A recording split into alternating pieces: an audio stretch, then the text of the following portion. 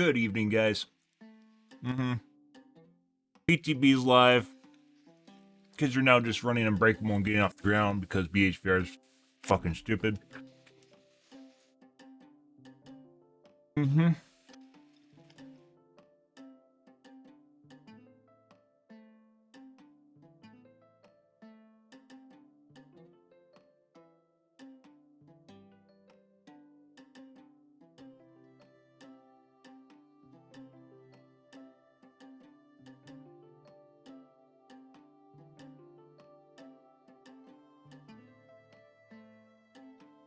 Pretty fucking normal.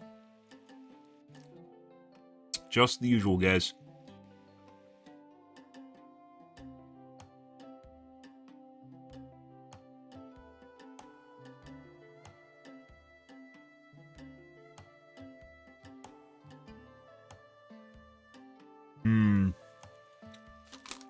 Oh.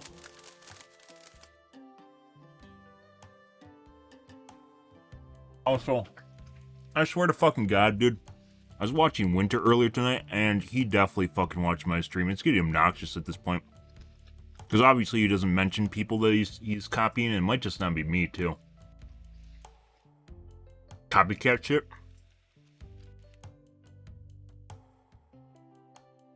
Getting pretty obnoxious. One of the particular comments he made earlier tonight was he was talking about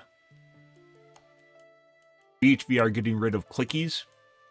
Because now there's you can only click so fast with flashlights. Not that I really give a shit in the first place. You could actually use clickies against the survivors because they're stupid.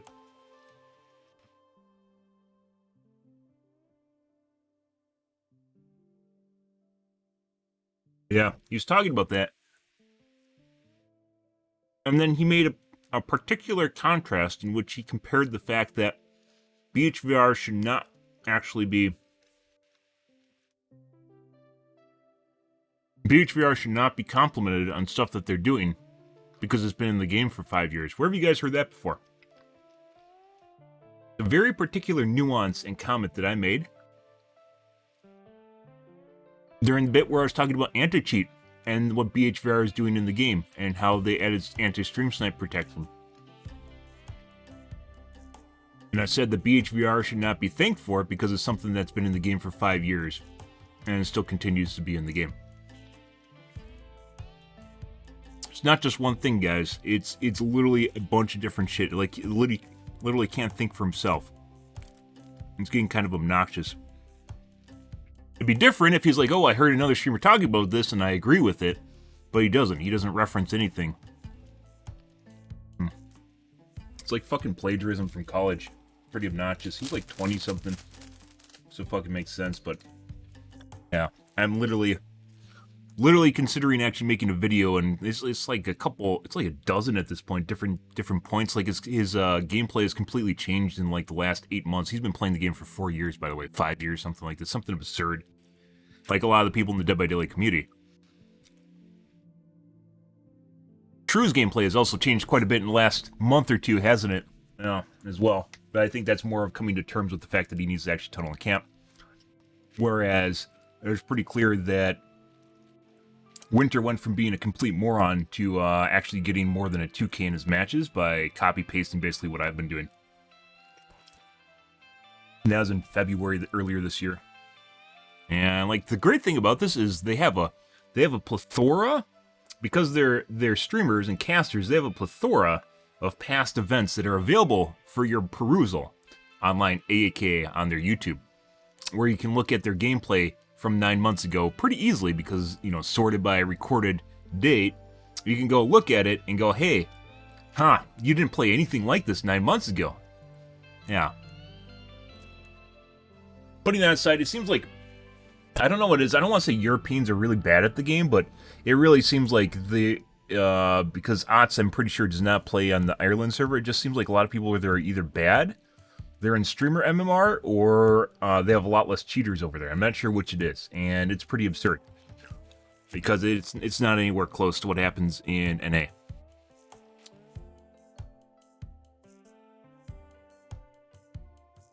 True 3, 120. Well, it's Winter. CM Winter is the big one.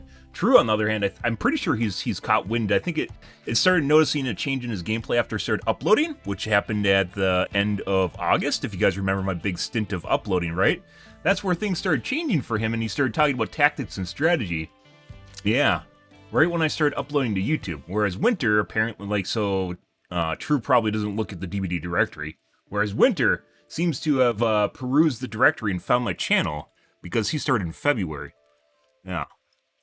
Once again, these guys have been playing this game for years. It's not like this is something that just slowly transformed over the course of millennia. It's literally like a pretty not stagnant, pretty abrupt. That's what I was looking for. Pretty abrupt change from their departure from the way that they used to be playing. Yeah. Kind of weird. Kind of fucking weird. And once again, this isn't the first time where I've had an impersonator, but it's been quite a while since I had one. The first time I had one was back when I played PlanSide 2. I like a guy copy. Remember how I was talking about him preening his beard like this, where I oftentimes, preen my beard, right? It just became a nuance that he fucking picked up from my stream. After I made the comment about that, he doesn't do it anymore. You can't make this shit up. Yeah, so he used to do this, like, neurotically do something like this, constantly. And then I was, like, pointing out, like, hey, that bulb will eventually burn out, by the way. He's like, hey, I do this on a relatively regular occasion, especially when I'm thinking about stuff, right? Only he does it, like, really neurotic. And then after I made that comment and talked about that was, like, 3 weeks ago. He stopped doing it. 2 weeks ago? He stopped doing it on stream now. Now he'll sit like this, and you can tell he wants to go, like, start fucking around with his beard, but... Please. There's a lot of stupid streamers, and yeah, like I generally don't go to my way to trash talk people, guys, but when you literally copy paste someone's persona, yeah, and then you don't reference them, it's a little bit if it's like community knowledge, right? Something you learned from. You're just like, hey, look, I've figured something out from this guy. Like I talked about there actually aren't that many Dead by Daylight community members that I've learned from. I did learn. I watched True's videos at first, and I watched Jun's videos when I first started streaming. When I first started playing this game, I watched his play guides and stuff like that on stream to get going. But after I reached about basically like mid MMR, or maybe you could say mid skill level, I've basically been on my own. The exception being was I wanted to try Wraith, and that's because I watched Dan in a Hurry, who's a pretty good killer main, but he streams periodically at late night. I watched him play, and he plays Wraith with the pallet break add-on, which I've never done before, even though it's kind of like a G'duh thing.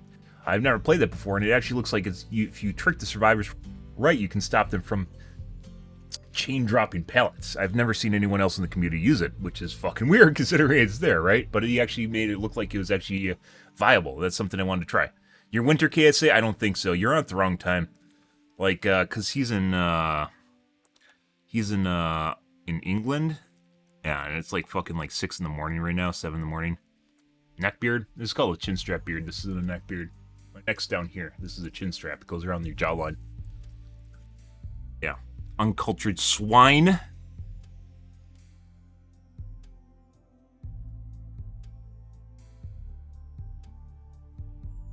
So yeah.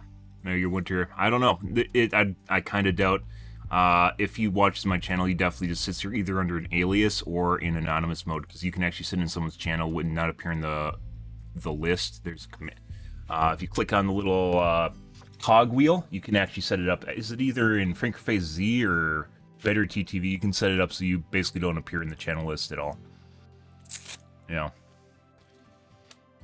But yeah, it's not one thing, guys. This isn't like one thing. The first thing I noticed, though, was him changing his gameplay and going from being basically an absolute shitter to start mirroring my gameplay. And he still makes up bullshit excuses for why he tunnels and camps. He's like, oh, they complete the gens too fast. Oh, I heard 3 boons on the map. Stupid shit like that. It doesn't even fucking matter. Just tunnel and camp them. Just live up. Suck it up, dude. And like his chat will compliment. Unfortunately, once again, I don't have that many people watching me. His chat will compliment, like, wow, it's so nice to actually see a killer sticking up for themselves, He's like, yeah, I do it all the time, and then you'll start making up excuses for why he tunnels and camps again. Yeah, it's like listening to like a grade schooler try to make up excuses when they know that they do something wrong. Instead of just taking responsibility for what they do. Because they shouldn't help. You shouldn't be held to the baseline of Survivor's, the Survivor rulebook, right? You do whatever the fuck you want, because survivors don't give two shits about your fun, but you care about your fun, right? Something I've said for a year at this point, right? Yeah, fucking weird, and it seems like other casters turn to do it now. Very weird. But here I am at the bottom of the viewer list, guys. At the bottom of Twitch. Yeah.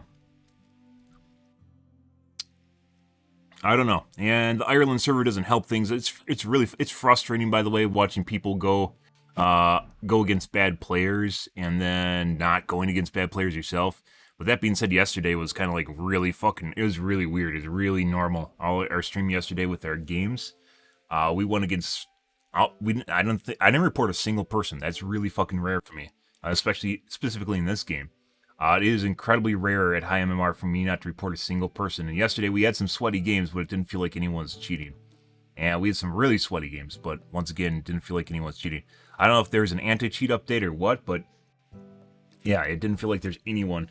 Which is weird, because earlier in the day I was watching other people stream and they're having problems with cheating on NA. And I'm not playing in Europe, despite what you guys might think, I don't play in Europe. Too early. It's too early in the day to play in Europe. In Frankfurt or Ireland, unfortunately. I did before, back during degenerate hours. I'd play in Europe periodically, just to get a feel for things. That's back when I streamed from like 4 to 8, 4 to 9 a.m. I don't do that anymore, obviously. But yeah, it's starting to get annoying. Mainly, not annoying as in, like, it's turning into one of these things. I tend to be a nice guy, and I lean into a little bit too much. And it's starting to turn into one of these things where it feels like I actually should start making a point of it, because it seems like he's doing it so much, he's just copying myself. And watching someone else literally just have basically a built-up viewer base and then just trying to overwrite their own persona with myself to garner more viewership just makes me feel absolutely the wrong way. That makes me just want to, yeah. You're too nice, guys. People take advantage of you. So then you have to start acting like a dick. So they don't. Once again, it would be different if they reference it, just like if you're in academia or you're in the education world, right? Citing is a very important thing. Sourcing information is very important, so you're not plagiarizing. It's very important. Not that you necessarily need a source every single time you make a statement, but, you know, a casual referral to someone else in the community you're learning from, I think it'd go a long way into, you know, making it not look like a complete douchebag that you are for doing what you're doing, you know? One of those things. So, just gonna throw that out there. Oh, you guys saw that last night too in my game. Remember that? It's like one of the games had someone say that in it. It's like, can't wait for that was when I was going for a 4K. Can't wait for the next update so you won't be able to slug for a 4K anymore. I was like, nah, it just means I'm gonna fucking slug for 8 minutes instead of 4. As you go back and forth between the two people on the ground, you still won't finish the last generator. There'll be a 3-gen, you still won't finish the last generator, and you'll eventually bleed out. It's just gonna take you twice as long. And there's fucking stupid shit like people running Knockout and things like that. Like, oh, Knockout's gonna help against the new Unbreakable. Knockout's 25%. That's absolutely nothing. Unbreakable's 100%. Knockout is a 25% reduction. Breakout is 100% reduction. Yeah.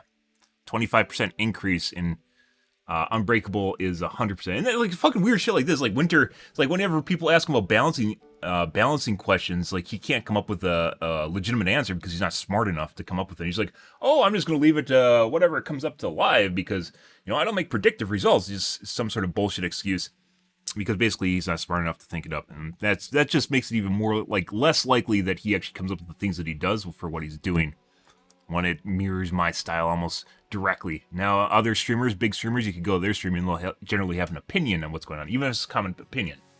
And what was the big one? He's like, oh, Unbreakable's not going to matter because you can just use the base kit Unbreakable and get up in 45 seconds. There's a pretty big fucking difference between base kit Unbreakable and the Unbreakable perk, which is going to drop to 22 seconds. There's a pretty fucking meaty difference there, especially when you're getting harassed at a pallet. That 22 seconds is going to go really fucking fast. Does the killer? I just heard it's survivors. Let's take a look at the patch notes since you posted in chat, because we need to take a look at this. But you've been here, like, you definitely aren't Winter. You've been here for years at this point. I think you've been here since, like, H1Z1 or whatever. Killer as well? Oh, okay. So killer also gets an advantage. It's hilarious. By the way, oh, this is pretty good. So going back to talking about the fact that I'm being watched in the community. Remember when we looked at the patch notes for check this out. Remember when we looked at the patch notes for not for H1Z1, now you got me confused. For the PTB for Dead by Daylight, and the specific wording when we were talking about the FOV being widened for specific killers and or for survivors, and then you're like, it's for both players, and then we looked at the wording and it said specifically for you and the killer, and it was worded in such a way where it made it seem from the standpoint of the survivor. Remember we talked about this? Let's see if we can find that again. What was it called? DVD.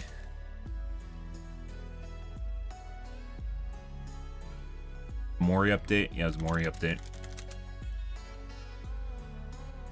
Developer update. This is a good one too. Right here. Last standing. When all other survivors are dead, dying, or hooked, or have escaped, you become the last standing. Both your and the killer's senses are heightened, granting you a wider FOV.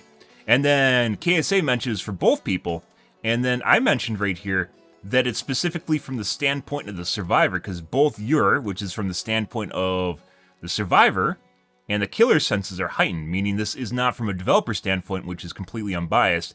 The developer is taking on the standpoint of the survivor, saying you're being the survivor, right? You're being the survivor rather than the survivor and killer, right? The survivor and killer's senses are heightened, right? Kind of an interesting bit here, because we talked a little bit about this because it was pretty hilarious when we were talking about the killer, the developers being biased towards survivors, right?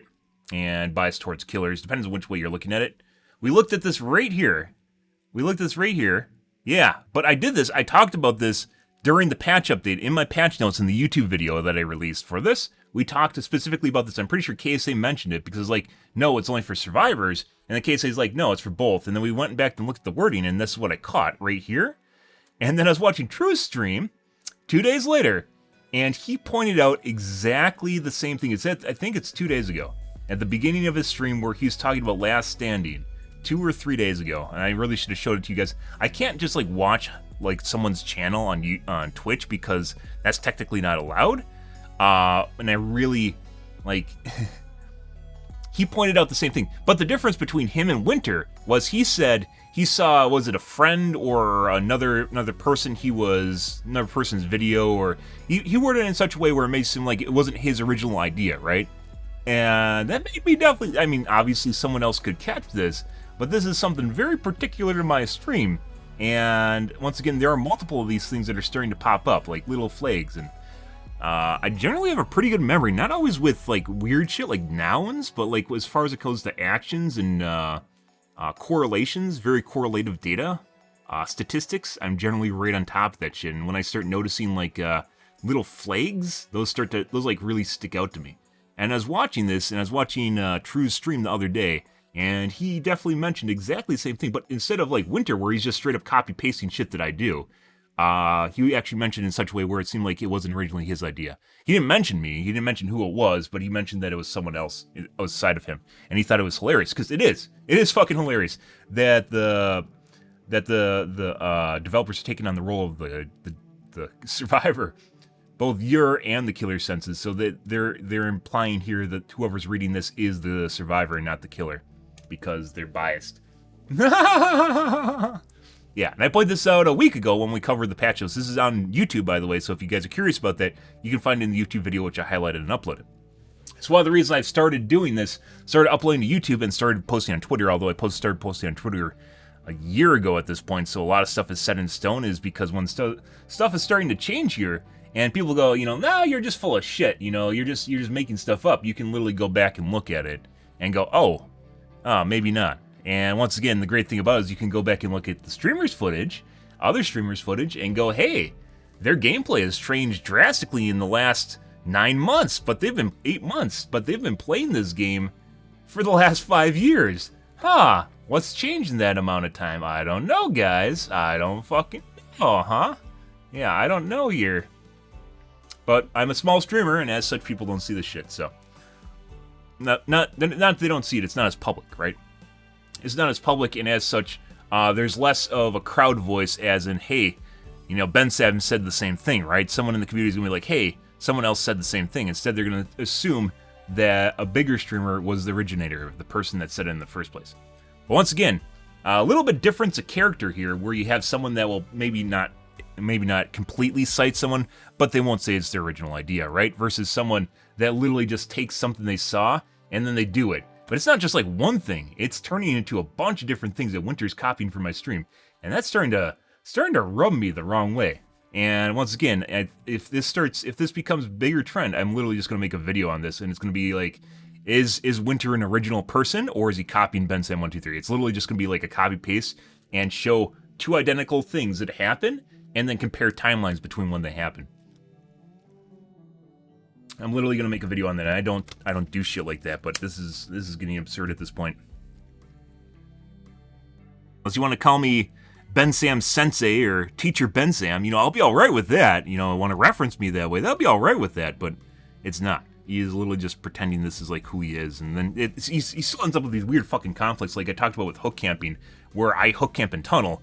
I'm like completely alright with it, right? And I don't even think it's... People go, you hook camped in tunnel? I'm like, yeah, so fucking what? Suck my dick. You know, one of those things, because I don't care what they say, because it doesn't fucking matter, because they're survivors, the team. In Counter-Strike, you don't go, hey, stop clicking heads, other team, don't do that, that's uncouth. And at the same time, you just keep clicking heads too, you know, and you don't give a shit, because there is no gentleman's agreement for you to just do whatever the fuck you want, because you're a spoiled, entitled little piece of shit, which is a survivor, by the way. Not all survivors, but most of them. Yeah, Winter 123, apparently. Yeah. And, like still tries to make up bullshit excuses why he tunnels and camps. Literally, you just tunnel and camp because it's literally one of the best ways of playing the game as a killer. That's the whole reason behind it. It's a good strategy. It's a good tactic depending on what's going on in the battlefield. And once again, there's some things that they haven't quite copied, but the big one was the reverse push-out. I saw him do what I talked about this already on stream, guys. Like Winter doing this shit. The reverse push-out, which I've seen no other killer do, so you don't get teabagged, and it's a way of pushing them out of the match without them actually having... like, without you making eye contact at them, so they don't get the satisfaction of BM. Yeah, I've seen no other killer do a reverse push-out besides me. And that's pretty original to my stream. Given we generally don't lose people to the exit gates because I'm fucking good at the game. Putting that aside, the reverse push-out is definitely very original to my game. Very, very original to my game. My playstyle. And once you see it, you'll be like, hey... And I caught him doing it. And then I pointed out, remember when we were talking about the printing thing? I pointed that out too. I also, in the same stream, I pointed out the fact that he did a reverse push-out. And I've never seen any other streamer do it. And after that, he doesn't do that anymore. But yeah. Like literally stupid shit I'm starting to catch him on. And apparently he fucking watches my stream because he changed his, like the printing behavior. He changed reverse push-outs where he doesn't do it anymore, at least from what I've seen. And that's a pretty telling sign right there. God, I fucking hate kids. He is a kid. He's like 20-something, early 20s. Ah. Jesus Christ. Don't use a shotgun. Oh. Yeah, are you from PlanetSide 2? Were you around in PlanetSide 2, KSA? I know H1Z1. Were you around PlanetSide 2? Why not just credit you? Because then it detracts from his character where people think they give him pats on the back for what he does, right? Everyone wants to be the original person, right? And online it's especially bad behavior with copying and people that are impersonators, I guess you could say, because if you have more people watching, there's not enough people to defend your position, like then it just becomes you, right? It's fucking weird shit.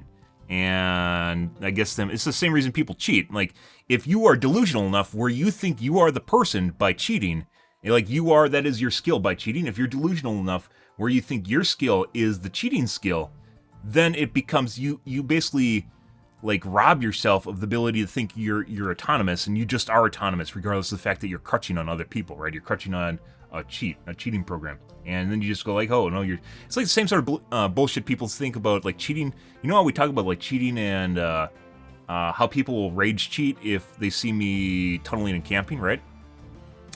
It's not common, but we definitely had a group of people that, and I didn't make a highlight. That was during my nurse days, I believe. That rage cheated. That was last year. Rage cheated, and they said that they rage cheated because I tunnel and camp. And, you know, putting aside the fact they just would cheat anyways, regardless of the fact they tunnel and camp, where it's like a no-brainer. It's the same sort of delusional behavior where they think that they're equal things, or even though they aren't, or that that their person is equal. It's fucking weird.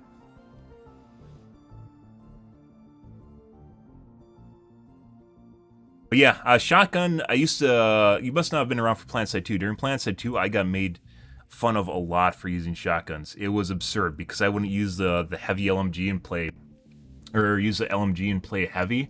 There's a shitload of people that would make fun of me for using shotguns. And that's fucking fantastic at using them. I have clips still on my Twitch, or my, on Twitch, it is on Twitch. I have clips on my Twitch, my highlights, from years ago when I played PlanetSide 2. Where I was using shotguns and just doing runs. I've been on Twitch a long time.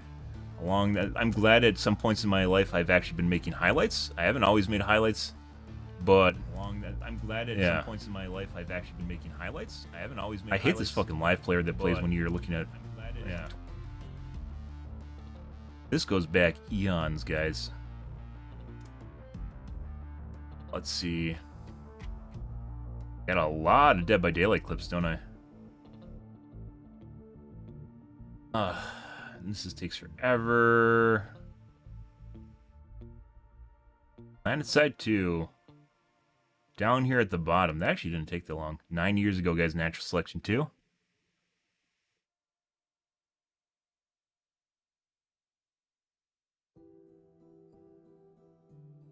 Two Prowlers, one C4.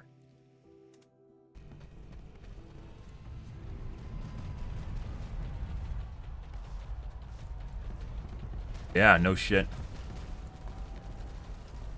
I only have one brick of C4. Dude, I sound so just fucking weird.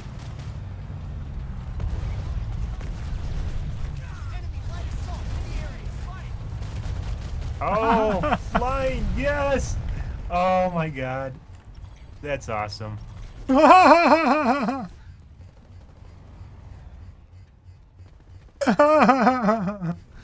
Dude, the fucking physics in PlanetSide 2?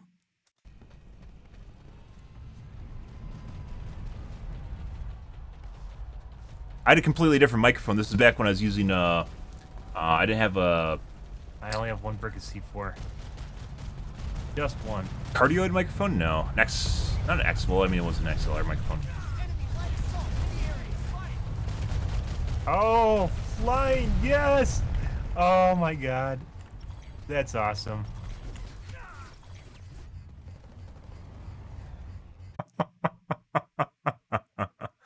Oh, I was using what was it called? The headset microphone. There's a specific name for a headset microphone versus this is condenser microphone, and I don't remember the name of the other one, but they sound completely different. Well, not completely different, but the headset microphone is not very good. A headset microphone is generally not very good. Anyways,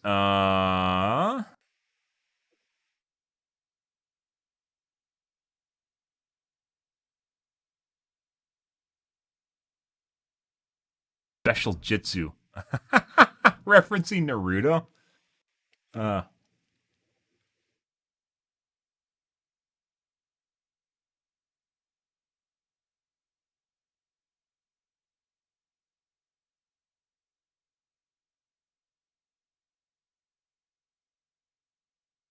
Some of these I actually put on YouTube, like the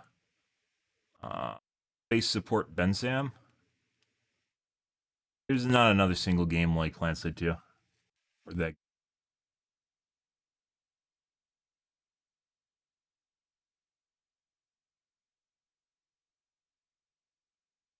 Talking about cheating 8 years ago, guys.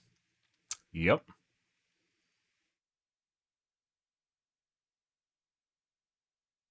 Patch note discussion. Yep. Once again, I was one of the first streams, if not the first stream on Twitch. This caught in on the PlanetSide 2 community very fast. But I was one of the first streams, if not the first stream, on Twitch to talk about patch notes. There's a lot of patch notes on Twitch, or a lot of streamers on Twitch, so you can't keep up with all of it, though.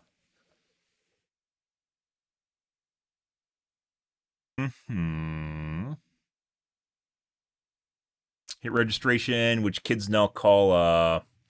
there's a lot of weird names that kids come up with for hit registration issues. Hit registration issues is the technical term for when you shoot someone and it doesn't register on them. That's hit registration. 30 FPS. So apparently at one point I was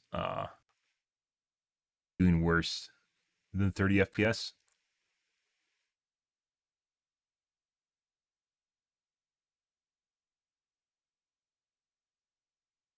Oh my god. Oh my god, I'm on stream. Where is it? So H1Z1. That's when I got a webcam.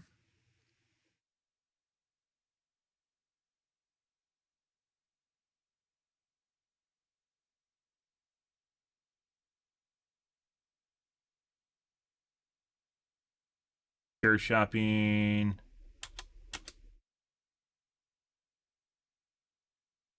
Ah, Air Support Bensam. Twitch app, and then it disappeared. Games changed, but not changed at all. Reason. Yeah, no shit. Or integrated, or I don't know what happened to it.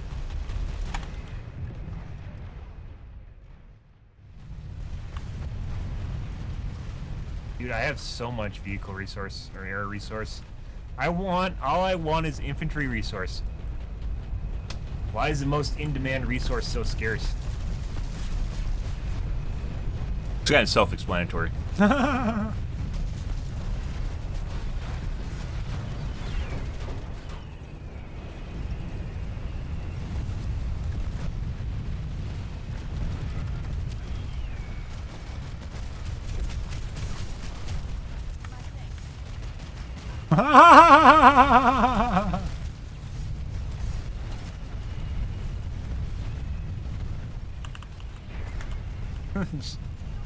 Just fucking bots. These aren't bots, these are real players, by the way. So we can't program bots.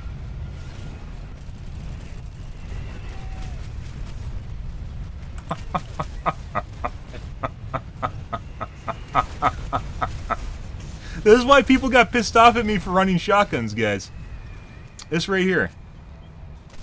It's just for people just repairing. Like, they're just sitting there just, like, zoning out, like, probably just high on, just smoking the marijuanas. And I'm coming over and killing them while they're just trying to repair their Sundays. They're starting to... They're becoming self-aware. Oh my God, he's looking for me. God damn it. Oh. They became self-aware. When they're... Yeah, I literally talked about this back in the day and how I would go through different areas and who I would actually kill, because there's a lot of targets. Who I'd pick out were the people that would notice me. And the first people that you kill are the people that notice you, because they notice you and then they will, you know, try to kill you, right? And on top of it, they alert their friends. It's like the hive mind where like, hey guys, something's going on over here. And then the other guys are like, and they look over there too, right? It's the same thing. It's hive mind stuff. Yeah. Good. Good shit, guys. They're backing up and slowly observing things. You gotta kill them right away. Otherwise, they kill you. I was onto something, guys. Years ago. This is 8 years ago. Gotta look for the Watchers. The Watchers and the self-aware. Like, there's that one chick that tried to kill me twice, Corvos. Had to kill her right away, too. I wasn't spawn camping. Are you fucking kidding me? Not spawn camping like when you're right next to a gajillion people. And they just don't kill you. Fuck that spawn camping. Even back then, you still have people just making up bullshit excuses for what's going on. You're spawn camping, dude. Literally in the middle of a herd of enemies, and you're spawn camping. Spawn camping. No. Face. Oh, did I face him? Yeah, I did. Spawn camp your face, guys. You guys never compliment me. Hasn't Why? changed. 8 years, Why? guys. It's 8 years. always Twitch the is no enemies. different. The enemies are always so horrible. Why don't you like Ben Sam? That was amazing. That has not changed 8 years later, guys. That has not changed. Twitch is still the same way. They'll try to put you down before anyone compliments you. Compliment was Streak. No one believes in Ben Sam. It wasn't Ben Sam. It was just because they're horrible. Sup, bro used to donate. The fuck is that? No one ever believes in Ben Sam.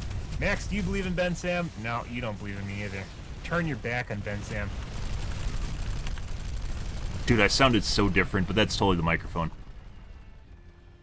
Thank you, Kappa. I know. I was spawn camping and everything. You see how lame I was? I was just like sitting there next to the Sunday, killing people as they slowly spawned. What a horrible person I am. Could grab another.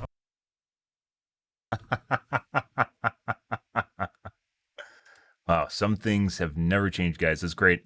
But once again, that's one of the reasons I make highlights is because this stuff happens over years, and when I start noticing things that I'm doing different than other people, and it's different in the community, I start pointing it out, and it becomes kind of an original thing to my channel and to myself. So when other people in the channels or other people on Twitch start doing it, let's say in the Dead by Daylight directory, I start noticing it when basically they all play the same way prior to me showing up, and no one tunnels and camps because it's uncouth. And you wouldn't want to be that bad guy on Twitch that tunnels and camps, would you? No, sir. You would never want to tunnel and camp on Twitch. Nope. No, sir. A lot has changed in the last year and a half I've been streaming this game. I've been streaming for more than a year and a half. But changed in the last year and a half. Yeah. And been on Nemesis for the last year or so. Yeah. Camping from 9 years ago. Yep. And by the way, despite all the shit that I used to give, Soe for their bad coders, Dead by Daylight coders are a lot worse than Daybreak Games. Now, Soe's now Daybreak Games. Yeah.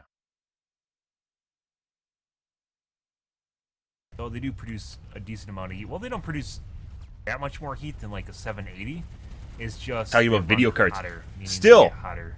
Talking about technology, guys. Years ago, 8 years ago at this point. Was it 8 years ago? 8 years ago.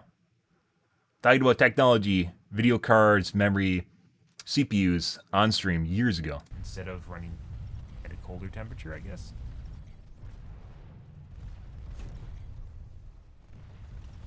Like with more intensive cooling, they could run cooler.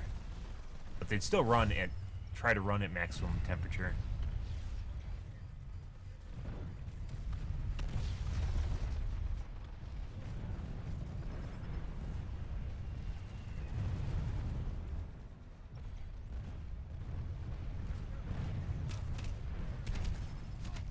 Like what the GPU actually does is it'll run up to 947, which is my max clock speed I actually have set. Apparently they can be overclocked a lot. I have not done it yet though because I have the stock cooler. Oh yeah, look at this. I think we're going in the wrong direction, Zoe. Zoe.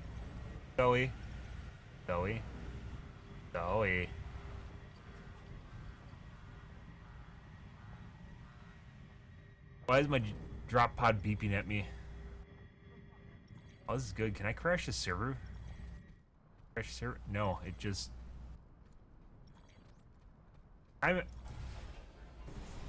What? Give me a new drop pod. What the fuck?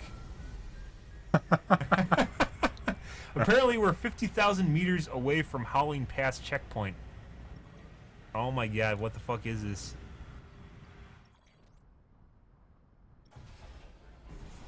Yeah, just keep restarting it. It's good. Good.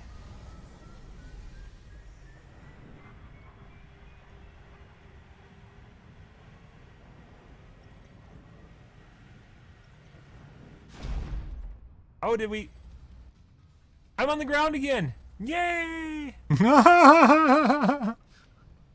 I've had it where you fly straight up in the air from an elevator, but I've never had that before. Uh-huh. Apparently the drop pods start beeping at you too. I didn't know that.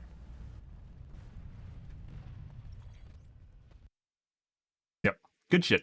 Anyways, years and years of archived footage here, guys. And here's the H1Z1. Eating Pantyman Swarm. Uh-huh.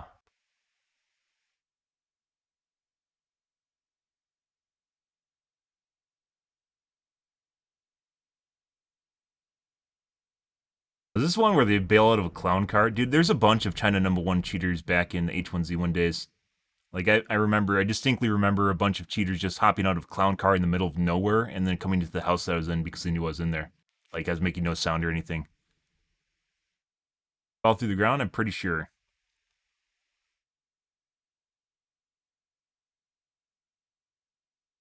Back before I used to fluff my hair, too. Used to use a part. Used to have a part and had really giant glasses. Oh my god.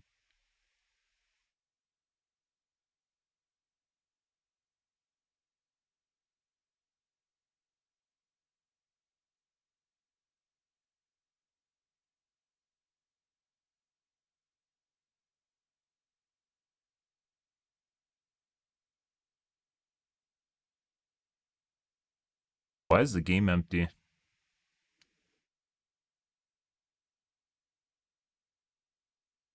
Question.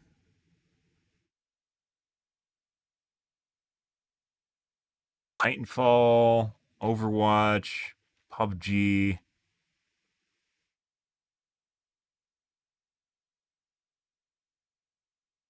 Pretty crazy, guys. Okay, enough of that. We aren't going to go to continue down memory lane. We got some patch notes to cover here, guys. I mean, you guys can look at that. Anyways, talking about this whole thing, this spawned from me talking about... Oh my god, I have fucking coffee too. Be right back.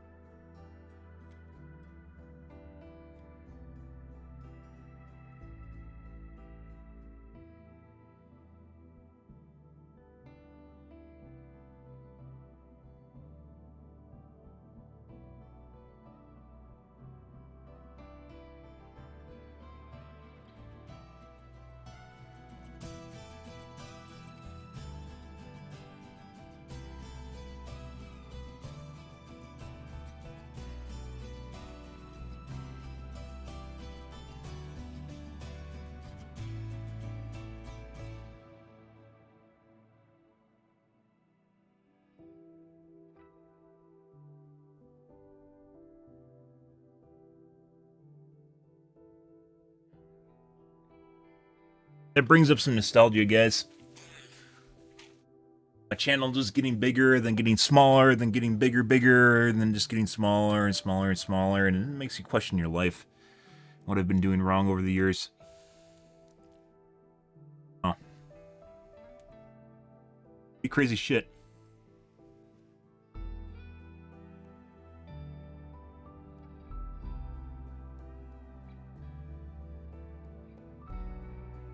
$10 years on Twitch, guys. 10 fucking years on Twitch. Anyways, something of interest here, guys, was... So, once again, difference being when True apparently either watched my stream or someone else caught onto this too. I guess maybe it might not have been me. Difference being when we talked about both your and the killer senses are heightened and granted a wider FOV, which I talked about in my patch notes video. He mentioned it, but he didn't try to attribute it to himself. He mentioned that he saw it somewhere else. I forgot how he worded it, but he saw it somewhere else in someone's stream or in a video or something like that. Anyways, he didn't attribute it to himself. Whereas Winter's just copy-pasting shit that I do. He at least points out that it might not be original to him. And even if he doesn't source me or he doesn't source whoever he saw it on, he doesn't make it seem like it was original to him in the first place.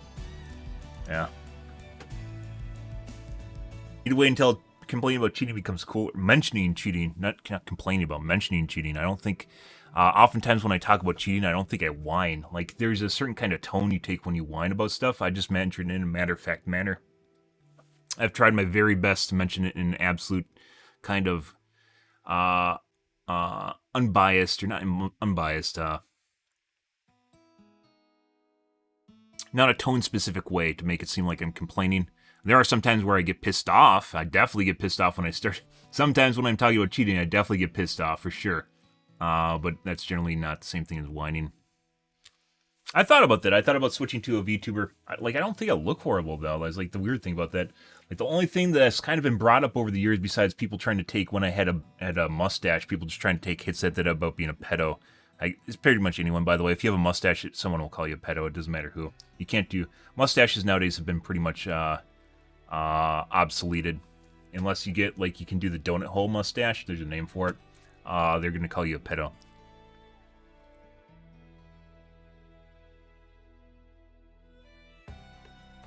But, I mean, I talked about that, so yeah. But, the only thing people have really complained about that might actually be seen as, like, a problem is, you know, obviously I sweat a lot. I sweat a lot, but that's something I can't change. I've tried. It doesn't change at all. I'm not going to stop drinking water, and I already use antiperspirant, and I've tried a bunch of different ones. It doesn't change anything.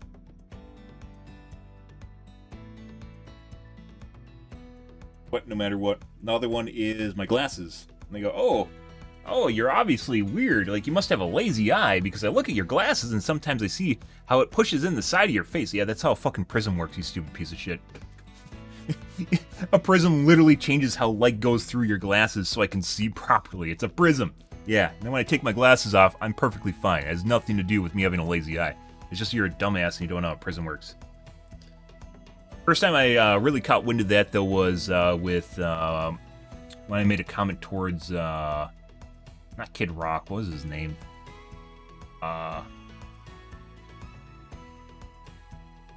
Nick Merckx. I made a comment about aim assist, and people were talking about my glasses and that.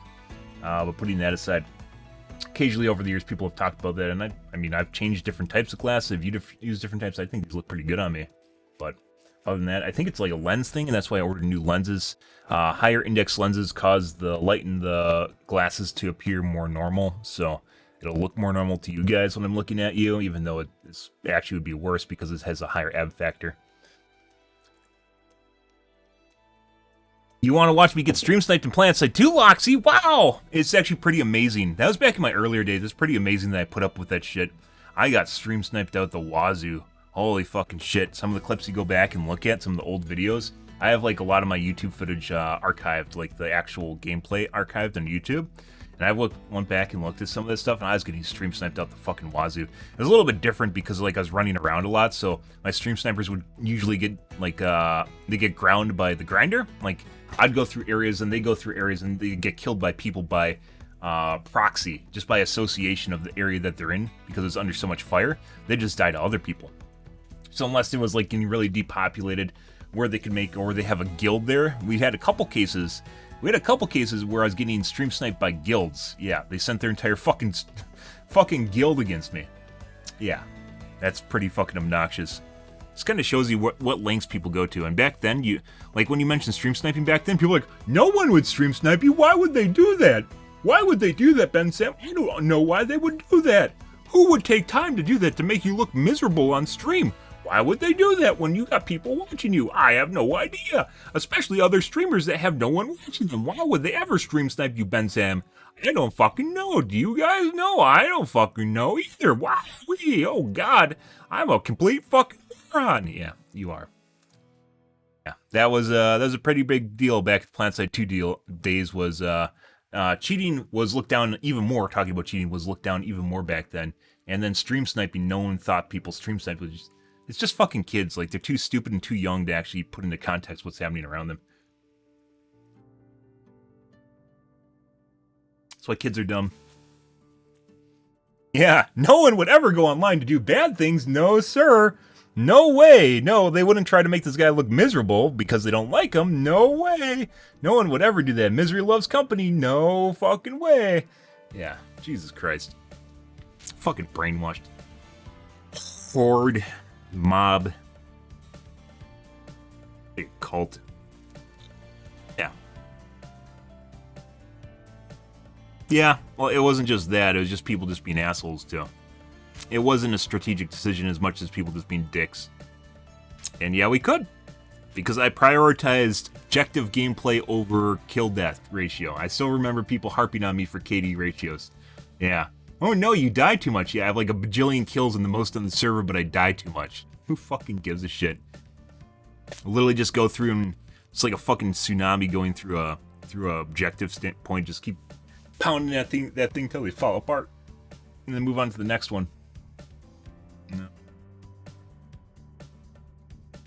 That pissed people off, just like in Dead by Daylight, guys. It was the same fucking rule book. It was the same 8 years ago, guys. This is parallels here, guys. 8 years ago, people would make fun of me for not playing by the streamer rule book, which is you had to play for KD, and you're only a good player if you play for KD. So kill-death ratio, right? But in PlanetSide 2, that means jack shit, because you have unlimited spawns. It's not even like Battlefield where you had tickets, right? In PlanetSide, you have unlimited spawns, so it comes down to whether or not you can take objectives or hold it, right? Yeah, it doesn't matter. You're fodder. You're literally meat. Yeah. You're fucking meat. And lo and behold, fast forward 8 years, guys, we're playing another game where there is a rule book that you have to abide by, which is you can't tunnel and camp. Who made up the rules? The survivors did. I'm not a survivor, though, but apparently I need to abide by their rules, right? It's the same shit where people set up this Lord of the Flies scenario in which they believe that they're at the tippity top and they can just make rules, and then you have to believe them, and then they get pissed off when you don't abide by their made up rules, their fictitious rules that don't matter. Yeah. And then they don't abide by rules. They're like, I don't have to take an objective. I'm just gonna sit in a corner and kill as many people as possible, right? Just drive up the KD without dying. Pretty ridiculous shit. But yeah, H1Z1, PlanetSide 2 are two games I basically can't go back to. I think it would be different if I had a shitload of people watching my stream, because then there'd just be so much chaos that it wouldn't really matter. But that being said, like I've watched Summit and I've watched Lyric try to play PlanetSide 2, and they just get stream sniped constantly, especially by cheaters that just run up and insta gun them down. Like just run up out of nowhere and just insta bring them, and then they run away. Yeah. But crazy shit, guys. Anyways, enough memory lane. We're gonna get stuck on this. This turns into a to-do. I wanted to take a look at a 7000 series video tonight too. Anyways, PTB patch notes, basically the same thing as the developer updates, which are pre-patch notes, I guess you could say.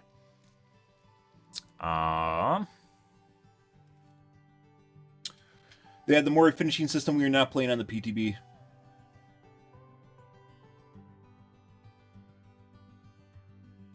Moris are dead. New Mori system.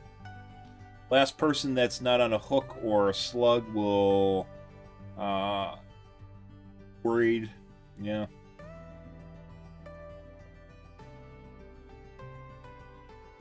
I don't think there's really anything different here. Moris are turned into shitty BP offerings.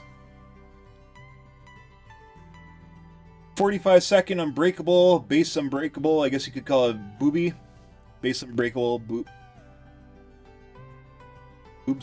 Call it boobs. BUB, base unbreakable. Bubs. You got BBT and Bubs. And Unbreakable is going to change it to 22.5 seconds now instead of 45.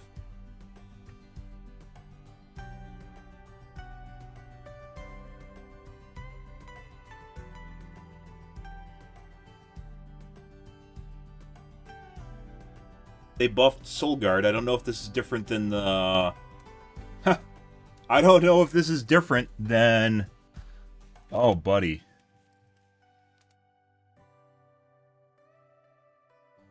Patch notes? The developer update.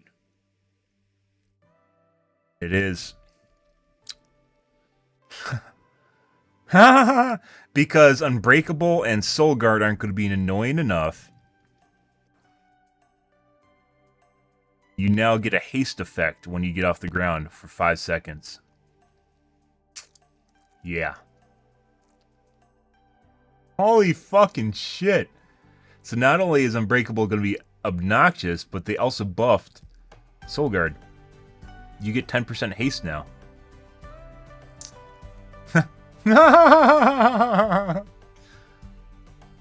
Uh-huh.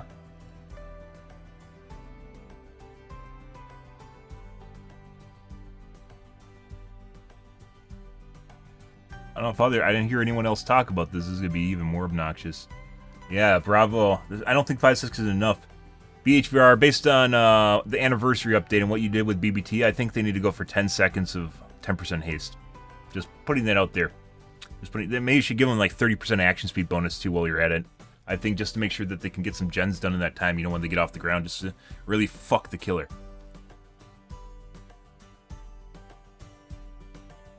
People complain about no mither, but it's basically functionally identical than it was prior to the patch.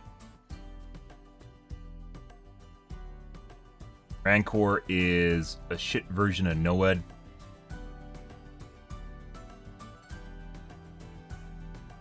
Yeah, they just become permanently exposed once all generated are completed. Same conditions that Noed takes to activate, only it's not the entire team. And they didn't give it the Devour Hope treatment, which is you can hook someone and they die. Devour Hope.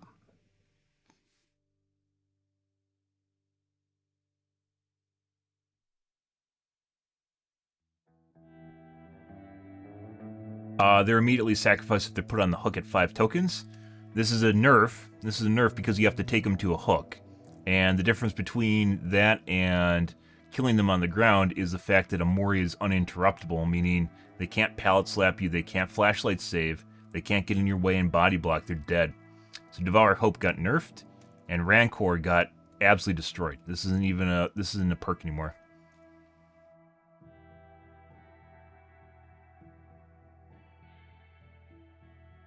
So they buffed Soul Guard even further. Yeah, they buffed Soul Guard even more here, guys.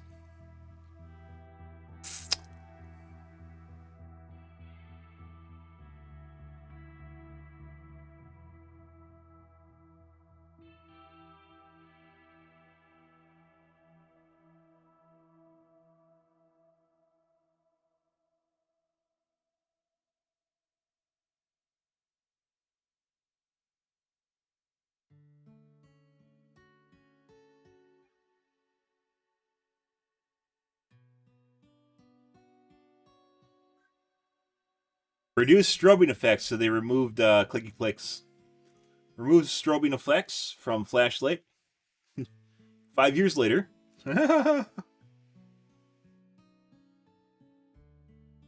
Slight delay imposed between turning them on and off. You mean a second? All it'd take is literally a second to make it seem like it's broken. Like they can't do it anymore.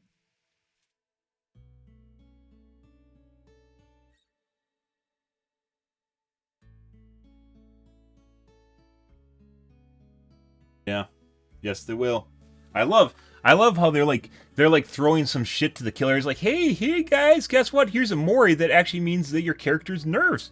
Hey guys, we're actually taking away some functional ability from your characters just to give you this little grandstand that actually is fucking terrible. Wow, hey killers, here you go. Look at the shinies. Oh look, we took away clicky clicks because I know that makes you angry. Meanwhile, we ultra buffed Unbreakable, gave it to everyone, and then we improved Soul Guard. Oh, okay. Ah, I see. Yeah, you can't make this shit up. Why instead of the shinies? Why don't they give me base kit Noed?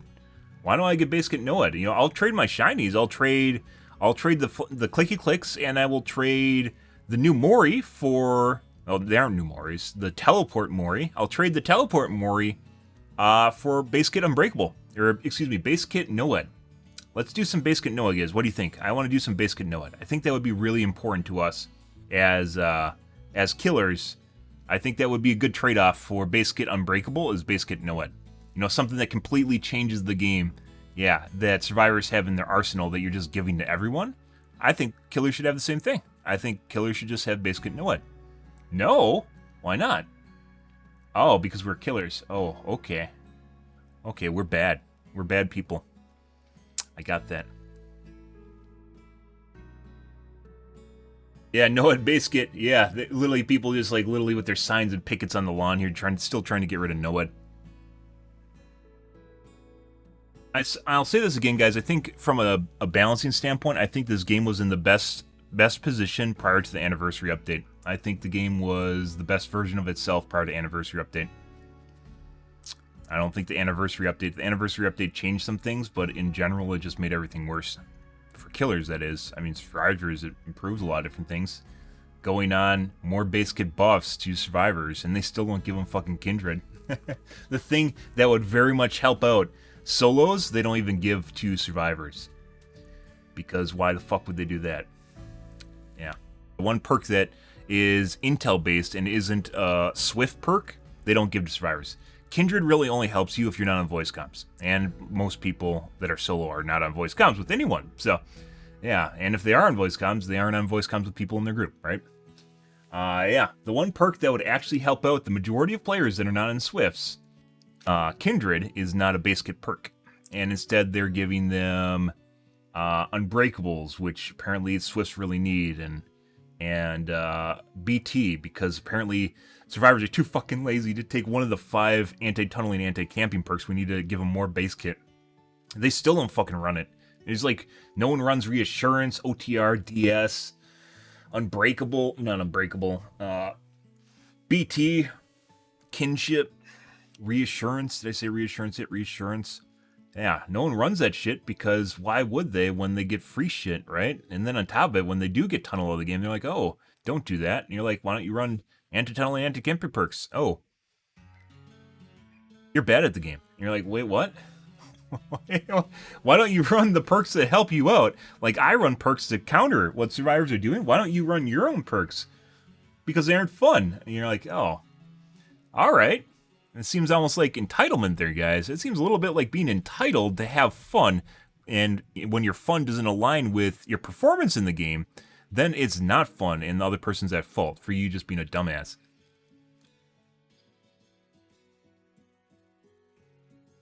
Yeah, Shattered Hope wasn't even base kit. Even Shattered Hope isn't base kit. A perk that literally should have been base kit is not base kit. Unreal. And it's not even one that would help that much. It would help, but survivors can still go totem to totem to totem and blow them up, right? They can still do it, and you still have to hunt down new boons throughout the match, new totems. And there's definitely 5 totems in a match, 5 different boons in a match, I think is pretty acceptable, where they can still find totems to bless and use. It doesn't mean the perk's unusable, like the boon's unusable. I think that would have been very balanced, and instead they give it a perk that no one runs because that's a very niche perk that helps in only very certain scenarios. And even then, I don't really have that much problem with boons. Some killers definitely do have problems with boons. There's still streamers that are bitching about Circle of Healing, for instance. But that's also because I tunnel and camp, because it's the most effective way of getting rid of a survivor and lowering the power curve. The logarithmic power curve, not linear. It has to be more like this, but my fingers don't go like that. It's linear is flat line. Logarithmic, it's like goes like this, right? Like drawing at weird angles because of the camera, going like that. Because getting rid of that first survivor is a huge power boost to you, and a huge power loss to survivors. Survivor power curve is not linear, and it should not be linear. Survivors get the most benefit at the beginning of the game, and the least at the end of the game when some of their comrades are dead. Or dying. But yeah, NOED even can be countered. Even NOED can be countered even prior to the anniversary update by blowing up the totems, by doing bones. And no one does fucking bones. Yeah, even today they still don't fucking do bones. And now they have radar on it so they can figure out where it is because they need even more help. Bravo, BHVR. Bravo, dude. Optimizing Huntress.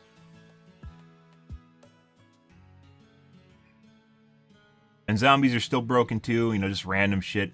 Let's talk about the fact that zombies just spawn turned off. Yeah. Dude, they fucking need to hire new programmers. Their programming department is incompetent. Either it's incompetent or it's like program disadvantage. Like that's a balancing mechanic for zombies. It's just spawning broken zombies. I bet if they ever fix zombies, they're gonna nerf them. I 100%. Let's write this in the stone, guys. I 100% think if they fix the zombie AI, they're going to nerf them at the same time. I 100% bet that if they buff the zombies, like not buff, if they fix the zombies, they're also going to nerf them at the same time, like movement speed or something. I bet that's actually baked into Nemesis balancing as just broken zombies. I hypothesized over the months since they've been broken, because when they were live, when When Nemesis Zombies first went live, they were very good. And then over the next 2 patches afterwards, the 2 major patches from September to December last year, the AI got worse and worse until it was just garbage. Just what it is now, where it's just broken, they stop, they run into stuff. Nowadays, they even just turn off next to gens. They just stop at the gen and just turn off. Literally like a foot away from it, they just stop moving.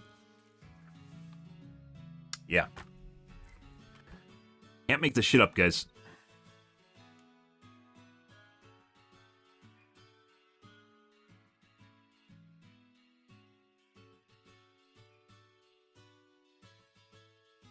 I don't know.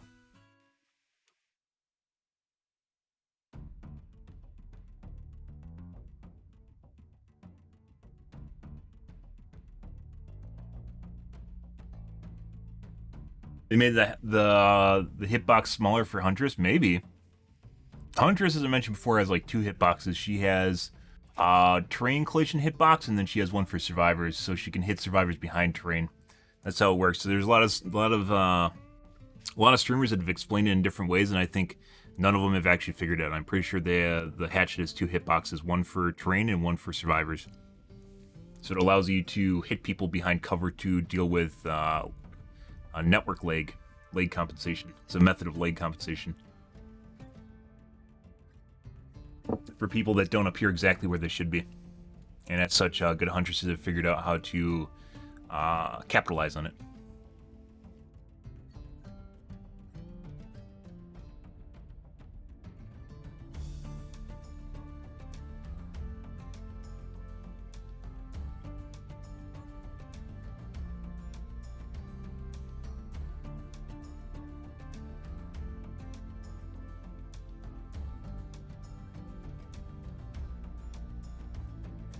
Known issues. Finishing Mori. Survivors can escape as they're down during the last survivor's standing mode, causing the finishing Mori to flow break.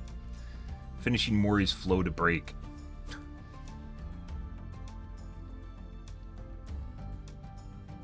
Animated glitches, guys, or animation glitches, not animated.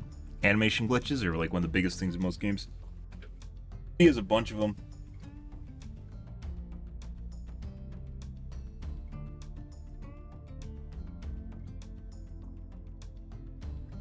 Spam pickup when you down the last survivor to break the finishing Mori flow, which is animation timeline, I guess you could call it. I believe they're called flows in the UE engine, where you have a bunch of different things you connect together.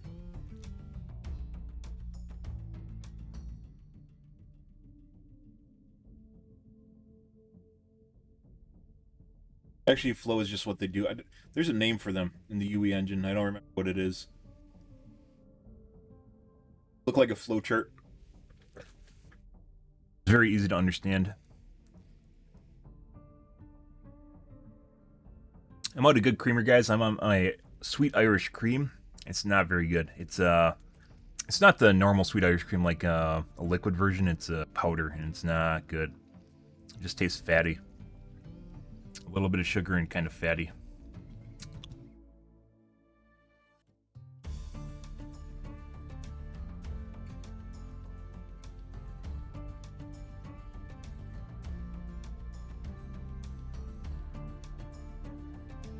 Good. So, big update to survivors. And Killer's got a shiny. Hey, look at this, guys. And then they further buffed Soulguard. Where was it? Take a peek here.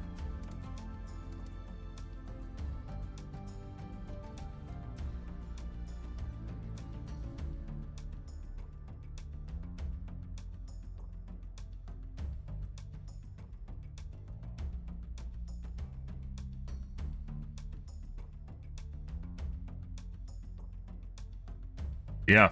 So they added 10% haste to Soulguard.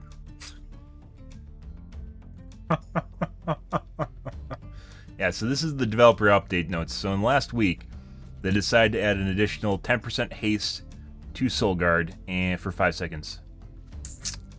Yeah. Rancor is still fucking garbage. They could give it the Hex. They could have gave it the Devour Hope treatment where you just hook the last guy, and they didn't. They just... what?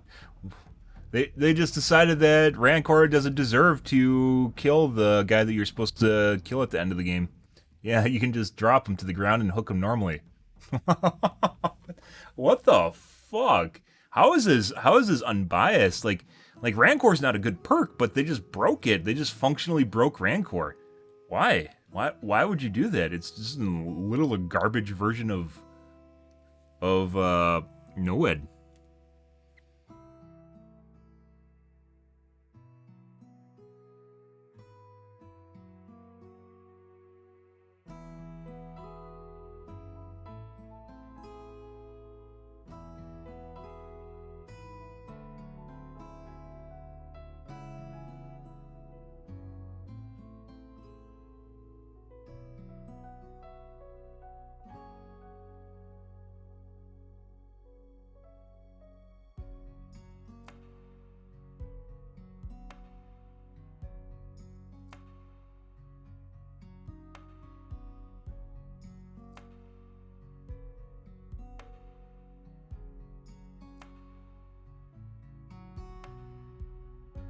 No.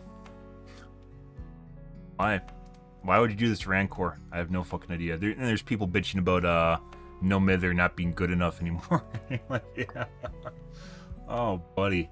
Yeah, you know what they should have done? They should have made no Mither 100% recovery speed and then made Unbreakable 50% recovery speed.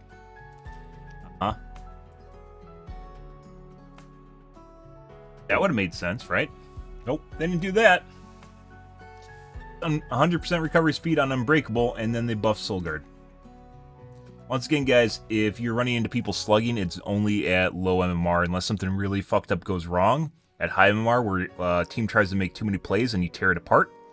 For the most part, slugging only happens at like low and mid MMR, where you just keep downing survivors and just going to line with them, and they don't get to each other to pick each other up. That only happens at low and medium MMR.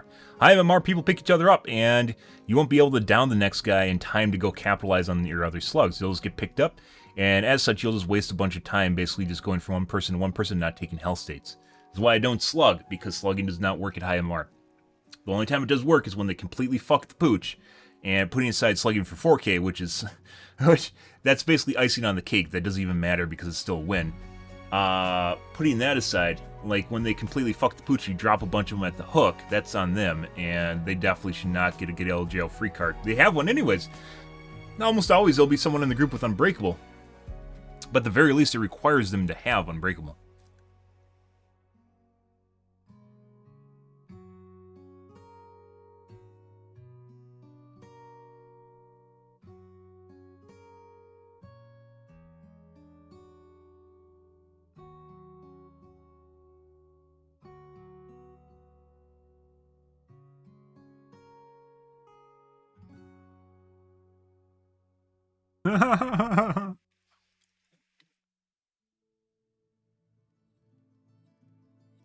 But yeah. I don't know. I have no idea what they're looking to accomplish here, guys. This is probably one of the shittiest ways, because when you down someone, guys, you turn them into a slug, that represents basically an accomplishment as a killer. They're basically trying to rip away your ability to do something with your accomplishment, your progress in the game. It's like having a generator that just resets in Dead by Daylight. Just imagine a generator that's going and then just turns back off. Yeah, let's put this into context, guys. Like, taking away a hook from a killer is like turning a generator off. Let's say instead, when a survivor goes down, and when two survivors go down, a generator turns off. Let's do that instead. I think that would be good. No, oh wait, no, you don't want to do that, BHVR. Oh, okay. Yeah, because that would be really disheartening to survivors, wouldn't it? It'd be really disheartening if you have your progress in the game that represents a milestone where you just have it get undone from you. And that's what getting off the ground is, a slug is, and not being able to be hooked is when you have to take it away. And it's really painful when you're going to a hook and, for instance, it gets body blocked or you get flashlighted out of a hook. That becomes very painful. And when you make it very easy for people to do that, it just gets angry. Like, it just makes you angry as a killer.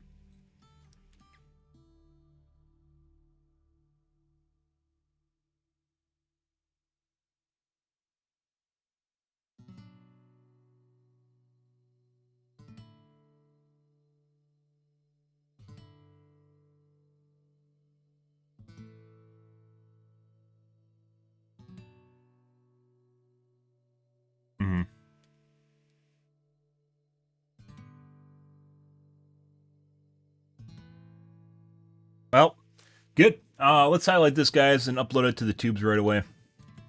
Yeah, the big kicker there is them buffing it even more. Let's make a highlight of that. That's gonna be the title too.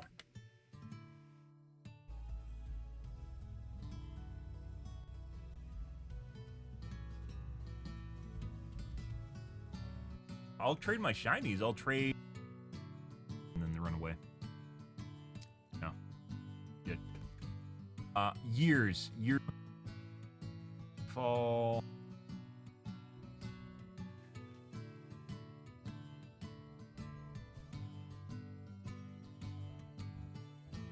He mentioned in the first place.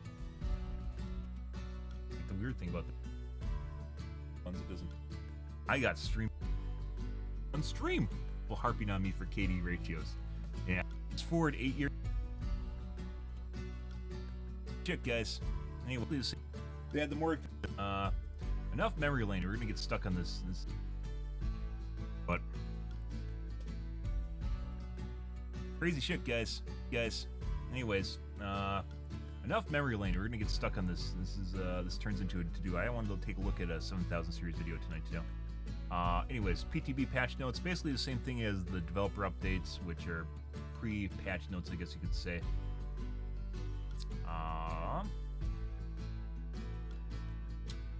They had the more finishing system. We are not playing on the PTB. I think there's 5-second unbreakable. This is fucking terrible. Wow. Hey, kill power curve not linear.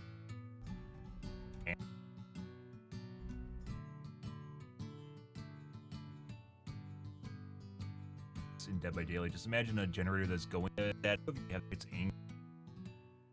Yeah, the big kicker there is them buffing. No! Sometimes if you try to make a highlight too fast, it doesn't get the end of your video, the end of your feed. Played behind it like 4 or 5 minutes or so. Well, good. Let's highlight this, guys, and upload it to the tubes right away. Yeah, the big we just won't get the last bit in there. Good. Let's highlight this, guys, and upload it to the tubes right away.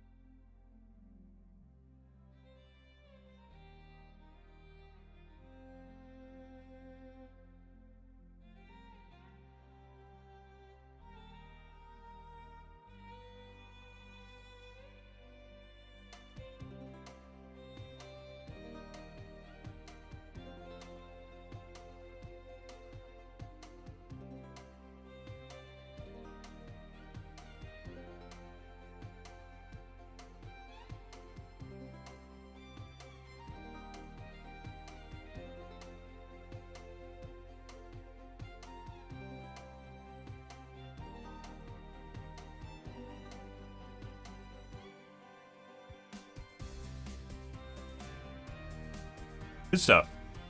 Alright. Let's take a look at the tubes here, guys. What was that? Oh. I saw YouTube masturbating. It wasn't. It was a marketing campaign we talked about yesterday. 7000 series overclock. Don't care.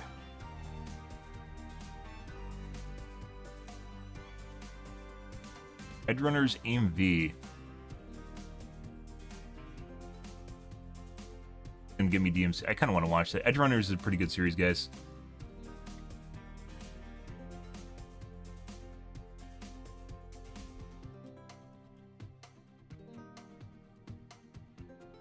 There already is 7950 review.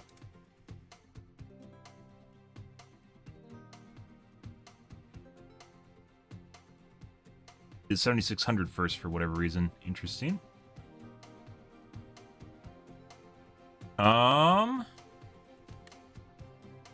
Take a peek. There's a video here.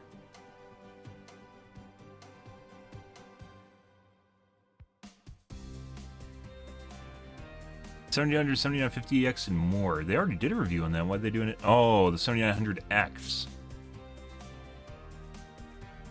There's a different video I wanted to watch. Where the fuck did that go?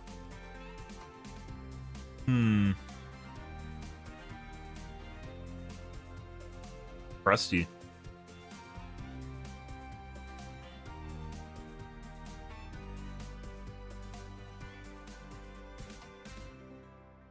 That prevents overflow, if you guys are curious what that is. There, I saved you a 14-minute video.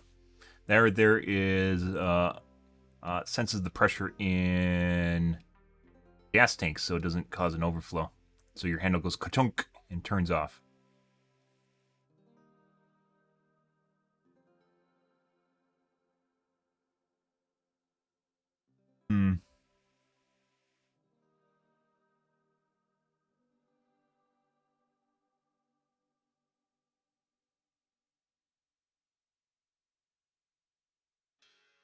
Oh, less lethal 50 BMG?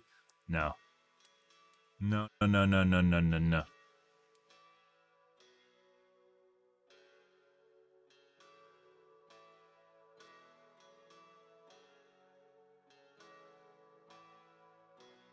Oh, Critical Drinker had a new video up. It's not that, though. Where'd it go? About She-Hulk.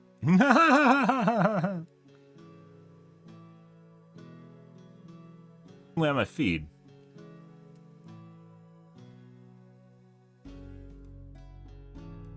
Stealth camper van. I think pretty much everyone knows if they see a parked van, it just says someone living in it. Especially if it has a roof vent. If there's a roof vent and a parked van, guys, it's 100% someone living in it.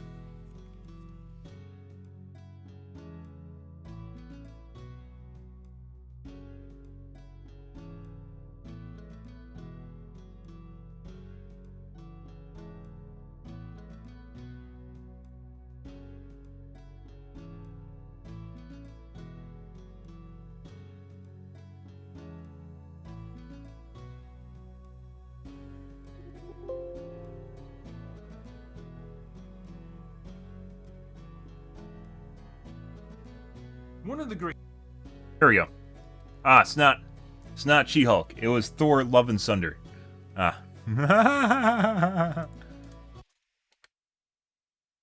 Now, it's no secret that Thor Love and Thunder has turned out to be a fucking disastrous addition to an already struggling Marvel Phase 4. A lazy, paint-by-numbers kind of movie that squanders its talented cast on a script that feels like it was written by a hyperactive 12-year-old, featuring pointless, ego-stroking roles for its director and his girlfriend, and some of the worst CGI this side of Joss Whedon's Justice League.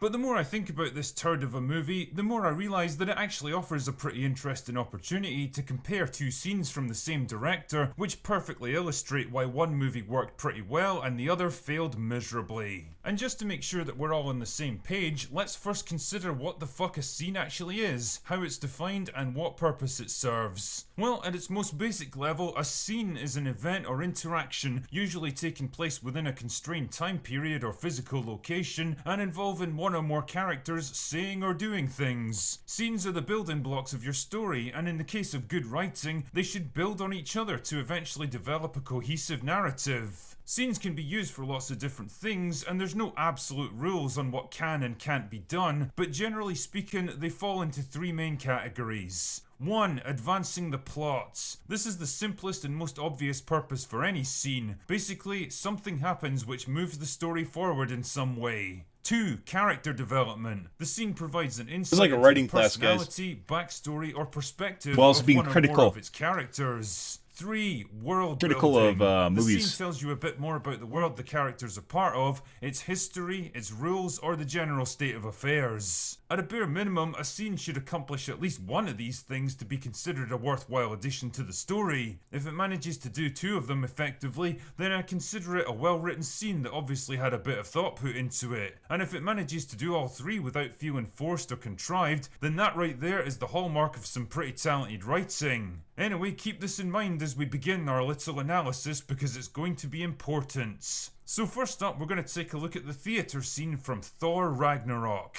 Now, I've said before that I've got my issues with this movie, but one thing I'll give it credit for is the writing is a hell of a lot smarter than the sequel, and this scene is a great example of it. The scene begins with Thor returning to Asgard in the middle of a crisis to find what appears to be his father Odin relaxing with wine and snacks, watching a cheesy play about his 2 sons. Strange stuff indeed, and very out of character for a stern and committed man like Odin. Yep. On the face of it, this scene might just be another goofy comedy skit in a film that's practically bursting at the seams with them, but when you look a little closer, you begin to realise that it's actually a pretty smart piece of writing. This scene works for comedy value because it's funny to see relatively serious actors like Matt Damon and Luke Hemsworth tearing the arse out of their performances as comically bad theatre actors. I'm sorry about that thing with the Tesseract. I just couldn't help myself. I know. I'm a trickster. Yes, so mischievous. I mean, it's not exactly gonna have you rolling in the aisles, but, you know, it's okay, I guess. They're recreating a scene that'll instantly be familiar to anyone who watched Thor 2, where Loki apparently sacrifices his life to save Thor. But the more the scene goes on, the more it becomes obvious that this is far from an accurate retelling of what actually happened. It's slanted in a specific direction, portraying Loki as the unsung, misunderstood hero, and Thor as the dumb, ungrateful brother who realizes his mistakes too late. It's over the top, self-serving and melodramatic, so why exactly would Odin of all people be indulging in it? Alright, I yield! Suddenly it all makes sense, and it perfectly lines up with Loki's self-absorbed, narcissistic personality. Like any good narcissist, he sees himself as the flawless, tragically misunderstood hero of his own story, and naturally he wants everyone else to see him the same way. It tells us a great deal about Loki as a character, not just in how he sees himself, but also how he views previous events and the world around him. This also serves as setup for the eventual payoff at the end of the movie, when Loki chooses to set aside his own personal ambition to do the right thing and help his brother. And even better, when he gets unmasked for his true identity, it also serves to move the plot forward by ultimately reuniting both brothers with their father Odin, who's been abandoned on Earth. It accomplishes 4 different things all at the same time. 1. Advancing the plot to a major event that will set the rest of the story in motion. 2. Giving us an insight into at least one major character and setting up a character arc with a satisfying payoff at the end. 3. Building up the world by explaining the decline of Asgard as a major power under Loki's ineffective leadership. 4. Making the audience laugh by providing an entertaining scene. And what's impressive is that it manages to do all 4 of these things without ever feeling forced, contrived, or clunky. Each component of the scene fits logically into the others, complementing rather than conflicting with them, so that most people aren't even aware of the pretty complex stuff going on in the background. That's pretty fucking impressive from a writing point of view, and it underscores how much creative thought and planning actually went into Thor Ragnarok. Almost like the writing team were actually good at their jobs. Now let's take a look at a very similar scene from Love and Thunder, which in this case was written mostly by Taika Waititi himself. I wonder how that'll compare. Again, it's a theatrical play being put on by the same characters, this time on Earth, playing mostly to an audience of human tourists. In this scene, it's covering one of the key moments in Ragnarok when Odin has one final conversation with his sons before peacefully passing on, and in return releasing Hela back into the real world. On the surface, it's the same hammy acting and cheesy improvised special effects, but the difference here is in what the scene actually accomplishes from a writing point of view. All that clever mechanical stuff that's supposed to be going on in the backgrounds. The previous play was a humorous insight into the mind and motivations of the man behind it, a stepping stone to major plot revelations, and a useful piece of world building. This time the play serves no purpose at all. It wasn't commissioned by anyone in particular, it's just the actors putting on a show for tourists, so it loses out on one major writing objective right off the bat. But what about the other two objectives? Well, it doesn't move the plot forward, that's for sure. There's no major events which are triggered by this scene or logically follow on from it. It's just a standalone thing which happens for a couple of minutes. You could easily delete it from the film and the rest of the story would carry on exactly as before. If I had to be super generous, I'd say that it at least tries to explain how Thor's hammer got broken in the previous movie, which kind of feeds into the next scene with Jane looking over the broken pieces as a museum exhibit. But again, it's just not necessary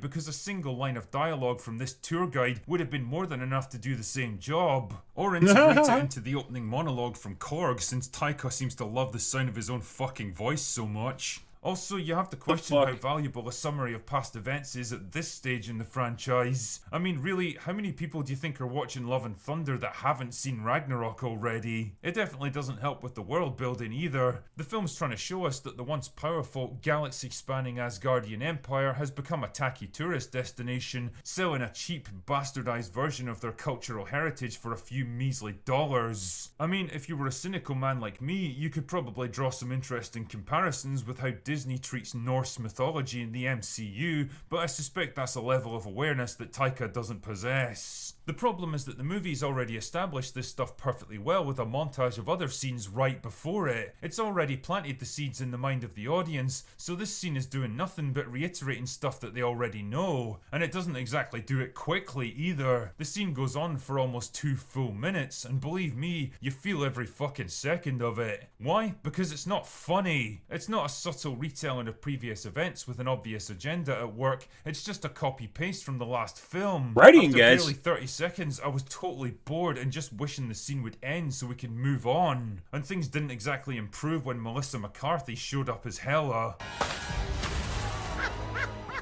Seriously, was this woman ever fucking funny at anything? Not only does the scene fail to give us any insight into any of the characters involved, set up any significant payoffs for later in the story, or move the plot forward in any way that couldn't be accomplished far more quickly and efficiently, but it even fails to make us laugh. It's an absolutely pointless scene that fails to satisfy any of the requirements for why it should even be part of the film, and I think it's a perfect example of a writer-director with a deeply flawed mindset about movie making. See, the success of Thor Ragnarok gave Taika Waititi a lot of creative freedom to make his next Thor movie, including Ragnarok the chance was pretty to write good. the script all by himself. And I think this is where Love and Thunder really went off the rails. See, Taika's clearly got a talent That was for like, what, comedy, 5 and years he's ago? not exactly lacking in creativity and ideas, but the thing he does lack is focus and discipline. The behind-the-scenes footage make him look like a kid that's been turned loose in a candy store. He just wants to mess around, try out new ideas, experiment, have fun. He's not too worried about pesky little details like continuity, plot consistency, pacing, or maintaining an appropriate emotional tone. Now that's less of a problem when you're doing Mickey some Mouse little shirt? indie movie or a quirky low-budget comedy show, but it's not so good when you're put in charge of a $200 million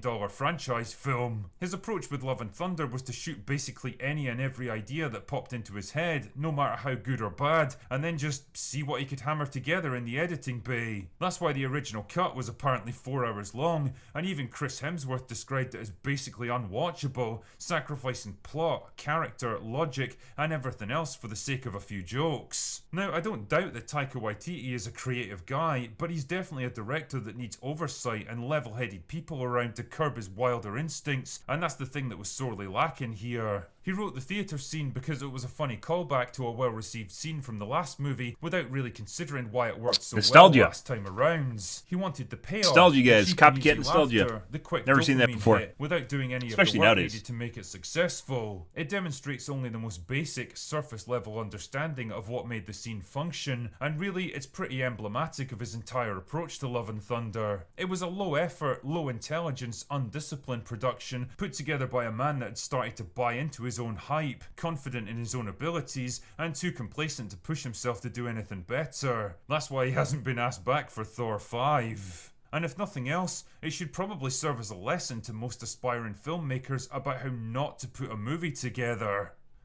Anyway, that's all I've got for today. Good stuff. Literally like a Glory writing class, night. guys.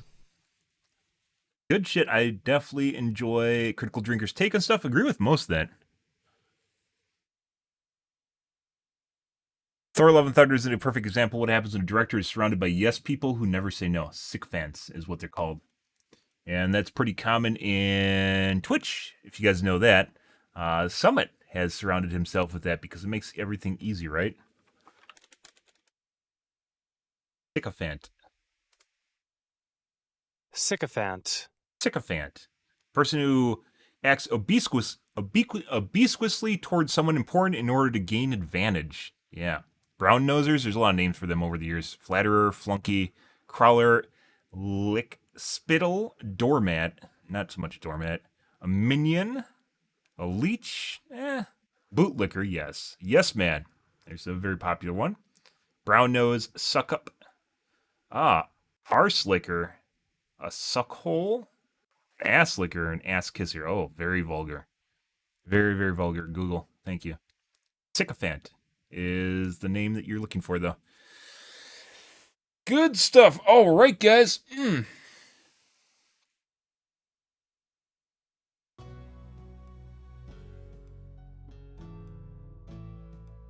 I wouldn't be surprised if they'll learn the scene exists to give family, friends, production staff, and contest winners a chance to appear in the movie. I always get suspicious when the camera lingers on a random car like that. Of course, they'd never cut the scene up because it'd disappoint everyone.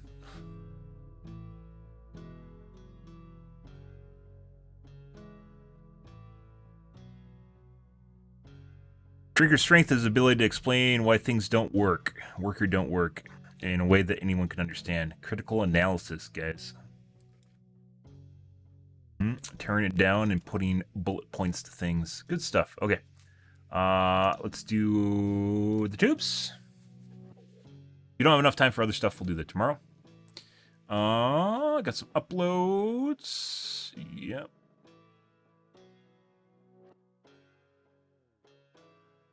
Twitch decided to upload this one 3 times.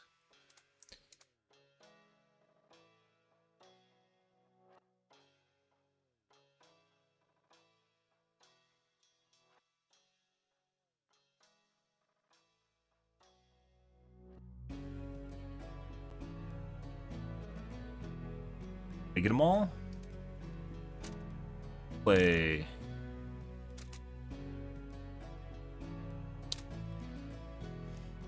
Dead by Daylight. Got him.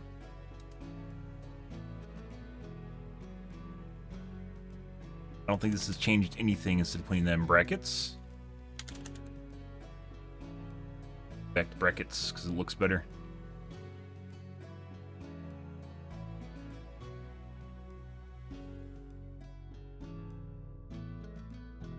Gaming. Dead by Daylight.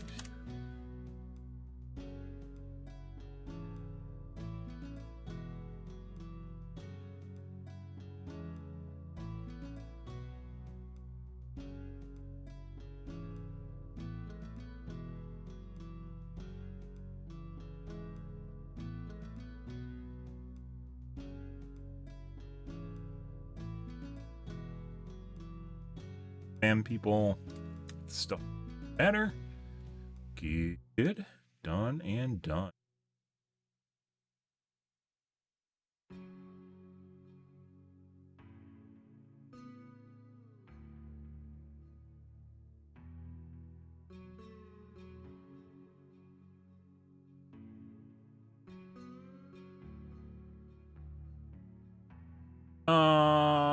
Gameplay. Dead. Header it all. Highlights.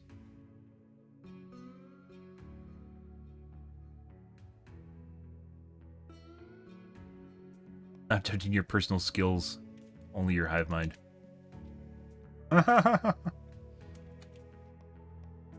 Huh?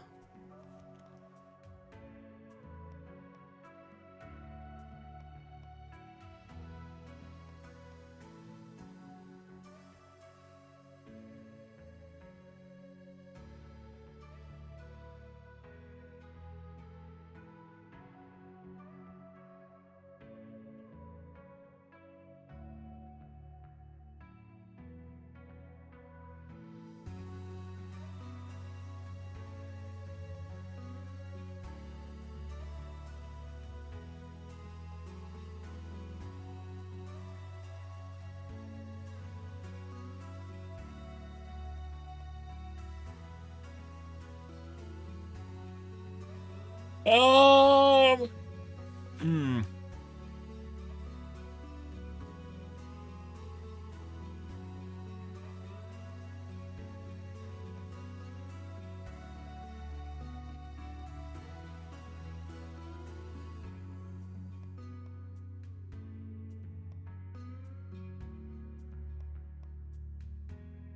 Podcast.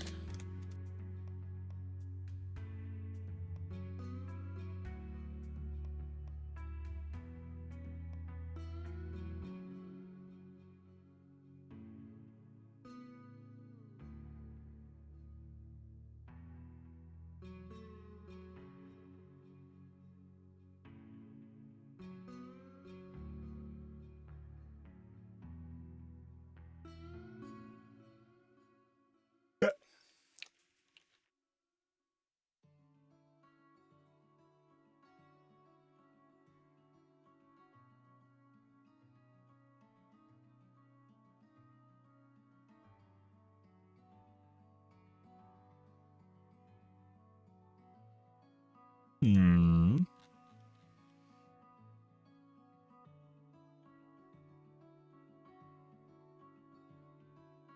Okay.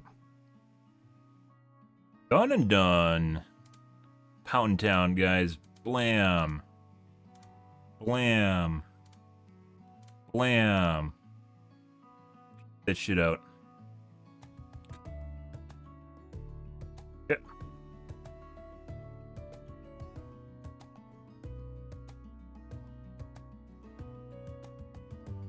Load. Okay. Mm-hmm.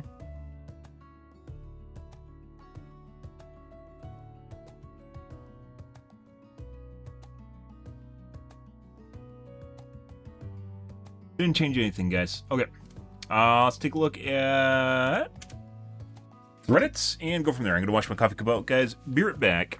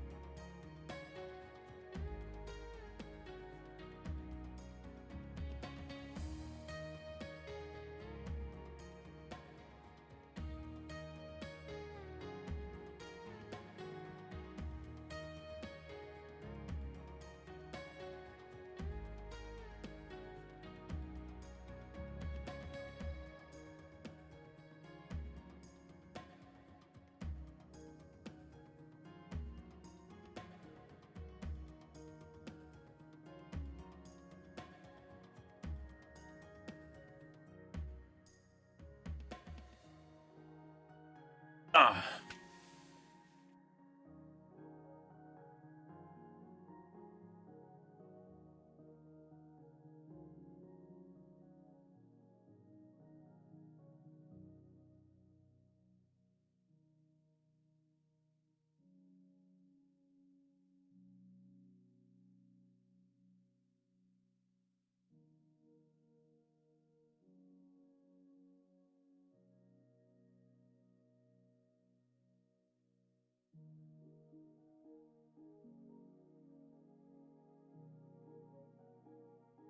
Alrighty. Tinder matches, oh my god.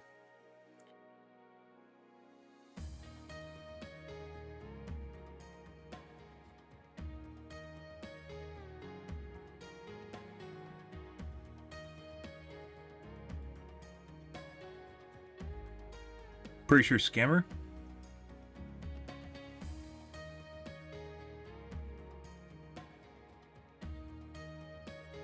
When half of the person's photos on Tinder are like, you know, like those little messages where they just have well, not like an advertising someone's Snapchat or something, but it's just like quotes and stuff like that on like a background, you're like, what?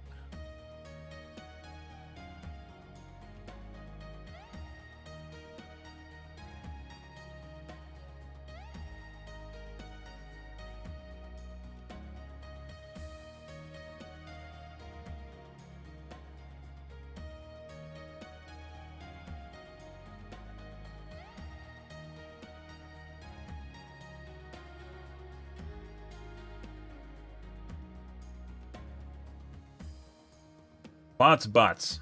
Lots of bots on Tinder and Snapchat. Excuse me, Tinder and Bumble. People looking for basically free followings. Get you to follow their Snapchat and never talk to you ever again. Yeah. Overwatch Reddits, guys. Let's take a peek here. World's most intelligent Overwatch player. Oh my god. We have that piece I wrote about Gamer's Nexus and its testing methodology from the other day.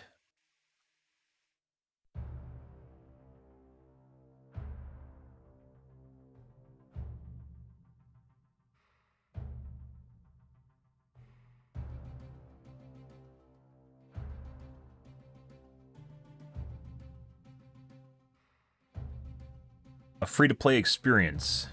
Fine, I'll buy the game only because I've been playing since 2017. It's free. It doesn't say that it is. Wait. Why does this have 5,000 upvotes? I don't know. Haha. He's not very smart. So hilarious.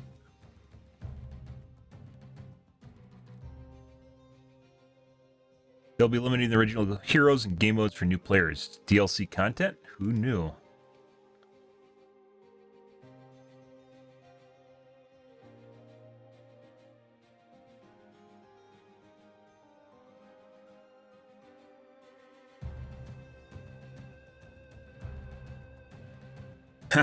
We've seen feedback from new players feeling overwhelmed by numerous game modes and heroes. Of course they fucking have. Of course they have. So they're trying to lock up content, if you guys are curious about that, because they're shifting to not a subscription model, but they're shifting to a DLC model, where basically you have to buy characters. Not even DLC. It's like what Riot does with League of Legends, where each character is something you have to purchase. Makes sense, because they have to fund their game, and people are dumbasses if they think they can fund their game by not selling loot boxes and not selling anything. So, yeah. Oh no, I hate it. I hate the fact that they're trying to make money. Stop trying to make money, Blizzard. I hate you. I hate you. You're such a terrible company, Blizzard. Don't make money. Yeah.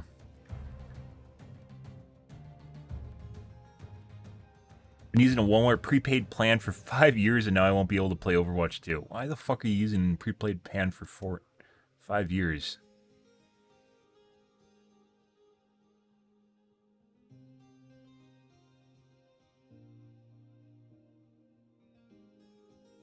This is a anti-cheat method, by the way. This is a way of verifying who the person is so that they can't they can't just make a bunch of accounts.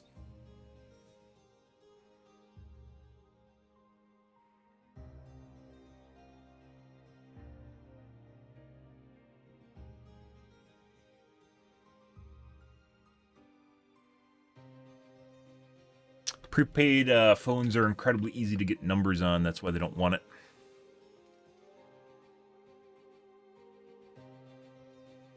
Darn, 1,100 upvotes on Overwatch. That's a horrible thing to tighten down on cheaters, guys. Terrible. Terrible thing. Most people use prepaid plans. Most people don't, by the way. It's not tough. Getting a pay-as-you-go plan, by the way, is not a prepaid. And it works perfectly fine. Pay-as-you-go. Instead of prepaid, they're very similar.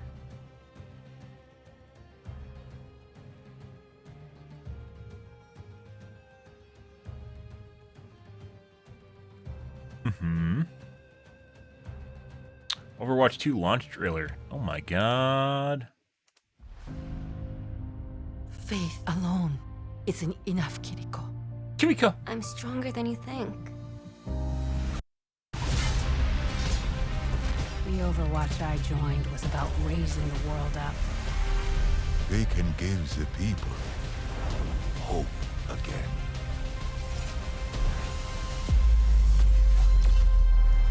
Let the Kitsune guide you! Exactly like Overwatch. Where's the 6th? Where's the 6th, guys? They're missing. Oh no. Give me back my knife! He's ripped as shit. Do something!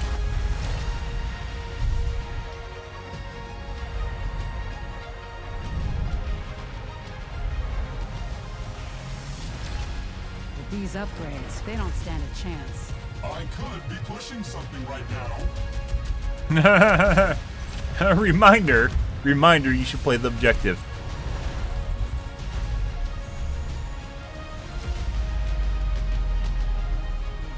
The dragon and I are one. Some of the old, some of the new.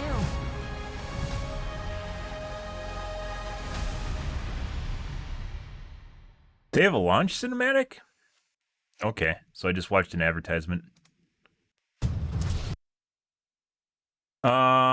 Okay, good stuff. What do we do? Sort by most popular. 6 years, 5 years, 4 years, 2 years.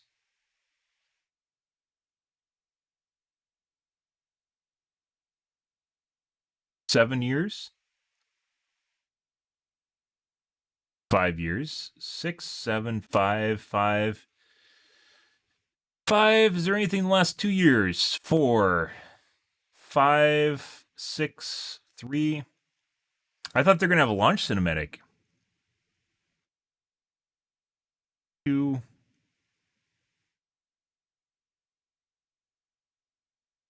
Blizzard.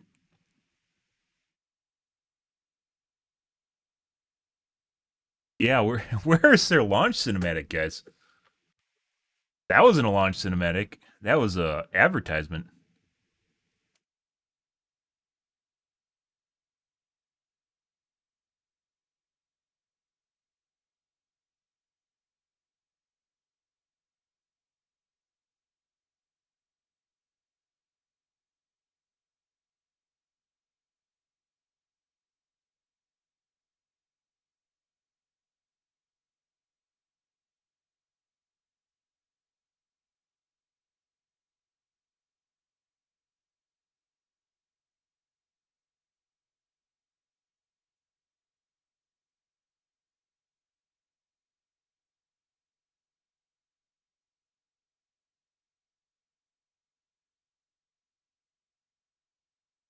The soundtrack was a mix of a couple different of their soundtracks that already existed in the game.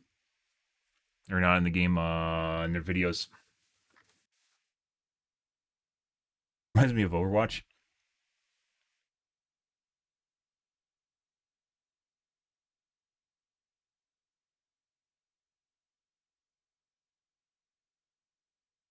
When does it launch? It's like, it's immediate. It's like 29th, isn't it? 4th. Yeah, they definitely, this is in like a week away. Yeah. This was the launch cinematic.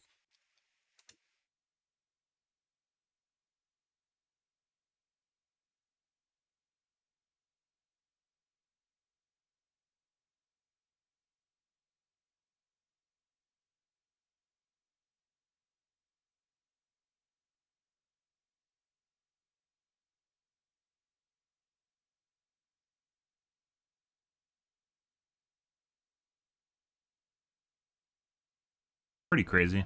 Blizzard usually releases in a cinematic. Maybe it'll be on maybe 2 days beforehand instead of a week beforehand. Might be jumping the gun on that one. They might actually have one. But it'd be really weird for them to release a new game and not have a launch cinematic for it.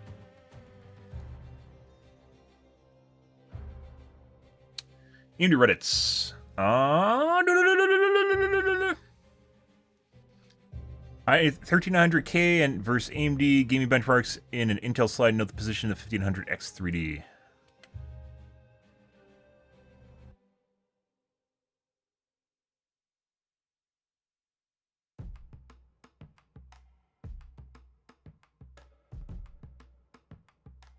What is with their graphs? What the fuck is that? What is the line?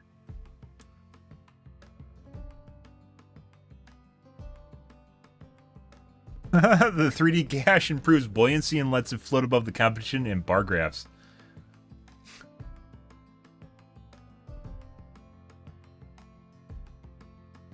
At least they added AMD and instead totally ignored it on their Zen 4 presentation and their own product, yeah. Because X3D people are more interested in buying and they want people to actually buy their 7000 series chips until X3D comes out. So then they can sell for more. And make people regret. Make people regret purchasing in the first place. Yeah, that was an advertisement. It was literally just an advertisement. It wasn't even new content. It was just rehashing old videos and throwing it together in a mishmash. It's all right, but I mean, it's literally something you see in an ad spot. Yeah.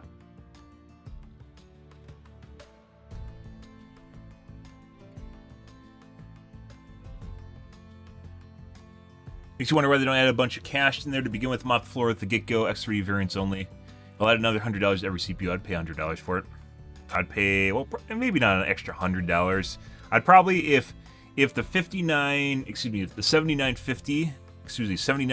X3D is $100 more than the 7900X, I'll probably consider buying a 7800 X3D instead, because that'd be getting up there. It'd be like, I think the 7900X is supposed to be $550, and $650 for an X3D cache variant would be, that'd be pretty tough.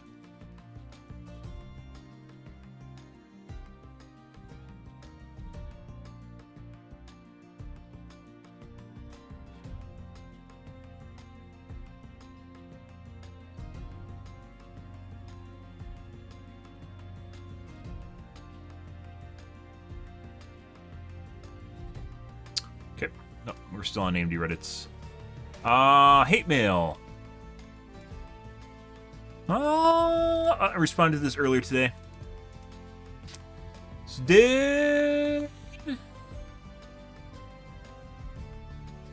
pretty good. 3:30 guys. Don't get the replies you want though, because it's so late. And I responded to this morning, I think it was, which is someone talking about. So the problem here with the reviews is the fact that they don't look at CPU bottleneck scenarios because they think they're hypothetical scenarios. They aren't. When you're talking about benchmarking CPUs, you want to look at CPU bound scenarios because there are cases where they aren't CPU bound, where the GPU isn't bound. You want to look at CPU bound versus GPU bound because GPU bound isn't in every single game. So you have to look at scenarios where it's CPU bound instead. And while that might not matter today, you go, oh, I only have a 3060 or something, right? What happens is you buy a 4060 in the future, or maybe you buy a 5060 in the future, and that headroom where you're GPU bound now is alleviated. And not everyone upgrades their CPUs and GPUs at the same time. I would say there's a lot of people that upgrade their GPUs more often than their CPU. Based on my friends and what they've upgraded, they definitely cater more towards the GPU than the CPU because it adds shinies, right? But at the end of the day, that means your CPU has to do more and has to last longer. Ideally, should last longer. So in the future, when you're buying a 4090 or 5090, 4090 being allegedly being twice as fast as a 3090, you have 2 times as much headroom that is now alleviated, and you might not be bumping against that bottleneck anymore for your CPU. And instead, it's going to start to spread out, and you're going to want to look at the differences between the CPUs, not just look at a flat line. That was the intention of my entire post here, which did pretty good. And like it was fucking weird because we were looking at the Gamers Nexus stuff, and they have like some of their some of their benchmarks are low settings, and some are medium settings, and some are high settings. It's just like literally just all over the place. It makes no fucking sense, and they don't really explain it at all. They just, you look at the graphs, it says low, and one says medium, medium, medium, high, high, very high, and you're like, what? What are you doing? Aren't you testing CPUs right now? No, you're testing GPU bottlenecks. I see. I see, guys. That's pretty good, though. Good, good, good, good, good, good, good, good, good, good, good, good, good.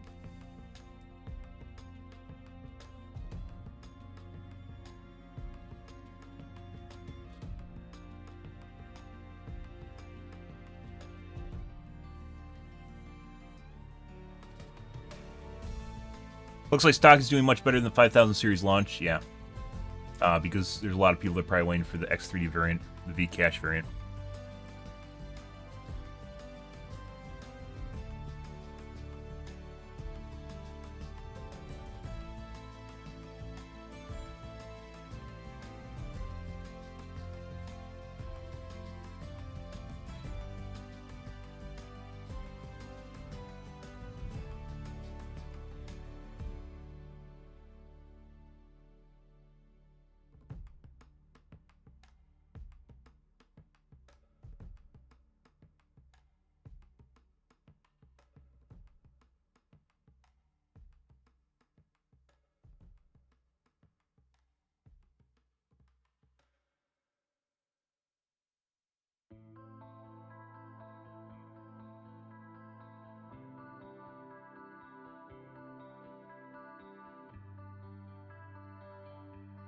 Fucking hate. It's called key chatter, if you guys are curious.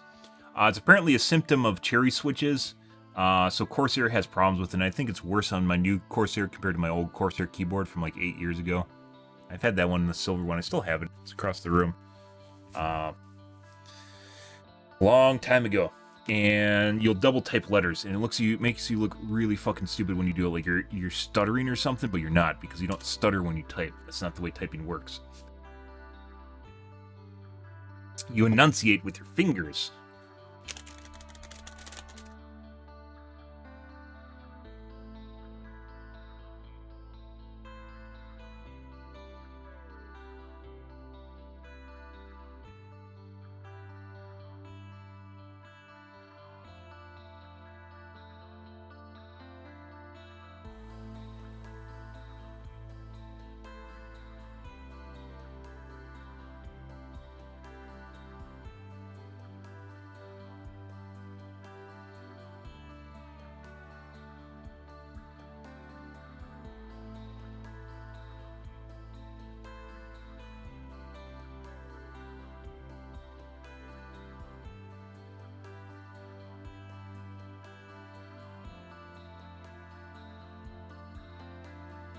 To have stock when you can't afford shit. There's also recession.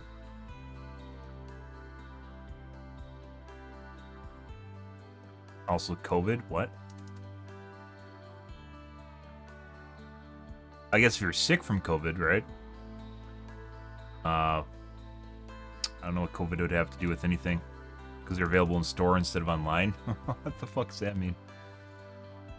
I'd drive to a store and pick one up. I'm not afraid to go up because of COVID. Get your boosters, guys. Get your boosters. Get your vaccines. The new one out is Bivalent, I believe it's called. It works for Omicron as well as the original strain. I have mine on the 29th, tomorrow. Tomorrow being Thursday, I will be getting my booster. Don't want COVID if you can avoid it. True story. There's all sorts of weird shit they're discovering with COVID nowadays. Well, they are continuing to discover with COVID, I should say. And I value my mind too much to piss it away because I don't want a shot.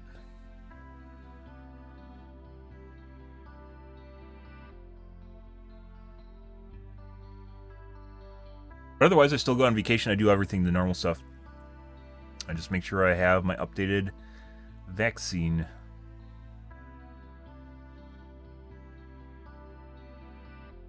Oh, someone beat me to it. Good. Okay. So the 7000 series is, I think, released yesterday. benchmarks were.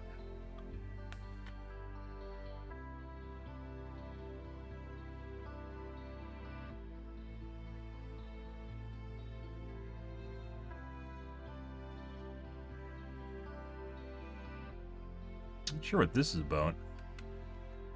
Micro stuttering problem?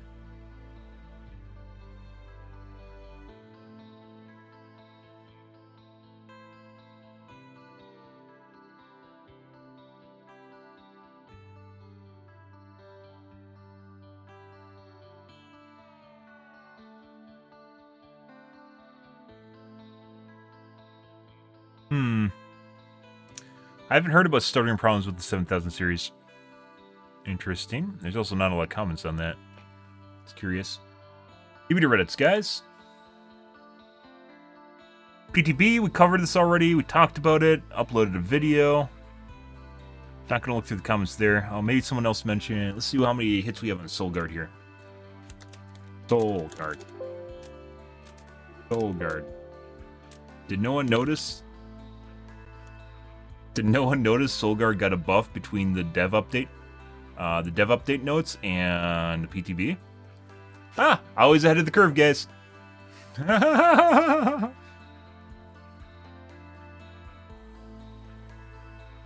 Wow. No mention of Soul Guard getting buffed too.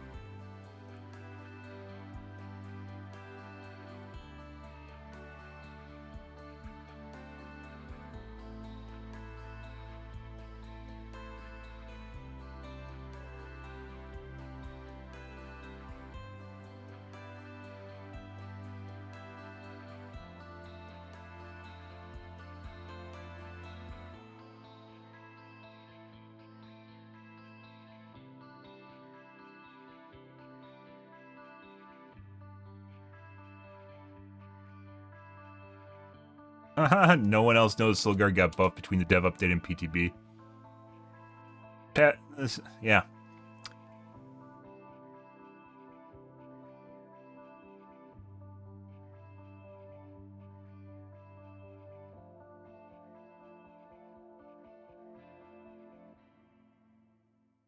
Make sure I'm not, I didn't just completely missee this. I'm very certain we saw this.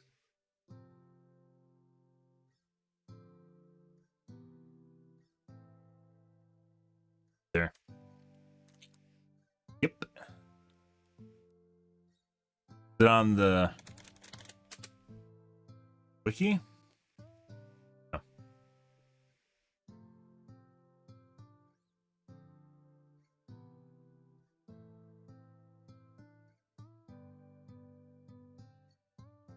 No mention of Soul Guard.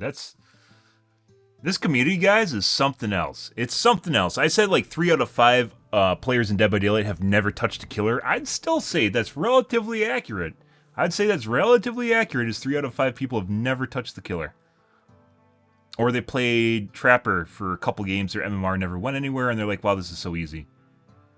Because everyone just walks into the traps at low MMR.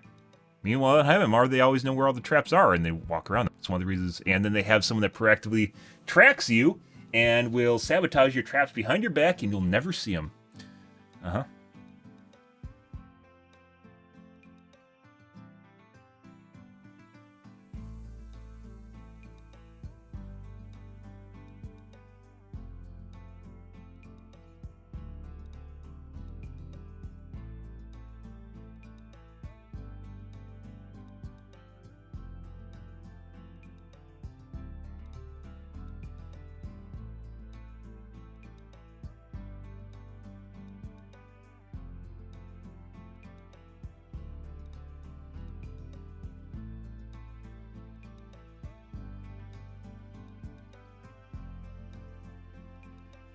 Oh, shiny's right. Shiny's might not even be a word. It is a word. Is it a word? Different word?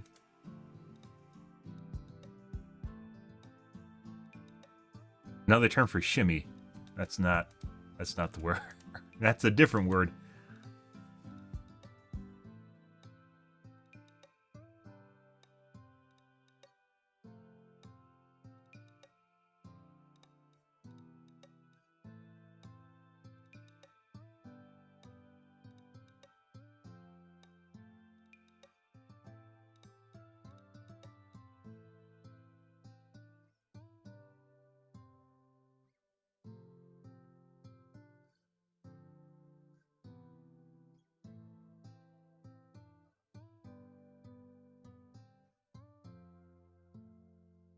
How about instead?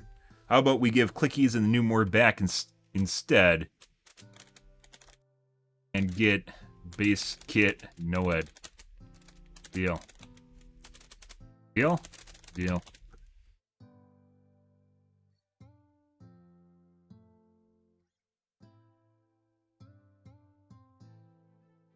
Fucking dumb. Horror's over. Run the killers that's easily distracted by shinies. They give you cosmetic more that was already in the game, and they get rid of clickies. But the offset of it with base kit Unbreakable, nerf killer perks, and buff Soul Guard.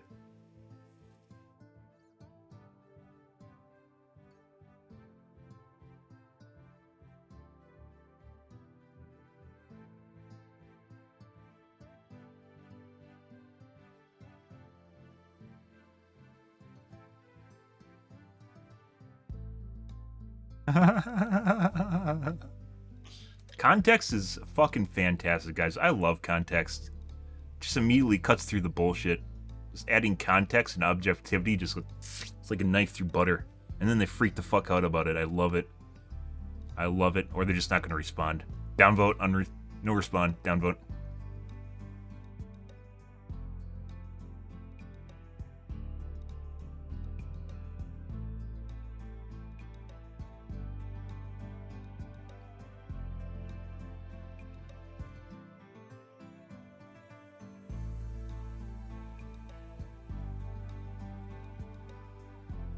Nice gen rush. I never understood gen rushing. Survivors always do gens as fast as possible. There's no gen rushing. There are points where it seems like the gens are going too fast, which either could be cheating or the survivors being very, very fast.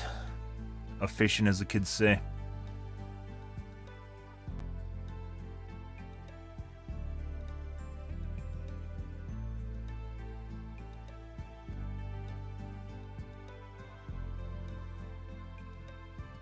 Really hit the twins, huh?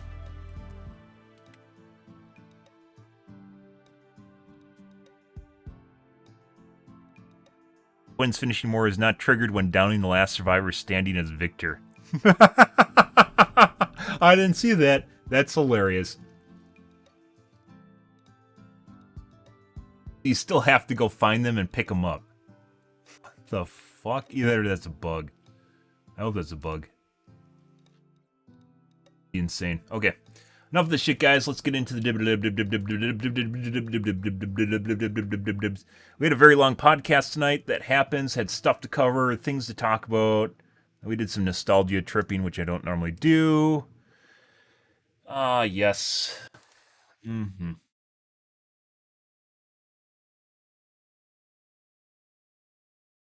We can dodge the cheaters tonight. I don't even know if it's what was happening yesterday, but we had some very normal games. They weren't, I'd say, easy, but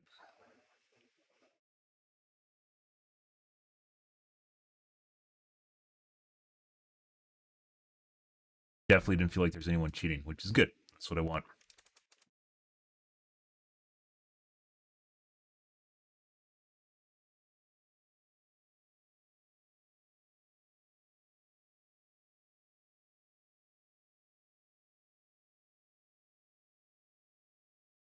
Way too much time in podcast tonight. Stuff and things to do, guys. Right. Games. Check that box. Done and done.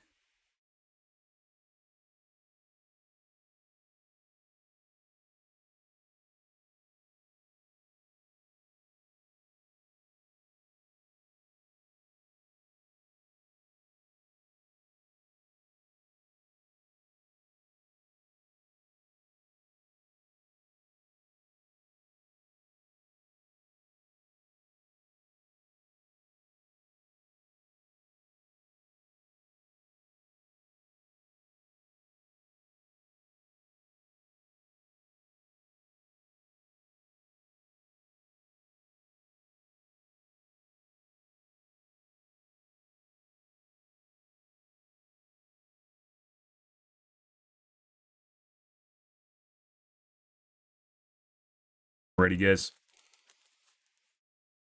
You enjoyed the lovely music. Mm-hmm.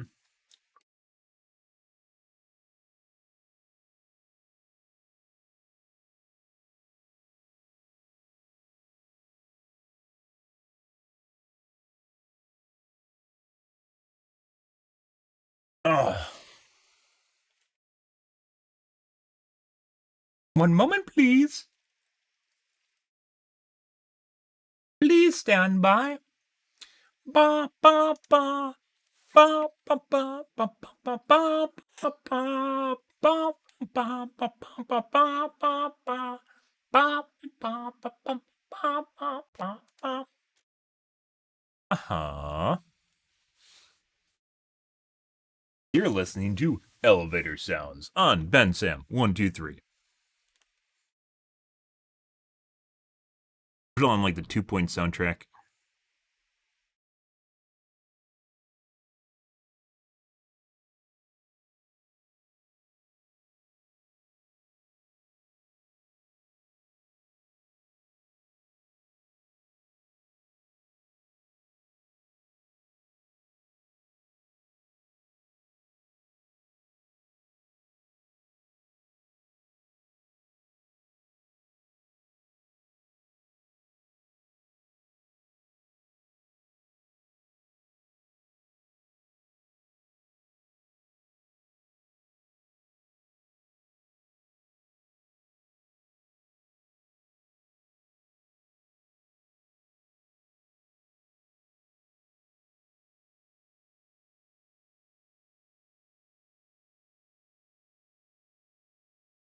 Shadowlands was ass, I agree. It's kind of funny. I completely tore down Shadowlands when it launched. It was a fucking shitty expansion pack for World of Warcraft. When it first launched, we play every expansion pack. We're gonna play the new one this fall, guys. I play it for maybe about a week and a half. I level. I do some PvP. I do mythics. For about a week and a half, just as kind of because I've played World of Warcraft for years and decades at this point. So I will play it for about a week and a half, after which point we'll see the sites, do the dues, and then I'm done with it. And that's basically my extent in World of Warcraft.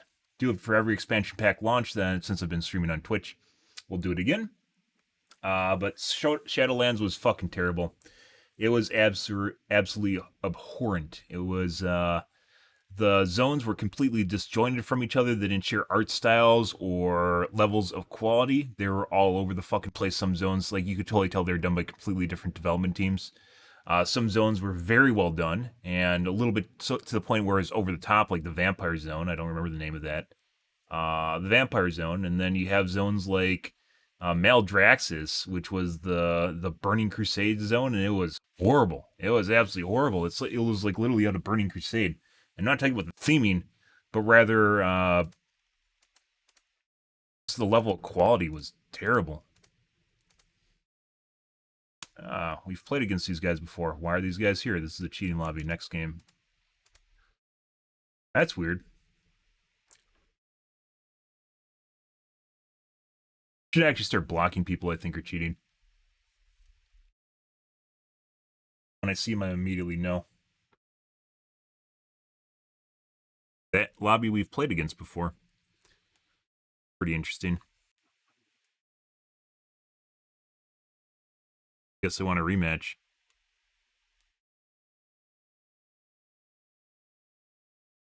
Which, by the way, I play in NA, so it's not like finding players is not hard, and you should never play against the same players. You generally never see the same people again.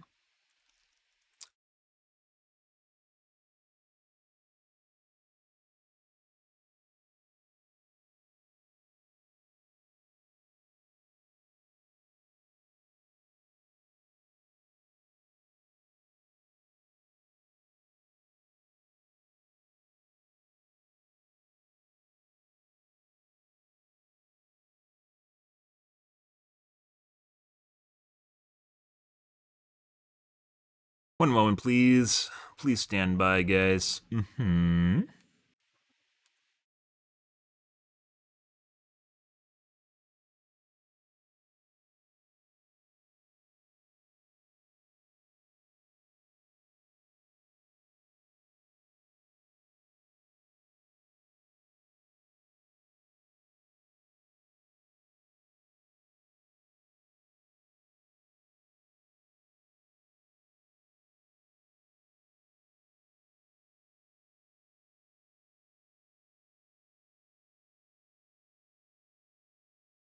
Haven't heard anything about the new Asus monitor, by the way. That's supposed to be coming out at some point. It was announced this last spring, I believe it was, the 500 hertz monitor, which I'm actually looking forward to. Not interested in an IPS panel. I want a 500 hertz monitor. I want the TN fucking crisp goodness. Feed frames into my eyeballs, just beam it right in there as fast as possible. Motion fluidity for me is a big deal compared to just how nice stuff looks.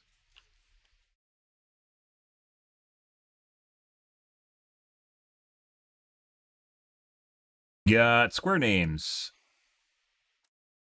China.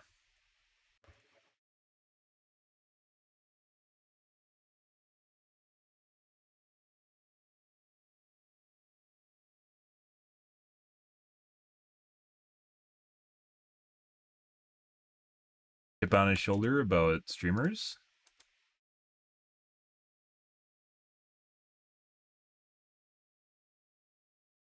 And a crass name, so it's probably a cheater lobby. My guess is this is a cheater lobby.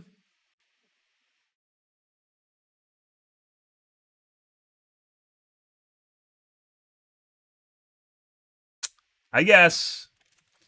Well, first game of guys. See if I need to tighten things down here as far as what kind of players I'm going against here. Our first lobby was definitely a pre-made. Okay, I'm off for a first game.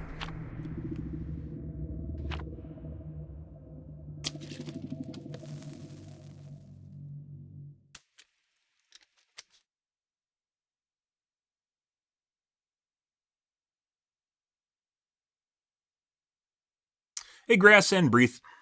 Good evening, guys.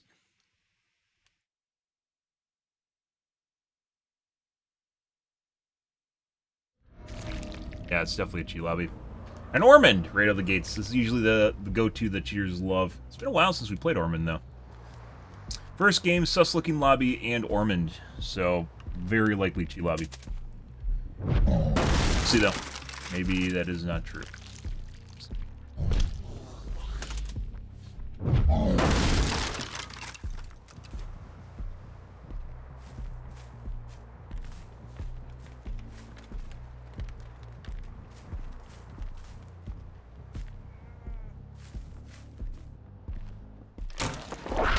I should have hit just now. That's really fucking weird. He even stopped inside for whatever reason.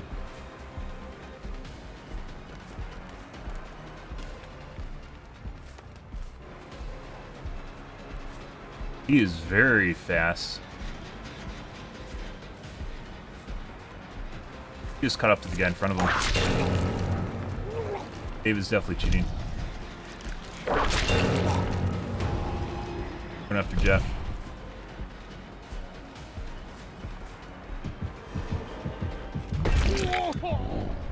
David is 100% cheating, guys. Not the first time I've seen that. People that use BS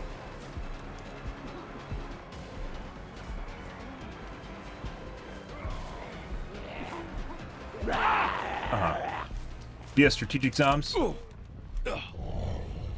Not Bitter Murmur.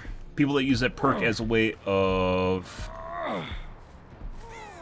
baiting you to go after them. Same thing as using bait keys prior. They don't use bait keys anymore. Why is this gen also 99? That's fucking weird as shit. Hey, look, guys, that popped exactly the moment I was about to tap that gen. Isn't that weird? Like I said, very likely cheat lobby, and I don't think we have enough time to go over there, so. That guy's, look how fast he is. That's also he wiggles back and forth because he's super fast. That Dave is 100% cheating.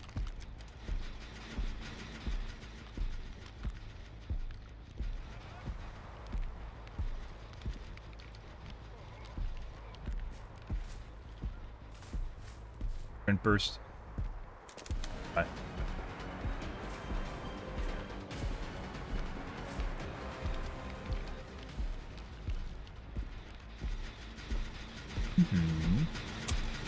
Surprise! Another guy here.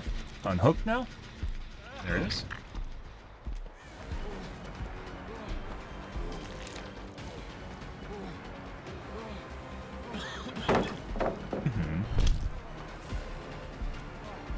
He did that right before his BT wore off.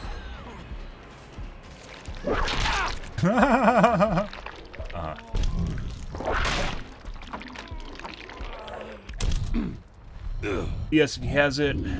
No. Go further back.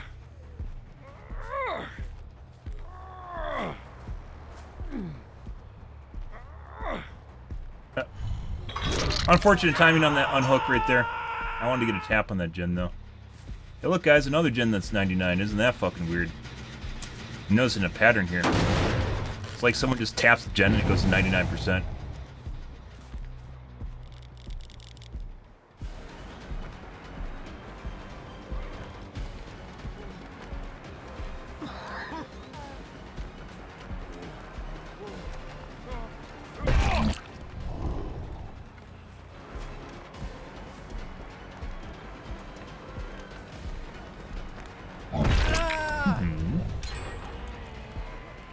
Do it again, Quentin.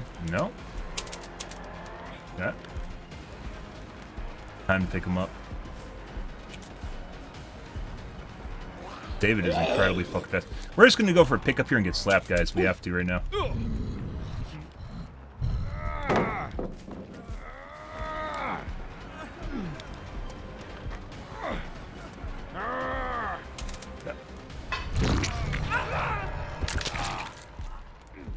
David once again is cheating. We're going to go after him.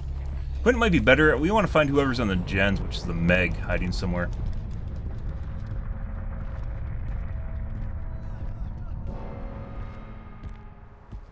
This is corner.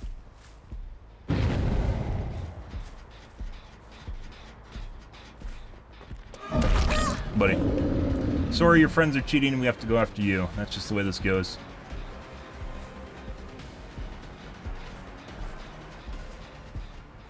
What just happened?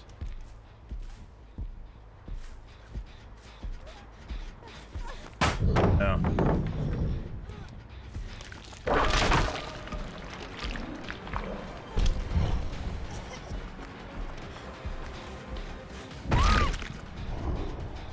They broke both my zombies. Good for them. Broke one of my zombies. Very weird. Alright. Go center.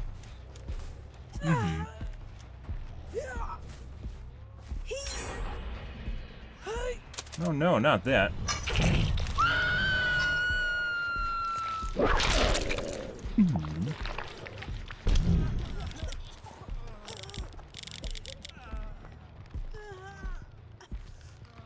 Wait. David. BS FOV, by the way.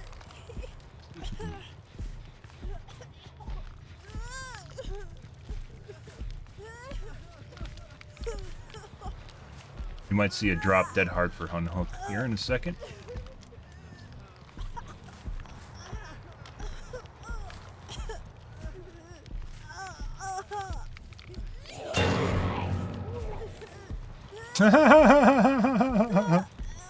He waited long enough and actually got hit by the zombie.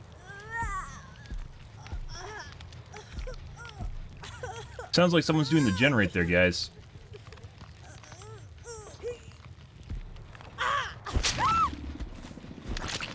Buddy. He's going for an unhook right now. I can go for an unhook. Good job, David.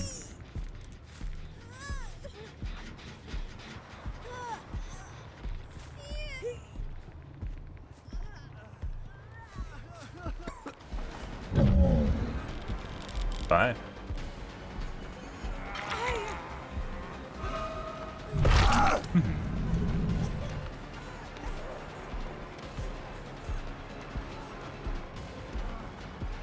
Oh, we still have this left. Dave's not ready to be picked up. Go back to David now.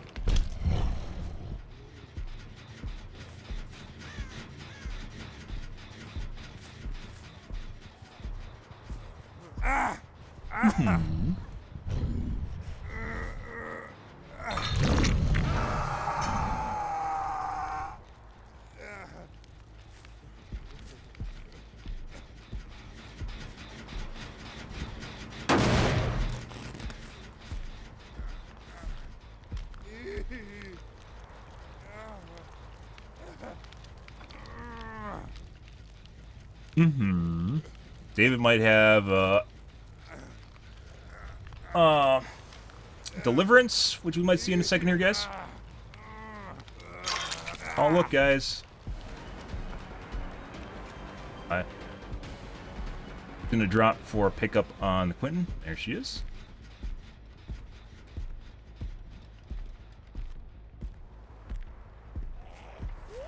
Not that hard to catch, though, so.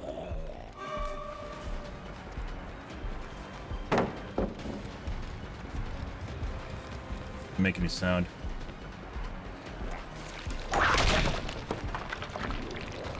Oh, not alive.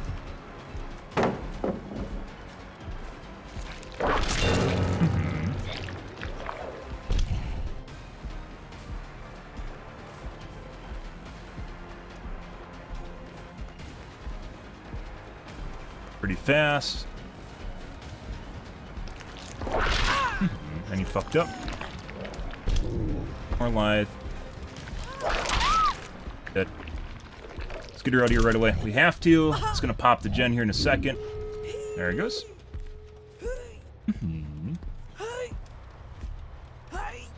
Right.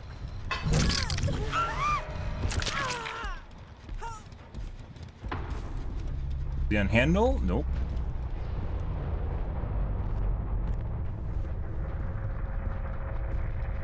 David, or is it Quentin? I don't know.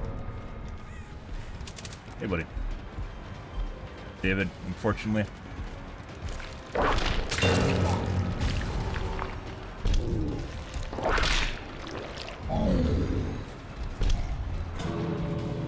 Oh.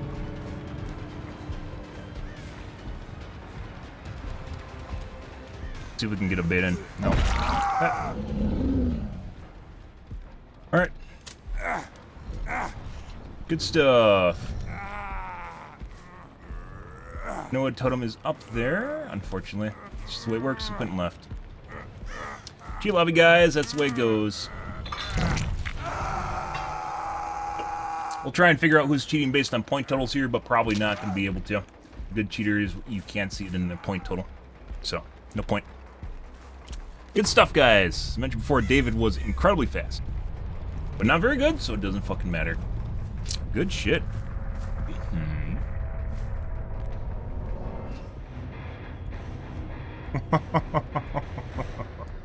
Uh-huh.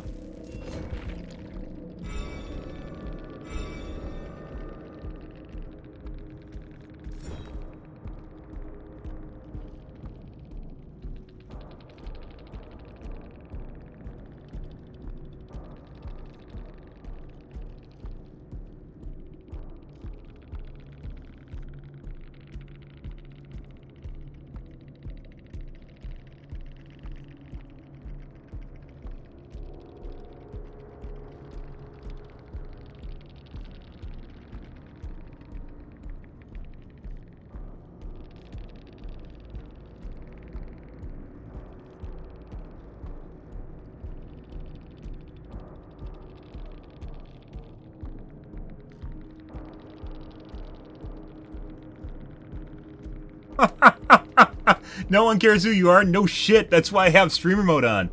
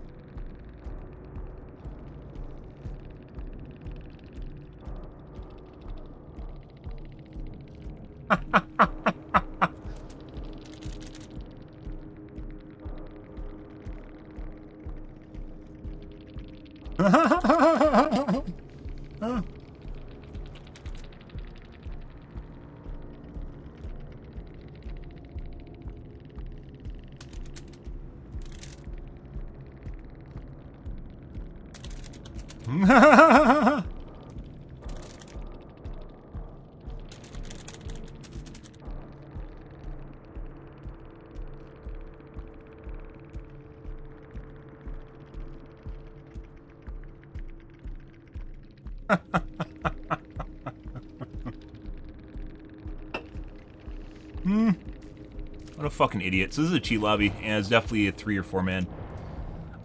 Jeff, we immediately figured out Jeff wasn't cheating, so we went after him, got him out of there. David was 100% cheating. We might actually have to start building... don't use streamer mode, because you're streaming! Yeah, this is the guy that's from China. David was 100% cheating. The David was the guy with the Chinese name, who apparently is from Canada, but has Chinese characters in their profile for some reason. Yeah.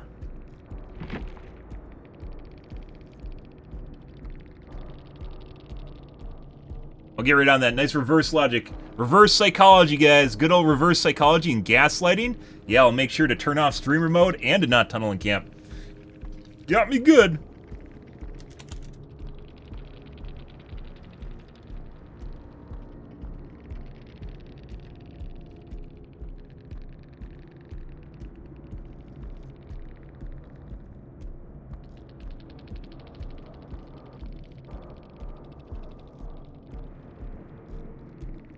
And it wasn't just him. There either as remote gens or someone in the lobby was also cheating and speeding up the gens. Meg was on gens all game and she wasn't really doing much in the way of progress. I'm pretty sure as a Quint was remote genning. Cheating.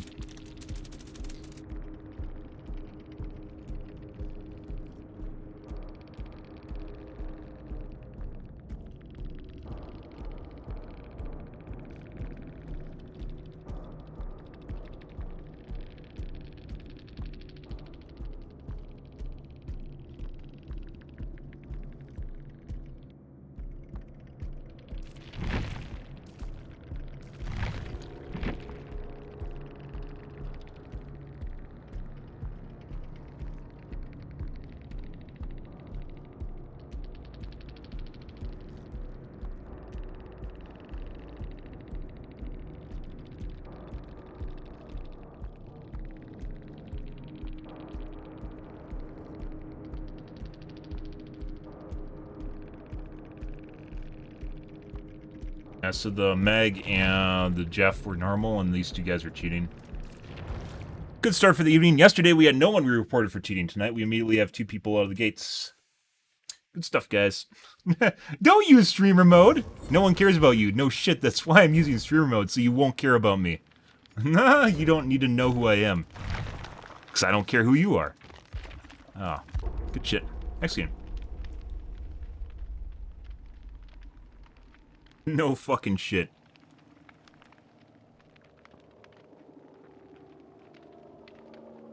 Got him!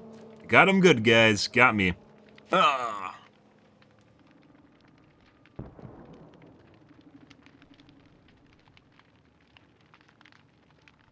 Fucking people. Good logic. It was good logic. Oh, jeez.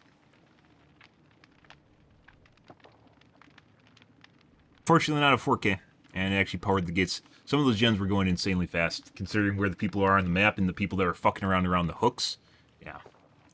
Didn't make sense. The Meg was the only one that was constantly on gens the entire game, and she got like 1 gen done, 1.5 gens. We didn't see her at all, because she was on the gens. The other 2 guys are fucking around with me.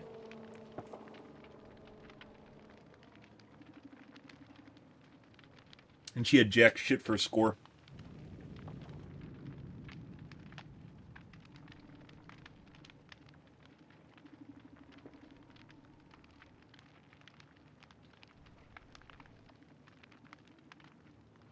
David didn't know how to loop, but was incredibly fast. Good for him. It's not the first time we've seen that, by the way. Cheater uses no mither to bait chases. Not the first time. We also do things like they used to use keys as a way of baiting chases. They don't do it anymore, but they also used to use what it called?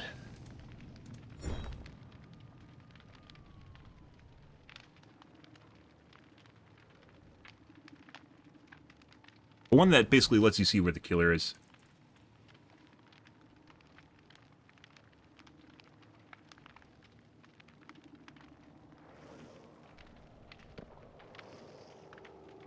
Four globes and a late join lobby. We're gonna dodge this. Nice.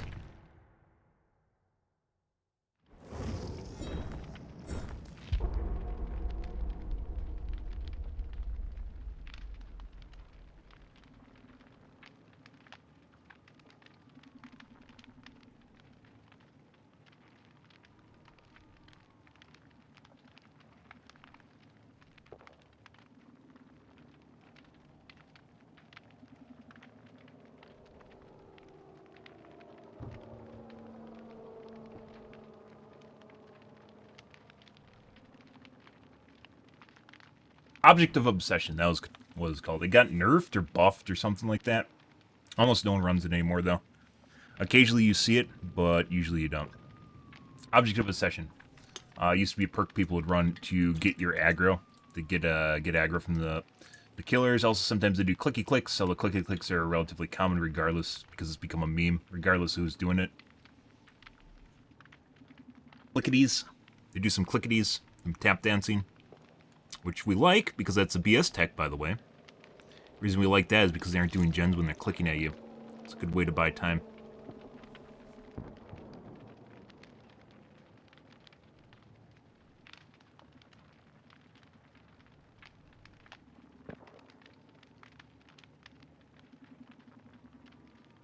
What you missed, first game was a cheater lobby. With the David that was running into like 108 or 109% with the no mither. So he's hurt all the time. As a bait. But they do different things to bait you. If people are cheating to take aggro from their teammates, which is why I immediately look for the people that they're trying to take aggro from. So that probably means that someone on their team was an easy target, which Jeff was very normal, as was the Kate.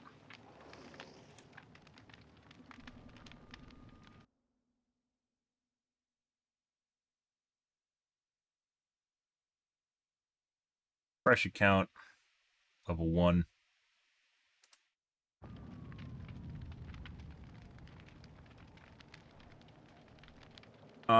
We'll go with this. If I see an offering, we're gonna dodge this.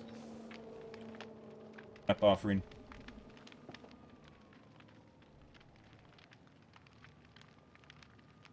Probably shouldn't even say that in case they're stream sniping. Oh, you had someone that was complaining about my anonymous node, saying that no one cares about me. Because of course they don't. That's the whole reason I'm using it, so you don't care about me. I'm gonna talk to people from the fucking game. You can suck my dick.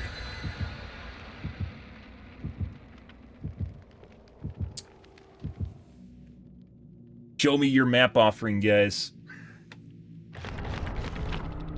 Done. In before we get sent to Ormond. I'd call that immediately. It's not so much anymore, but definitely still get sent to Ormond with cheaters. That used to be very common earlier at the beginning of this year. Very, very common. Not so much now. I don't know if they watch my stream and they know I talk about it. I assume there's other streamers that don't. Most streamers don't talk about it because most streamers are stupid. I don't like generally just going out of the way just to immediately throw everyone under the bus, but it's true. And you have to be able to differentiate that. Yamako Estate. These are not globes. We're going to cam off. There is no way this was a 3-globe lobby. These are not council players. There's no way it loaded this fast with 3 councils. Let's go break our cuck door. This is probably actually wrong map. Another cheat lobby. I was thinking of the one with the main estate. The main building. The Yamako map.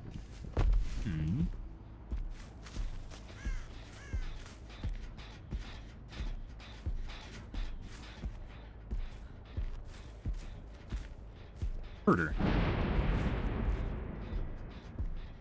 What the fuck is that? Confused as I am, zombie? They have delayed scratch marks or something? What the fuck's going on here? I heard her, like, literally right next to the building. I did not hear her run away. And the scratch marks, I swear to God, appeared late.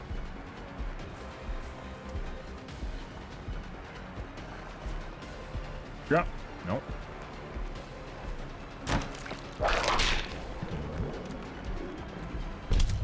Hey, buddy.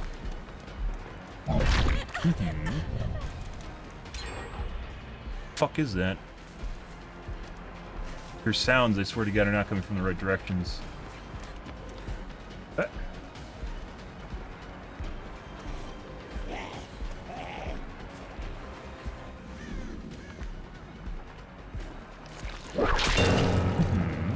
her out of here, and marker, and we get a pallet break.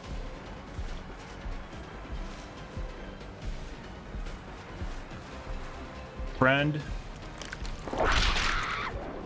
There at the gen. We might get slapped here. We'll have to wait and see.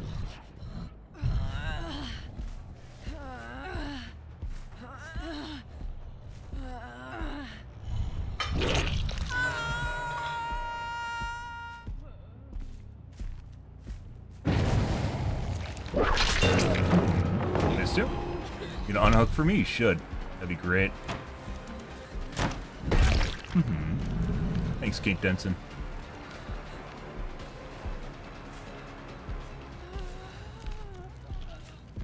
What's going on here?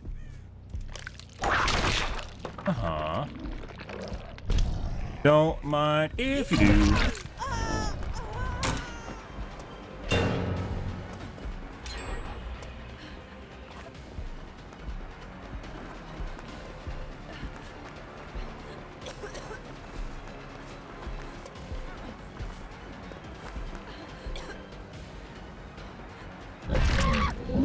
She had BT. That was definitely BT. DS, if she has it. DS.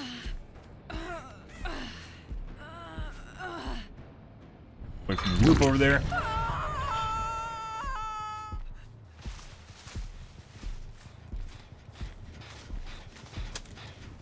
These guys are making no sound. Did that just pass me? No. These guys are making like no sound.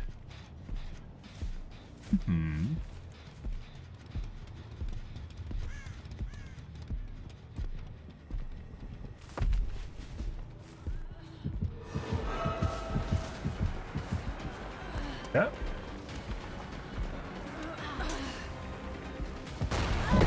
That was a pull right now.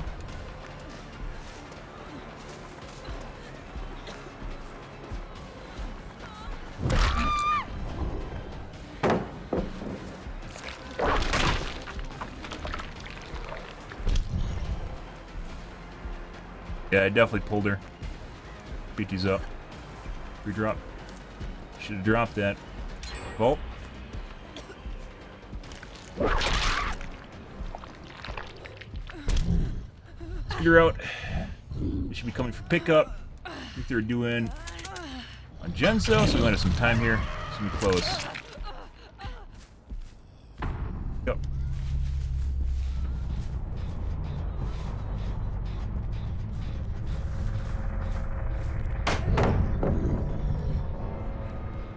Affected.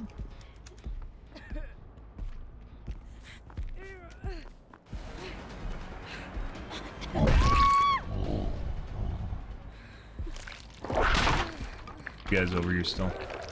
So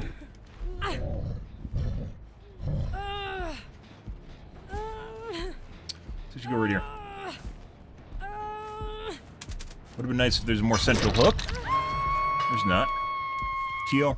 She's probably at Kill Shack right now. Healing, she's probably gonna hook.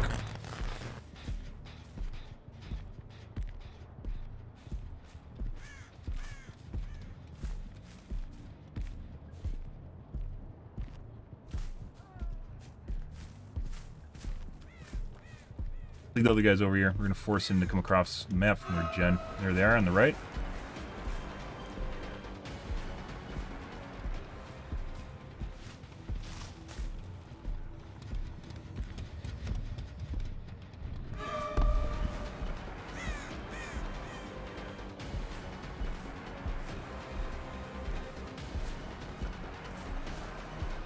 Hook. Somehow got around the side of the map, guys. No scratch marks or anything. She's running as fast as the guy with BBT right now. So that is Claire? Okay. Claire is cheating for sure. She was running as fast as the guy with BBT. That means she has a shitty speed hack, by the way.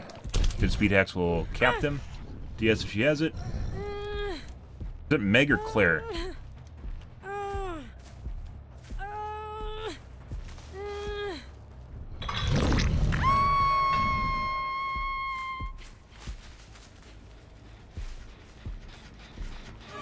Lots of progress on this. Is this... No, it's Claire. It's Meg. Meg's the one that's cheating. He goes.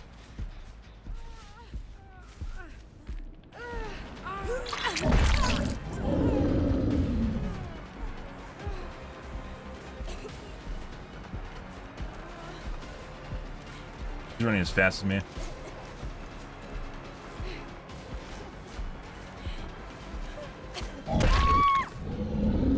Kate's also cheating. She's running the same speed as me with BBT. She's dead. Let's go over to the gen over here that she's working at. There it is. I'm tapping back. Oh, surprise! That was too fast, by the way.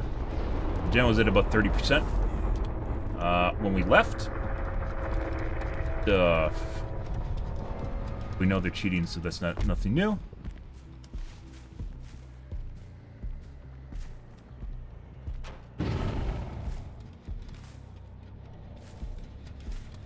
Going to a corner map, don't give a shit. We're gonna leave.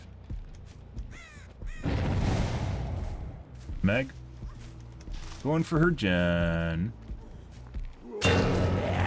Nice. Thank you for being infected for me. Time. Other guy's gonna go for the gen to finish it. There's zombies broken inside the main building. It's actually in a corner. It's not even in the building. Stuff.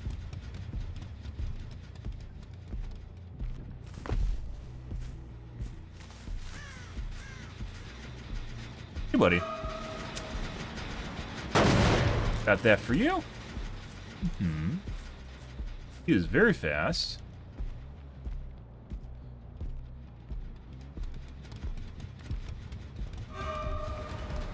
Good old cheats here, guys. This guy is very fast as well. That's like a 106, I'd say. That really sucks. We have to chase her down again. She's actually following. I don't know why she's following right now.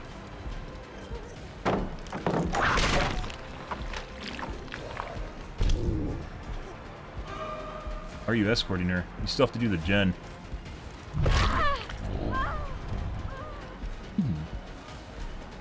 If she knows, but I don't actually care who I'm chasing.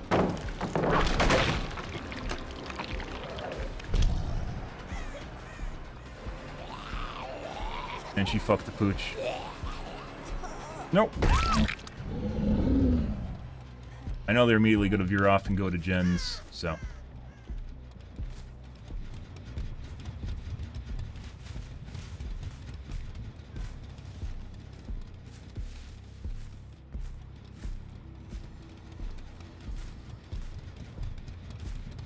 Just fucking hurt her.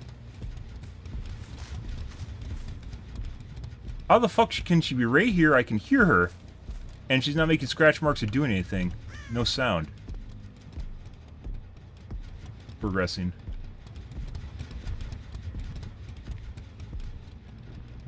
Alright, I'll go back to the Meg. I could go back to the sound where I heard the sound, and it's not there, and it's not in the spot where I heard it either.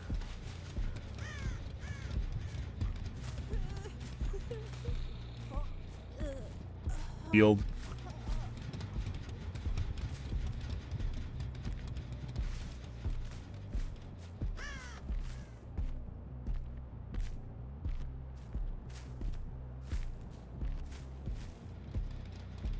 Done.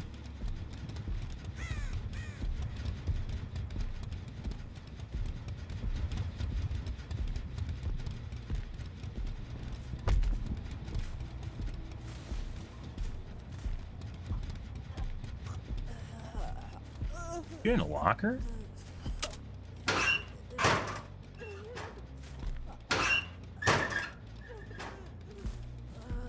Probably hiding in a corner right now.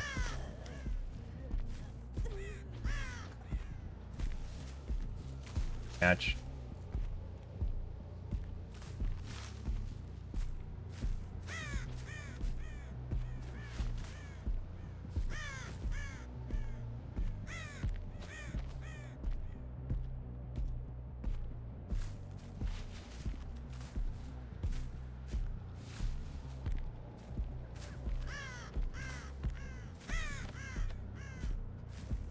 Aggression.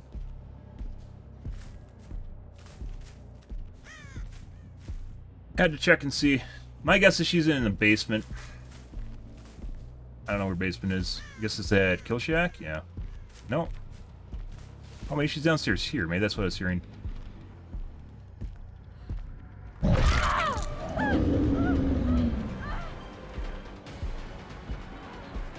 Going for pickup now, too? I don't know why she'd do this. We're gonna rotate then. There's nothing left here. Yeah, no. Not the way that goes. Actually, we're gonna bleed out Claire. Excuse me, bleed out Meg, so she doesn't get a chance of 4% deliverance.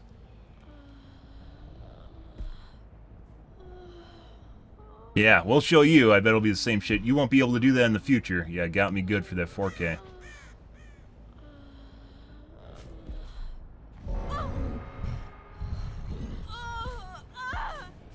That. Unless she had flip-flop, which she doesn't. I heard her downstairs. She must have got in a locker. Yeah, I heard her right here. She was in the basement. I swear I looked at this before and I thought I saw it boarded up. It wasn't. She was in the basement.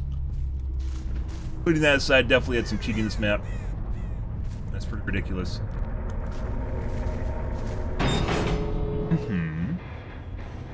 Good stuff.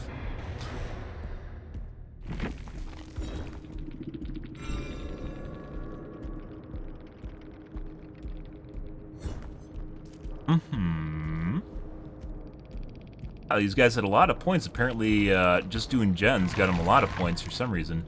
5 heals. Ah, Jesus Christ, guys.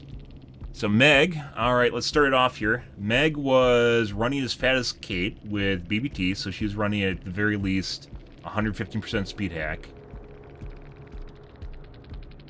There must be like an escort mode or something. We've seen this multiple times. Or 110%. That was Meg.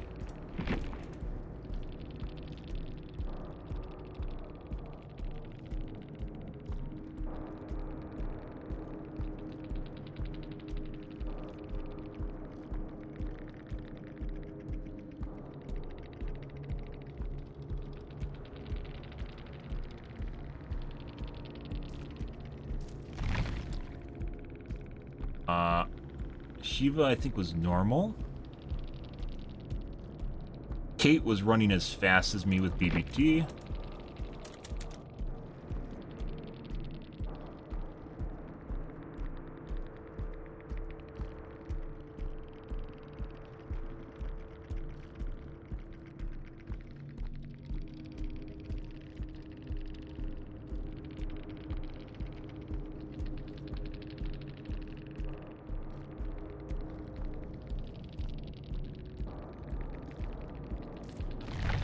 Gens got done very fast as well, all things considered. I guess they're just really good. Claire was also sketchy. Also, the Kate, was it Shiva had some fucking weird sound things going on. A bunch of these guys have weird sound things going on. It was very confusing. Claire doing...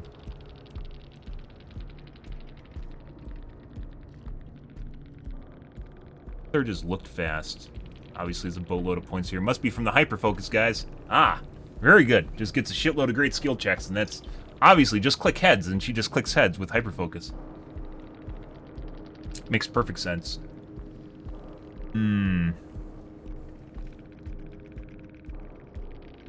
Like, the only way that it would make sense if the survivors are going just as fast as you is a very rare perk called Guardian that allows them to gain speed off hook. which no one runs for whatever fucking reason. I mean, they don't run a lot of perks.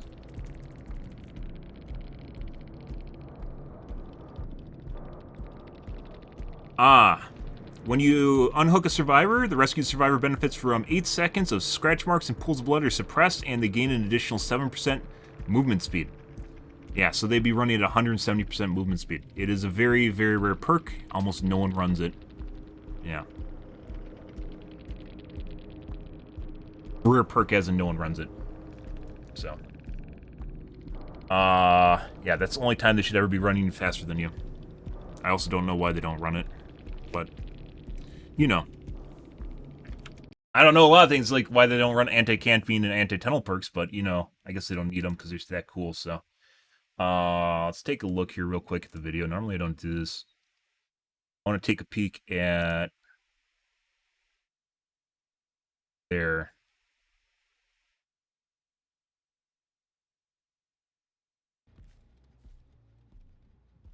I could go back to the sound where I heard the sound, and there's zombies broken.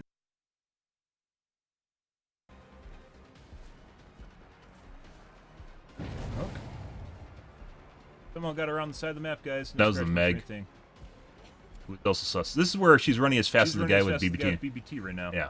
That is Claire. Egg. Okay. Claire is cheating for sure. Yeah. It's like, it used to be a thing. There must be some sort of auto escort mode, guys, because there used to be a thing where people escort people, right?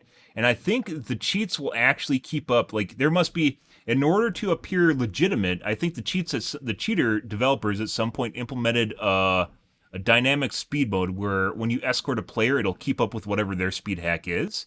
So the player knows that person's running faster than normal, but that what it doesn't take into account is the fact that it's actually BBT doing it. So she shouldn't be able to run as fast as someone with BBT. We know that they have a built-in game mechanic, which is BBT. And we know that they shouldn't be running that fast. Good speed hacks will cap them. It almost looked like she was actually catching up to her, too. No distance gain here. Oh, it wore off. Fast as me. Yeah.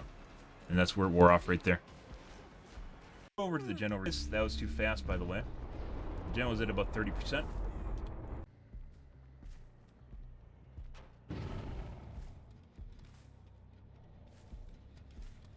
Whereas deciding what I wanted to do.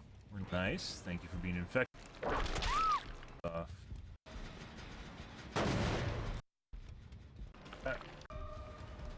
Good old cheats here, guys. This guy is very fast as well. She's just running across the map super fast. That was a good W key. Good, good, good.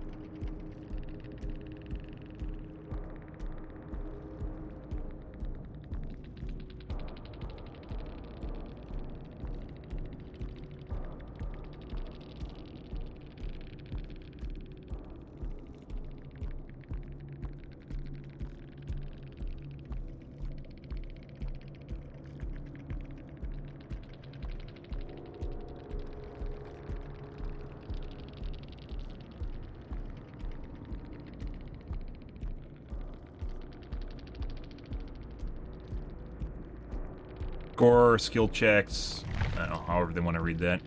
Too bad they don't give us a paragraph to type. That'd be too much, right?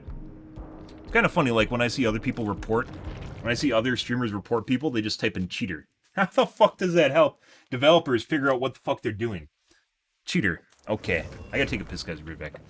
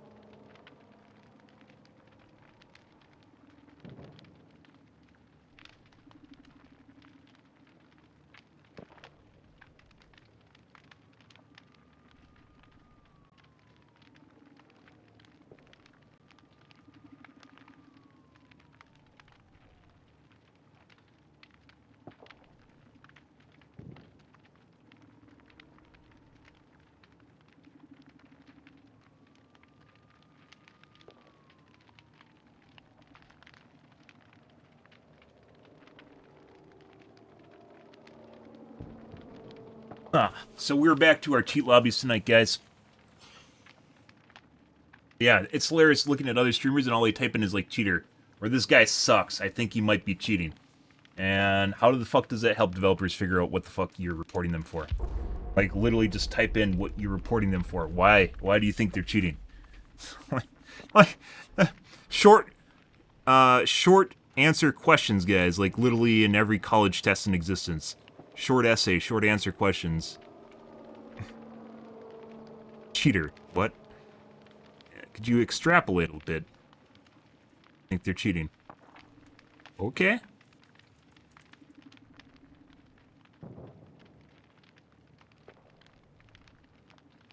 Yeah, surprise. I mean, they were all globes. That was a sus lobby to begin with, but I took it, right?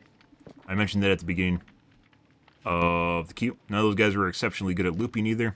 Like, it's the big takeaway here is the disconnect between skill and between, like, how fast they're moving and just action speed, so it just speeds up the generators and speeds up how fast they move around the map, and it just makes everything super hard for you if you're a killer. Because it breaks, just a tiny bit of speed breaks loops, as can be seen from running at 105% if you're Tier 1 Myers, or 110% if you're Trickster, or playing against someone that has Hope on, right? That's 107%.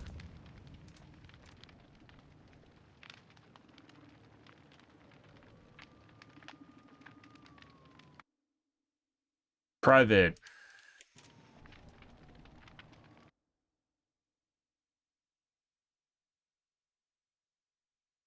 Definitely a pre-made.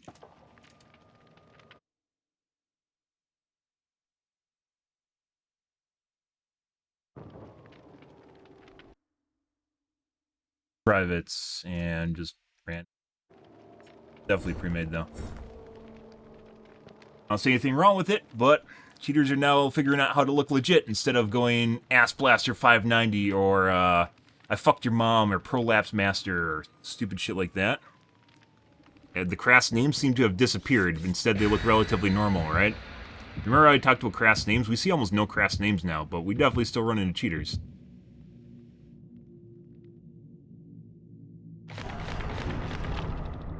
Struggle with words? That's okay. You can take time to, like, there's no... Well, I don't know whether or not the reports even go through after the disconnect message pops up. That's always been something rather interesting that I've not sure about, is whether or not reports even go through after disconnect pops up.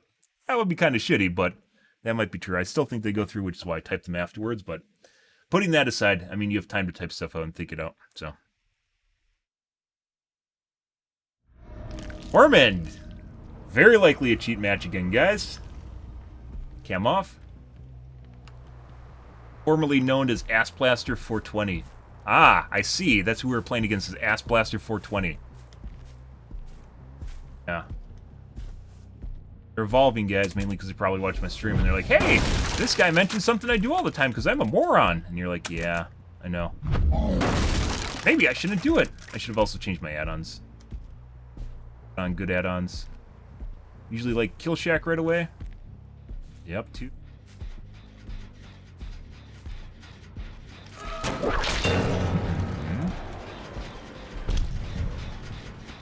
Two guys here. I think one's in a locker. He might be on the edge too.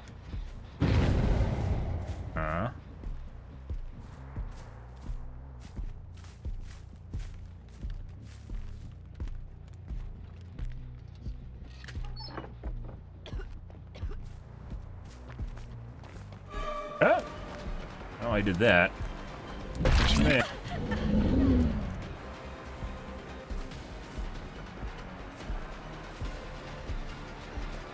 I'd like you to escort her so I can get a free whip. No, there's definitely 2 people there. Pre-drop. She should drop that.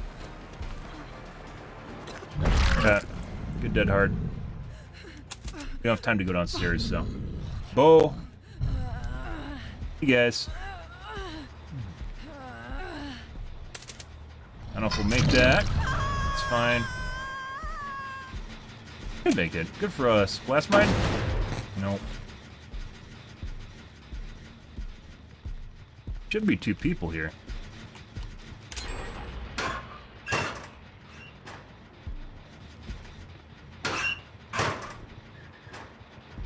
Should have been 2 people here.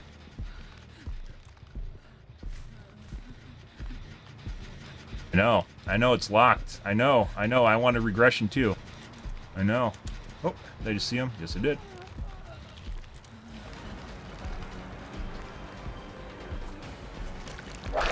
Phase 2. Take it. Good.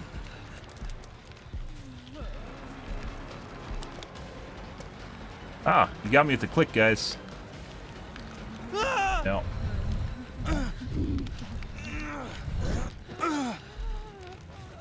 Phase 2.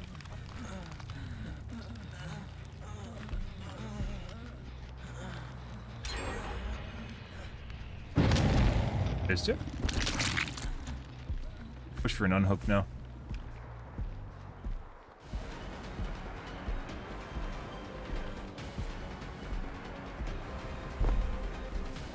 Both back there, right? What are they doing? Unhook the Shiva. There you go. Thank you. Pick up. Yeah, she's going to pick up on this guy. Oh, no. No, if you're too fast, I can't whip you for your BBT.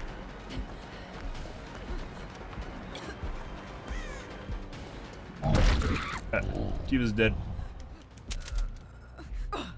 DS. Bo's not going to save you here, dude. Oh, enough time on the ground. It's prorated now.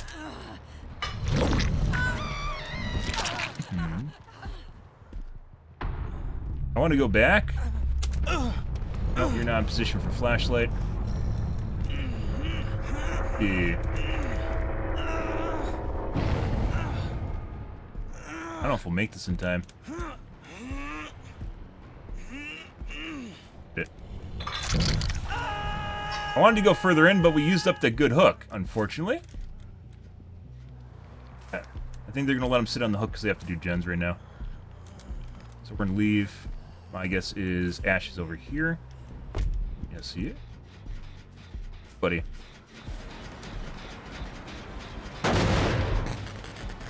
Hi.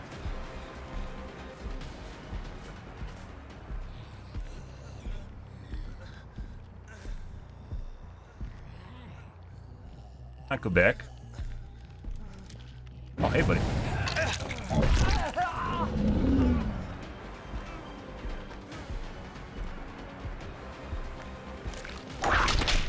What a hit.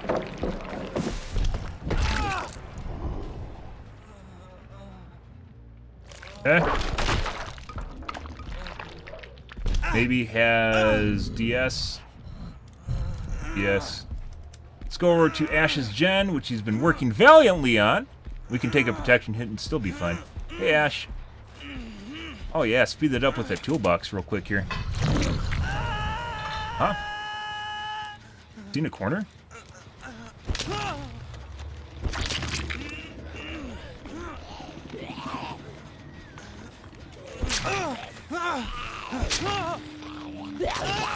How do you not get hit just now? Yeah, that's not the play. How did he not get hit by the zombie guys? Good question, considering the zombie is literally right on top of him. That's a good question, isn't it? Yeah. I don't know what... I guess the zombie just got fucking pallet slapped? They used to make noise notifications when you pallet slap someone from across the map. Oh no, he popped the gen Ash. I better go over there. We're gonna wait for Leon to die. My guess is he has Unbreakable. We're gonna see here in a half a second. No. If he did, he should have went for pallet. There he is. Hey, buddy. Got Dead Hard here?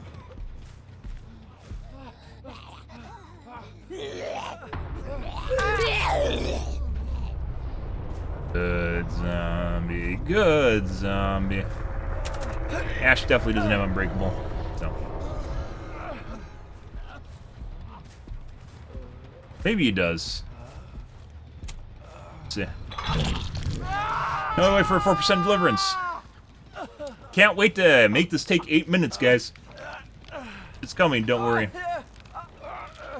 Don't worry.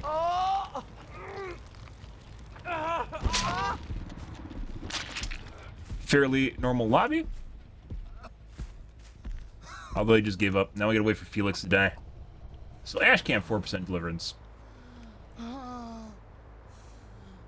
Is Winter here time to steal some deck? Apparently. Yeah, he's bored eating his PB&J. Late night in his jammies watching my stream.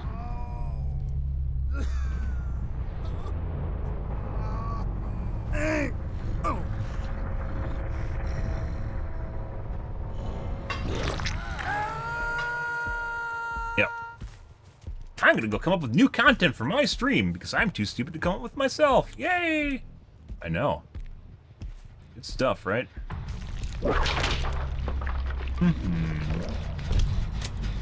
Just call me Sensei Bensam. Thank you, Sensei Bensam. I know. Gig.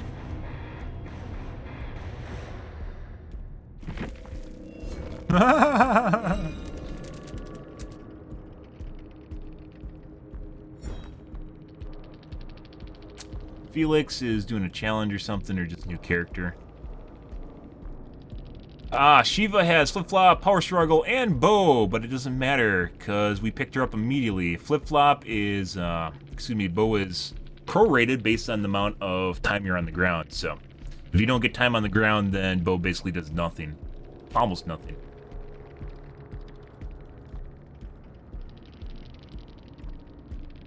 You gain 33% current wiggling progress when killer drops from great heights, so even though we're upstairs, I picked her up maybe like 2 seconds after dropping her on the ground. It takes like 20 seconds to fully gauge, so it wouldn't be like anything.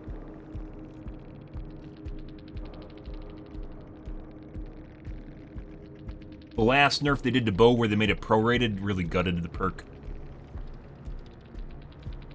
And it wasn't the last perk. The last nerf they did is they decreased the sway from it from 100% to 80%.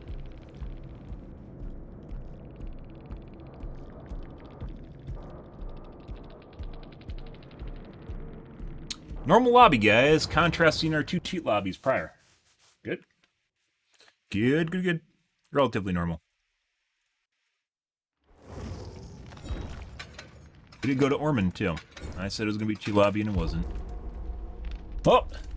Oh boy, guys, we're at max BP. Yay, Benson! We get to do max BP stuff. All right, let's keep track of how many add-ons we have here, and let's see if we are net positive or negative. I know. Now we get to do the doodly-doo, guys. Let's see. We have 46 ribbons. We have 154 tongues. 212 eyes. 263 bracelets. The ones I'm using. And then let's keep track of our black hands, which are basically a free spot on the board. 110 black hands. Okay. Now spend the next 30 minutes doing stupid shit. Cool. We want the puddings, because basically now you have to fuel the ultra cheap blood webs and just get the garbage with puddings, so yeah.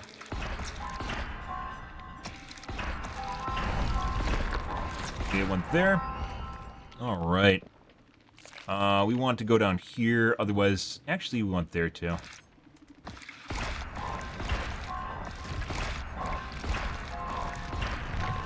Alrighty. We got an ink ribbon. Eyeball, we don't really care, because eyeballs are relatively cheap. They come in the earlier blood webs. Ink ribbons we do want. We grab that. So I'm thinking pushing it down here and having to go bam bam over here is what we want.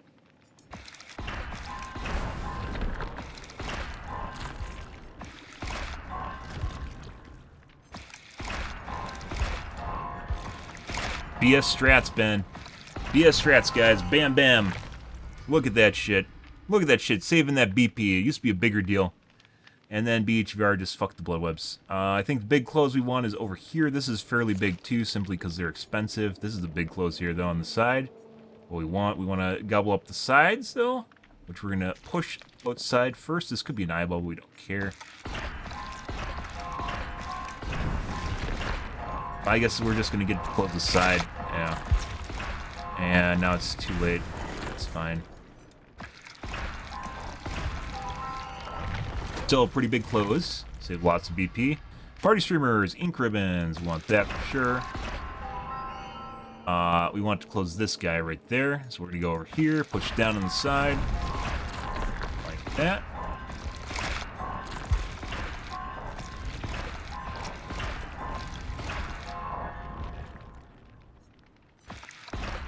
That guy.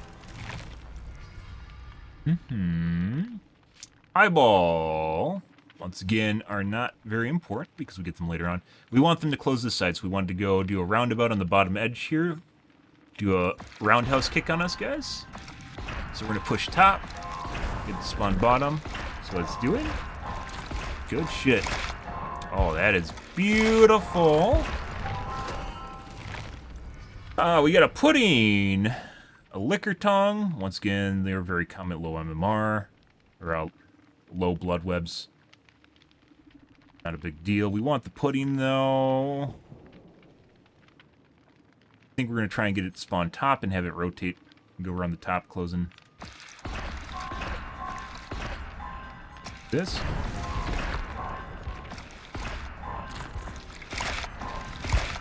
That is lovely.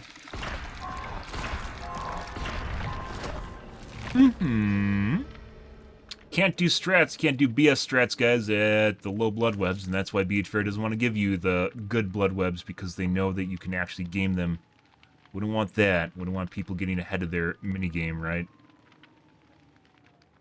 This guy, I think we want to go around the outer edge here. That takes a significant amount of moves, though. We have it close here, too, but that'd take both of our eyeballs, and I don't think we want to do that, considering what's here. Let's go push sides. This. On there, like that. Push outside, too. Oh, I thought it could hop there. It can't. Hopefully it goes bottom. It did. Really weird spawning. Alright, max level. We have an eyeball. 2 eyeballs. Oh my god, so many. We want to go top, I think, and knock that out. Otherwise, this bottom would be pretty good. I think this is actually better as free here. We go bam, bam, bam. That'd be even better. Let's actually go top. I don't know if we'll have enough moves. We'll find out. Jump. It didn't jump. Oh my god. That was beautiful, guys.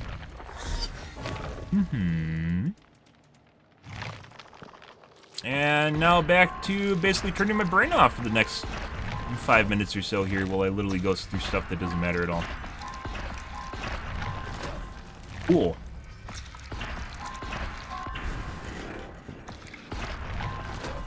Good.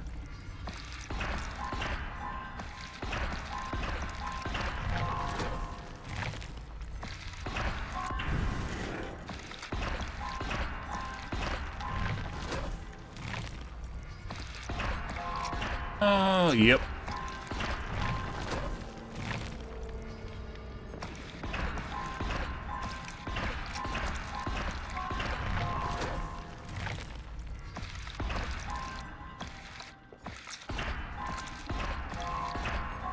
I don't think it ever spawns this far down, but just in case. I think the first time you see it's 10. Not that it matters. Let's go take the cheap shit first. That's the only way you win at the low blood webs, is taking cheap shit. Save your BP.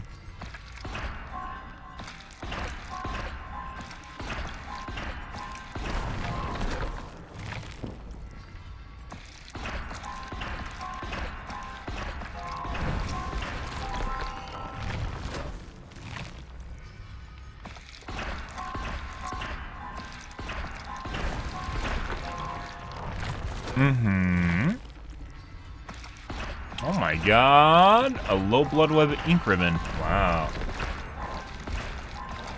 So prestigious.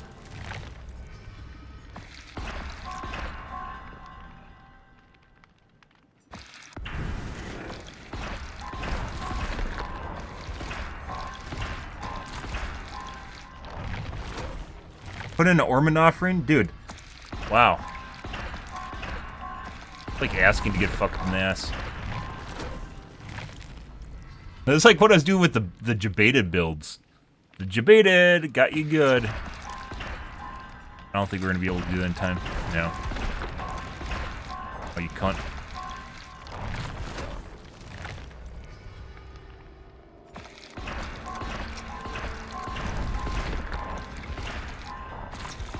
Matter. We don't want any of those things anyways. Basically, oh, there's a black hand. First one in the blood web, guys. We're down 500,000 BP, and we found our first blood web, or our first black hand. Blood ward. Black ward. Words, stuff and things, saying words. Good, good, good.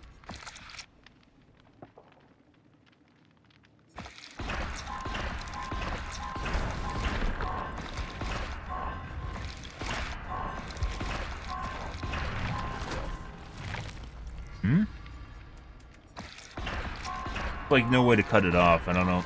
Like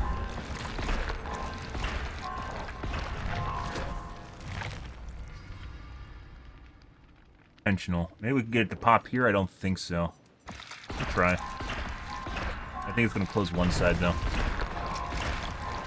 It hops. Yep. Party streamers, pick that up. Eyeball. We'll get it to pop. Once again, eyeballs are not super rare. We do want party streamers because it's 32,000 maximum. We could possibly... I don't think we'll get to close this, though. No, we've only seen one. Missed one, I don't think so. I don't think we can get it to close this. This is too far in. You can get it to close that guy, though. Maybe gobble some greens. Might have been able to do that. I don't think so, though. No. There's only one because it refunds you your 2 add-ons when you use it. So basically, it effectively makes your add-ons free. Of course, obviously, there's the cost associated. Is it opportunity cost? The net cost of you having to purchase a purple, right, to do it. But the effective cost of each add-on is higher than its rarity cost. You know, the greens. All greens are not the same. They aren't going to spawn at the same time. We want it to go here. Beat that guy.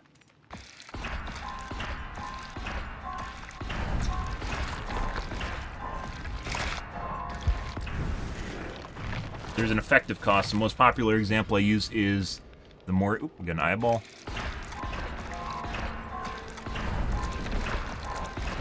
You take the purple. I don't want the purple. You eat the purple. Is the Shapes Memorial, where... I don't think we can get it to eat this. I think we can get it to eat that, actually.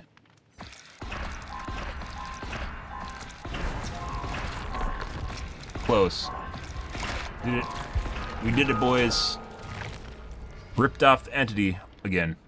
And none of this is the only one that can be closed right there.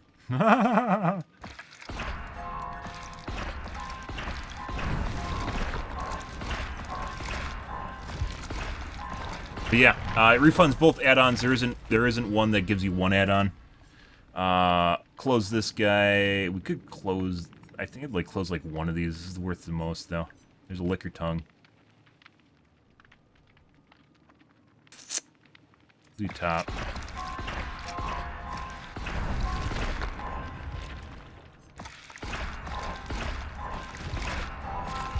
That was pretty shit. Very expensive for that one liquor tongue. I know. BHVR knows. Let's get it through the bottom here.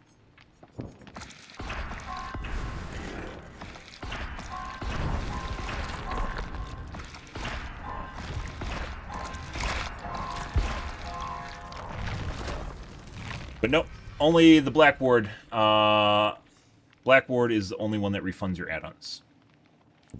And considering there is an effective cost of the add-ons, it is very much worth it. The only thing we can do is up here at the top.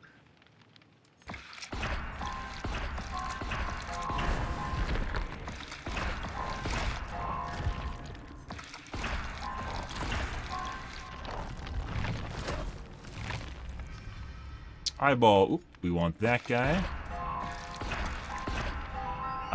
Best case scenario, I think, is closing these guys on the side here.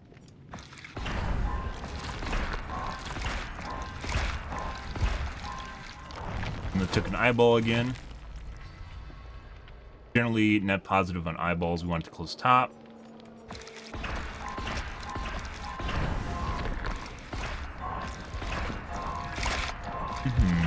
Beautiful. Ink ribbon again. Get that guy. Want it to go through the top area. Yes.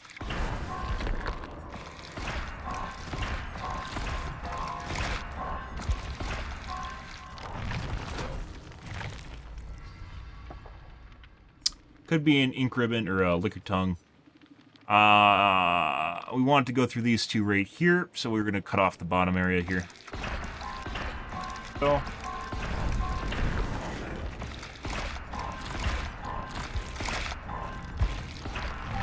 That's a beautiful thing, guys. BS Bloodweb Tech, guys. Ink ribbon, want that. That just leaves this guy right here for the most part. So we're going to push it there. Cheap shit.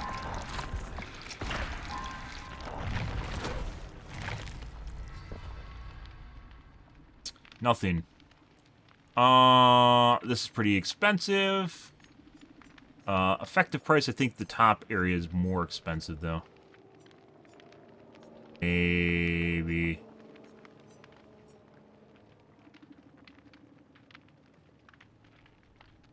We might ad hoc, too. Let's do an ad hoc.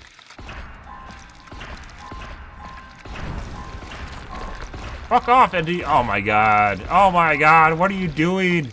What are you doing? That's not what I wanted to do. Yeah, White Ward is Survivor. That's the opposite of Black Ward. We want the ink ribbon. Okay. And now we have nothing. It just comes down to cheap shit. We want a liquor tongue.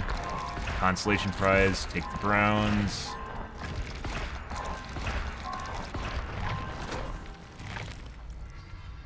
Black Ward, we want this guy. Eyeballs, we want that as well, maybe.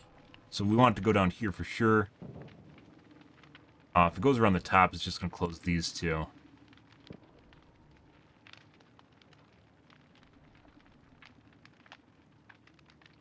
If we wanted to be really risky, if we could get it spawn here and go here, here, and then to close that, that would be best case scenario.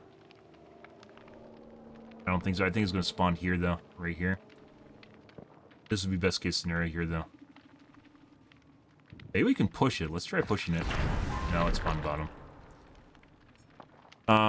It's just gobble shit that I want.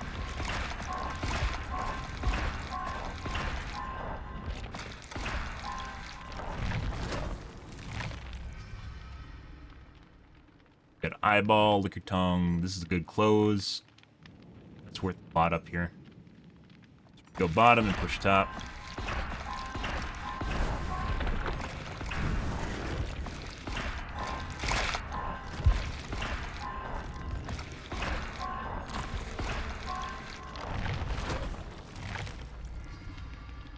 Hey guys, we're getting to the point where we can actually do things. We got stuff. We want to close this bottom area.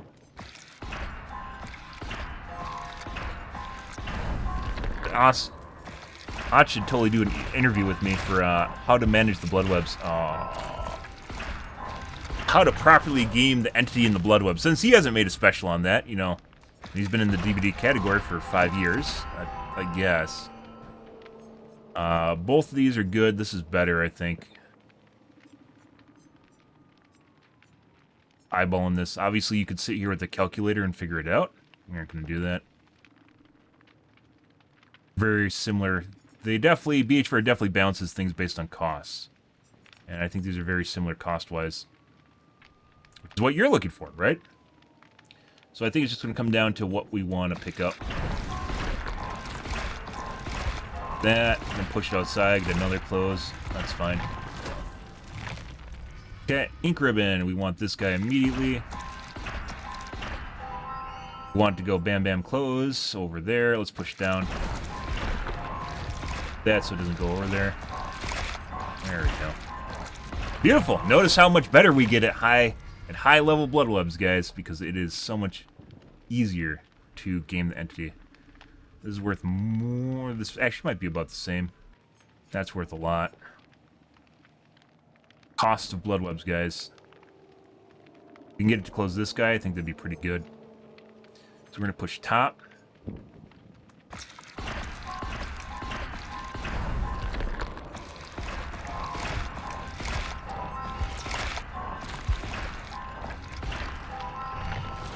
Good. Alrighty. Eyeball.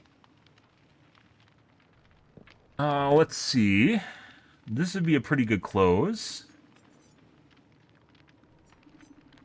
You go around here, this would be a pretty good close too. Like, bam, bam, bam would be even better. I don't know if we have enough move spots. We'll find out.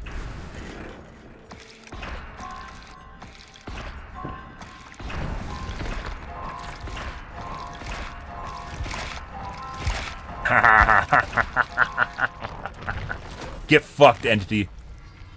I bet there's a BHVR programmer watching right now frothing at the mouth because we aren't spending as much BP as we should right now. This guy can't do a circular because most of these are disconnected.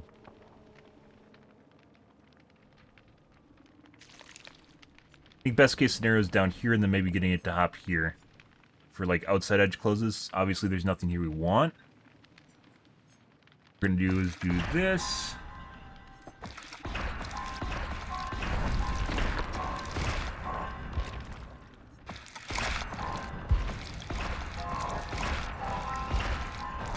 There you go.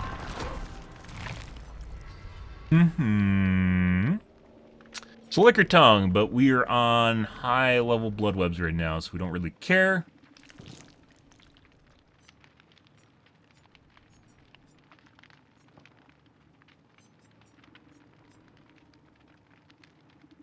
We want to close this guy and this guy. Might turn into a clusterfuck here.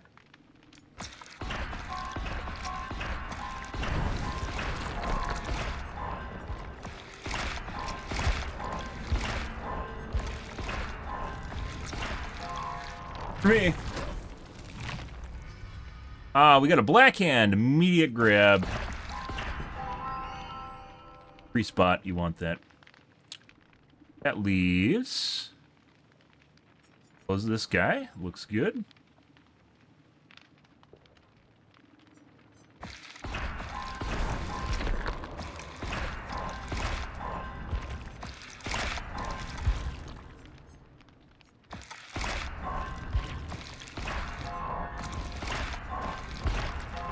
Pretty good. Maximizing each move. Black hand, want that immediately. Eyeball. Kinda want an eyeball. Actually looks like a really good close here. We're gonna push top.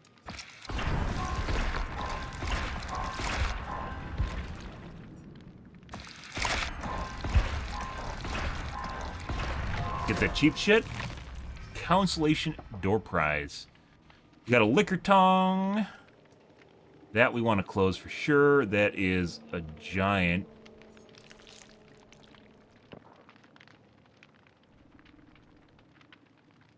There, right here. I'm going to try to push it over here.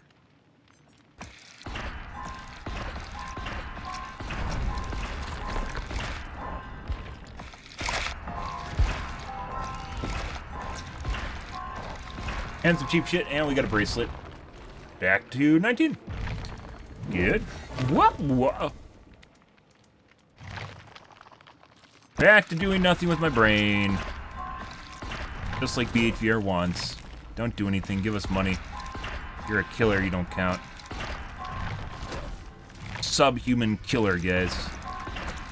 But I just want to be loved, but not by survivors, because survivors hate killers.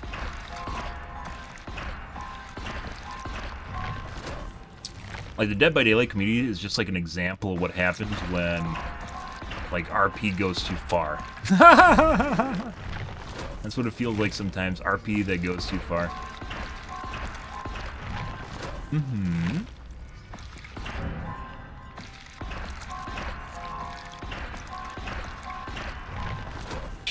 I hate killers, guys. I hate killers. Pudding, want that.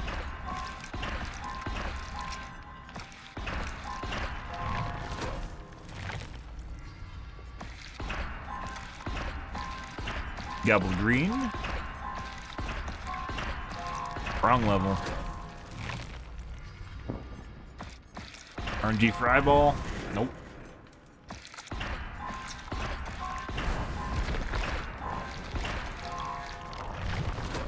Good, good, good.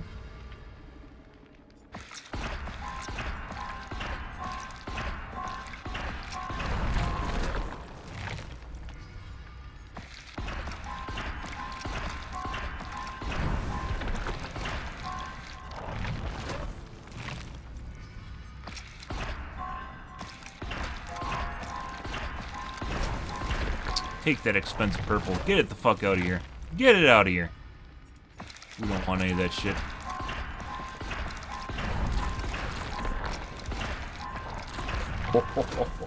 Manipulating the entity only into eating expensive stuff? Bensam special. It's like a bunch of garbage guys.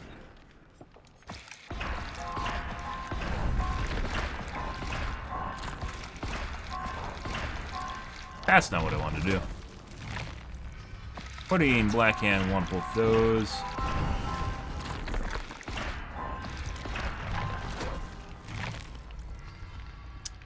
And basically just eating cheap shit.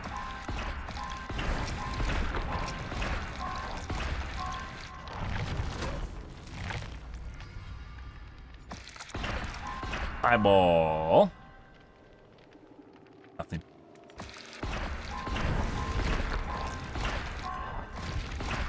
They can eat the expensive stuff, guys. Too good. Maximum efficiency. Maximum value. Very frugal. Oh, yeah, we got a rip-off there. Like when they made the Blood Webs half price, they're like, yeah, how can we fuck this one guy that is learning how to game the Blood Web? Just make everything cheaper, so that means when he closes stuff off, it's going to be worth less. I see. I see. Up to that Bensam guy, already on the BHVR radar.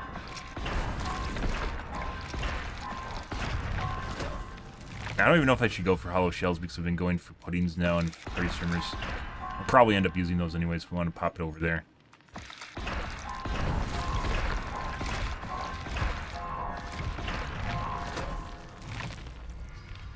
Pudding.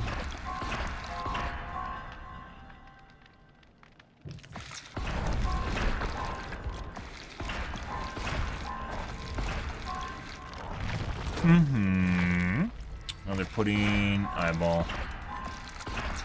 Possibly could have sacrificed it right here because this isn't going to do anything.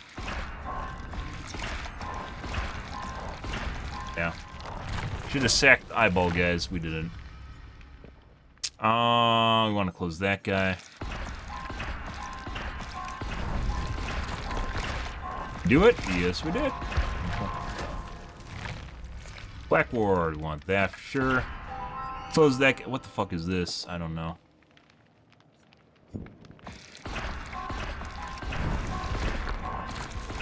Gonna go roundy round? It did. Alright. We have a liquor tongue. I don't think it can close. If we try to push it here, I don't think it's gonna get here in time. It might. I'll try it.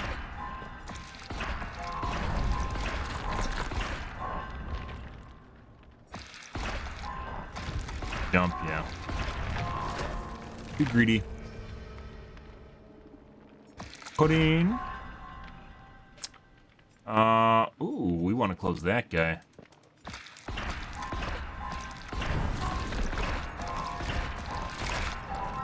Yeah. Liquor tongue.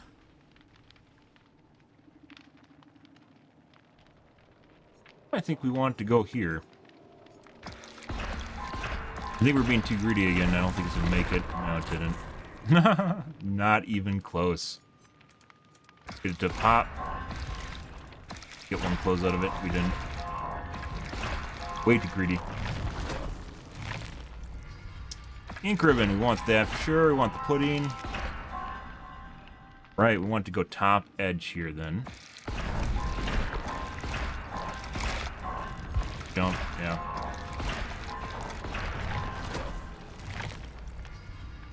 Black War, I want that guy. Gonna close both. Did.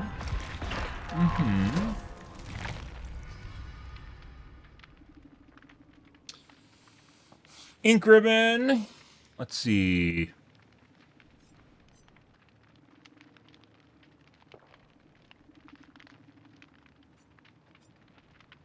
I think we want to go bottom edge. This is a lot of moves to get to close stuff, though. Get to go up here, I think it's gonna close like shit. There, maybe?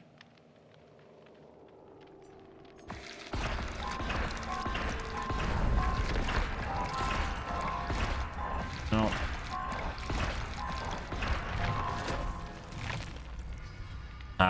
Ink ribbon. Down there.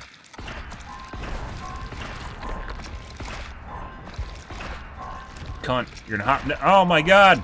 I went bottom. Black War, we want that. I guess we'll have it close outside edges.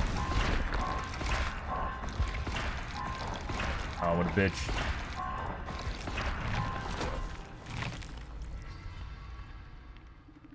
It's not even following logic anymore, guys. It's got a mind of its own. This would be a good close. This would be an alright close, too. So we're going to go down here.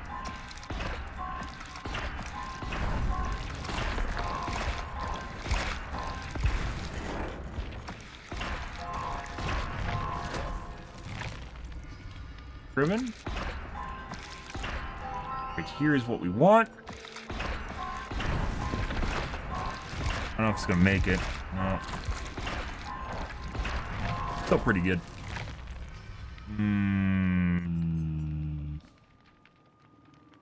Wanted down here. This is eyeball and liquor tongue, but that's best case scenario, and those aren't really worth that much to me.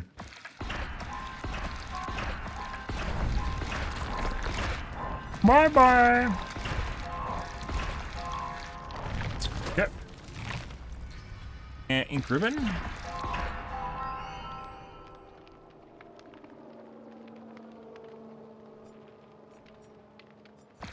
Have to go across here. They give 3 close instead of 2 close.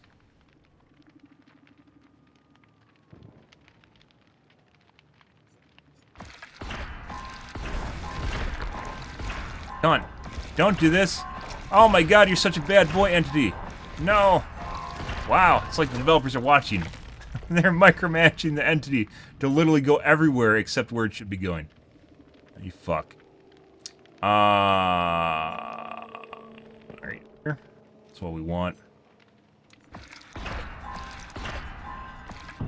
And we're out of points, guys. All right, let's look at our totals. What do we have now for depleted ink ribbons? We went from 46 to 61.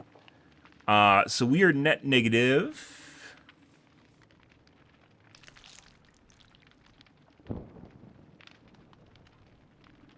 We got 15. Yeah, 15. Got 15 ribbons, which is definitely played more than 15 games to get 2 million blood points. We got 9 tongues, 212 eyes. So we got like what? 30? 33 eyeballs. That's a lot. 263 bracelets. We got 30 bracelets. So both the yellows we're fine on. How many black hands do we get? 8. We got 8 black hands. We got like 18 games worth of add-ons for 2 million blood points. Oh, good. Good, good, good. Good, good, good, guys. All right. Let's do another. See.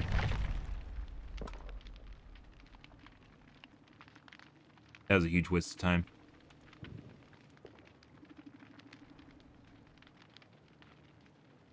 So still net negative for black hands. White wards and black hands. Oh, I should keep track of... I don't need to keep track of it. I can just look. We got 2 party streamers. And 8 puddings.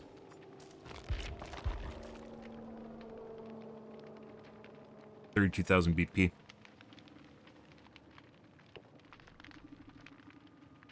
You might be able to figure out the effective cost. It's much more difficult than it used to be with level 50 blood webs. Might be able to figure out the effective costs of, like, ink ribbons, right?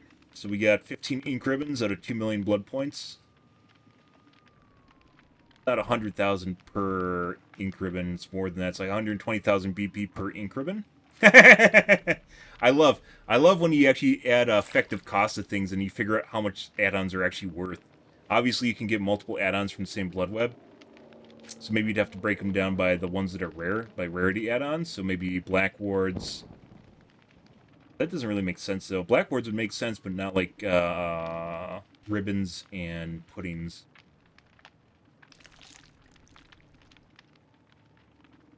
That doubles the BP. So we can expect maybe 25,000 per match, and instead get 50,000 per match, right?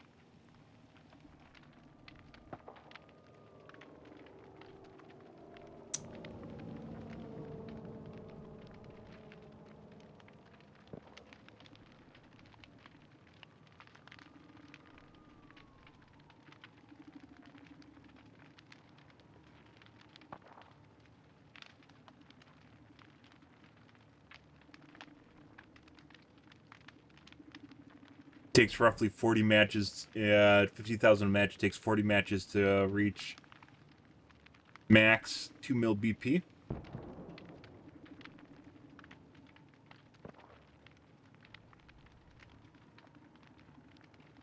We very much are net negative.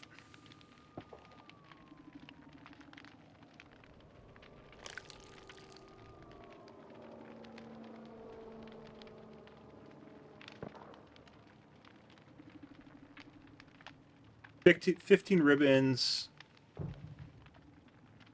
8 black hands. Basically got like 25 ribbons.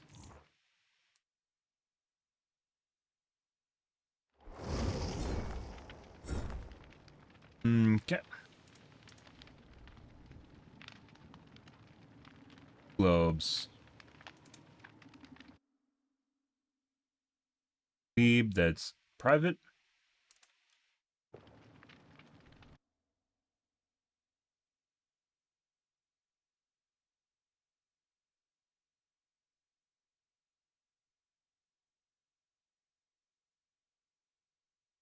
Wow.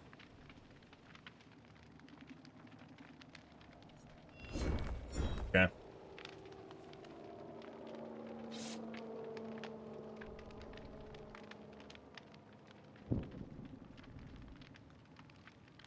Globes, guys.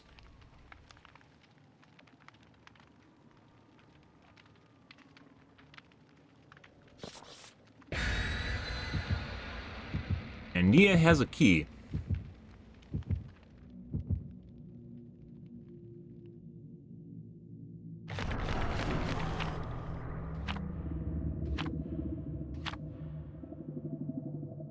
It's like they're nowheres. And once again, even if we're running flans and other survivors are running flans, guys, they run out. Like last year, I think they last for maybe a fifth of the year. So they're gonna maybe a quarter or fifth of the year, so maybe 3 or 2 months. Obviously, it's been 3 months since the anniversary update, but people haven't been running them steady. So, can't really depend on them for BP income. Eerie, that was way too fast for consoles, so our globes are not consoles. Breaker cup doors.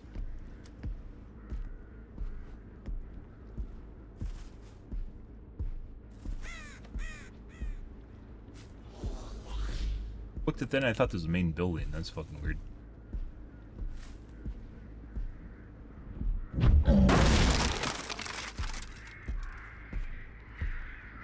Break your cuck doors.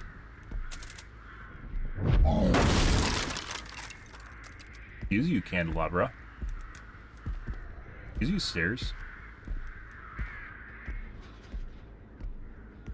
There. There. I don't think we're gonna make it in time for the gen before it finishes. Try.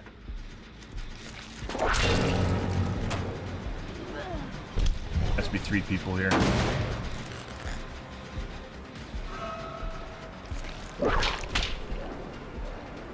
Drop. Thank you. Very fast. Tap the gen. Someone tapped the gen. Job. Nope. Is it worth it, Meg? Let's go for a whip on him. This might take a little bit. There has to be 3 people. Oh, there might be a guy in a locker, too. There we go. Missed him. I'm guessing there's going to be a guy picking her up right now. They got out of the locker. There's not. There is 2 people back here. That was a lot of gen progress for 2 people, guys. Oh, there's a guy. My God. Okay. Bye.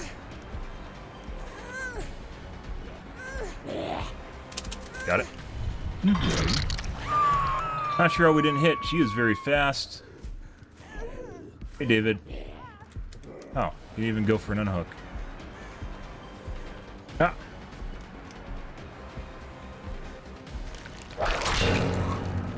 Unhook?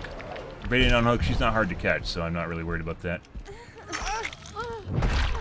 Beautiful. Thank you for not dropping that.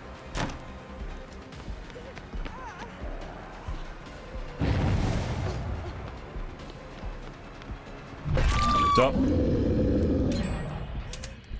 Huh, they're still doing gens while this is all going down. DS? No DS. Main?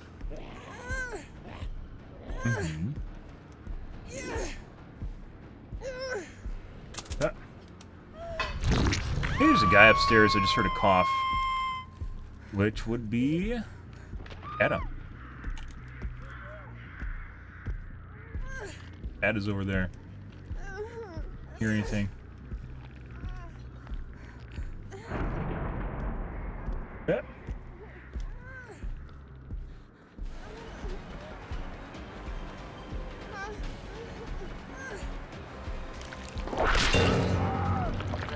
Someone just got zombied. What the fuck is going on here?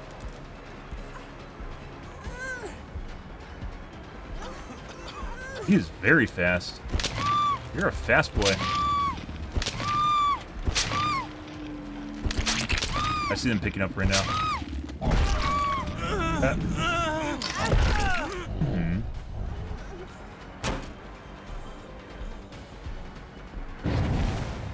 Scratch marks for some reason. Hi. Erratic missing scratch marks again. Erratic missing scratch marks. Someone toggled on. Erratic missing scratch marks again.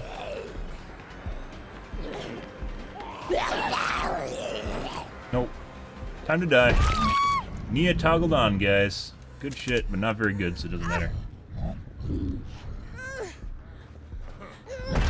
Going, guys. Yes, let's do it. Nope. Your turn. Come on.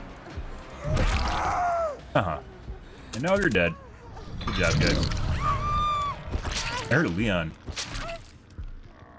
Or not. She's not moving. I'll pick her up first for Unbreakable. Ah. There's our Leon. Ready to juggle, Leon?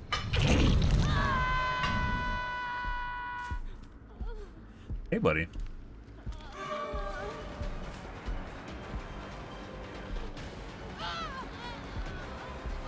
Spins very fast sometimes.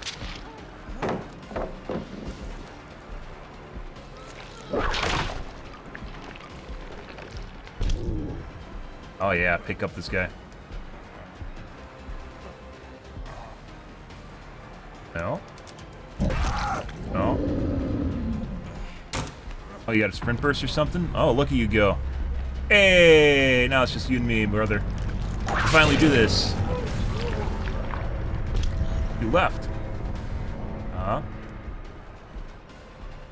He's very fast.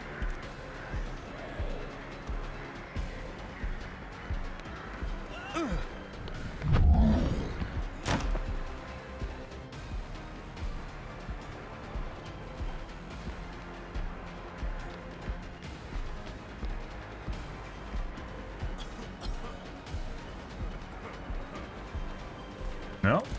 Keep going. No. I guess he doesn't want to be picked up. Pre-drop? No. Can we zombie him? No. Once again, very fast.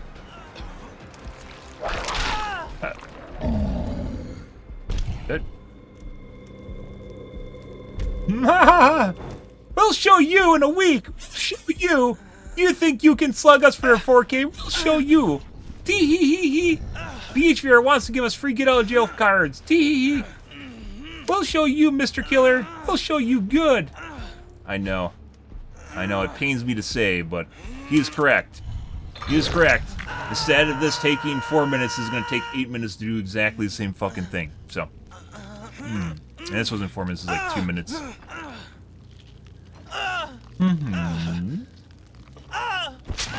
Cool. He'll show you, Mr. Killer. No, you will. Very sweaty group. And pretty sure Ada started or Nia started cheating at the end there. Top corner? Nope. Where'd he go?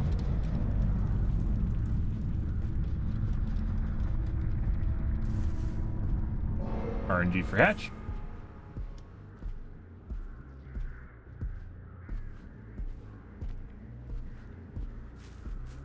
There it is. David gets the bleed. We don't know where he is. He's probably hiding in a handle right now with adrenaline.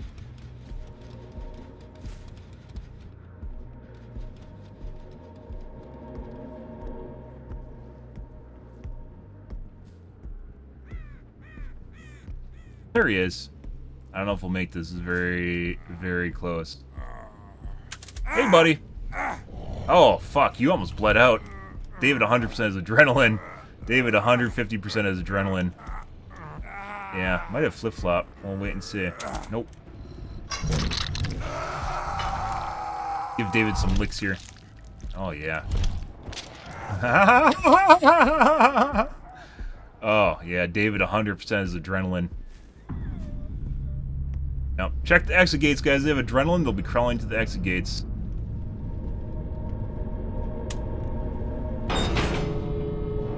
Find out.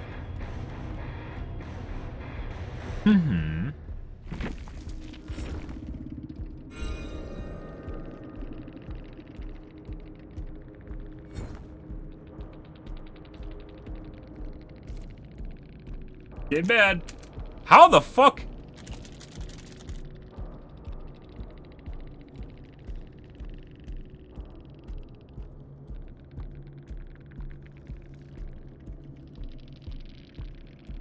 What?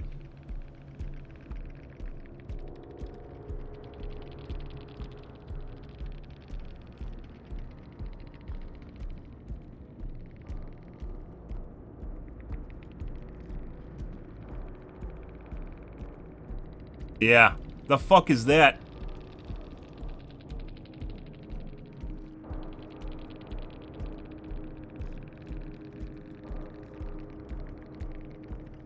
Yeah. How the fuck does Leon have 21,000 points in this match, guys?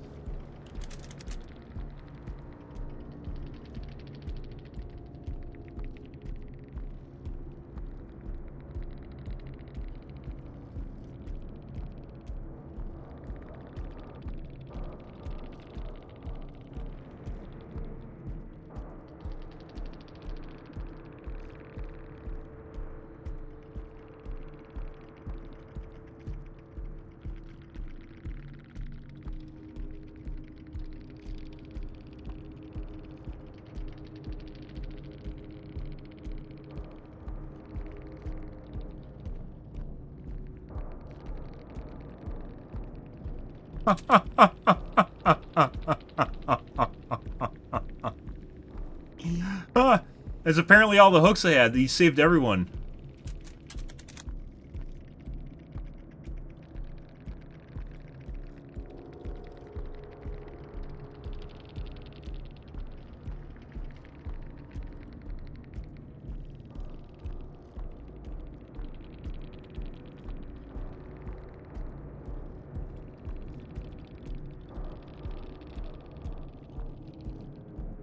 Yeah.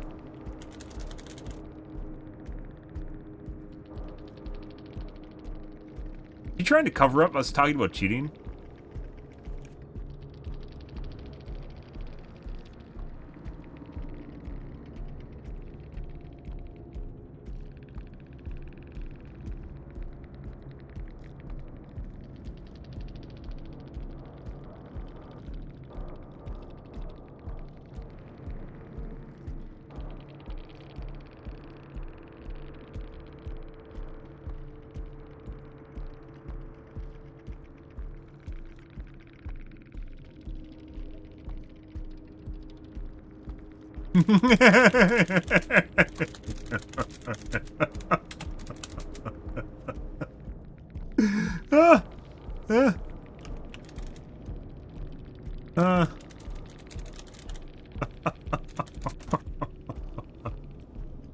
Uh-huh.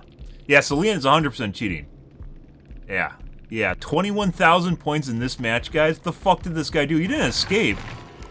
He didn't fucking escape. There's 5 heals. Did he have any boons? Did he put down a boon? He did have a circle of healing. That's 1,200.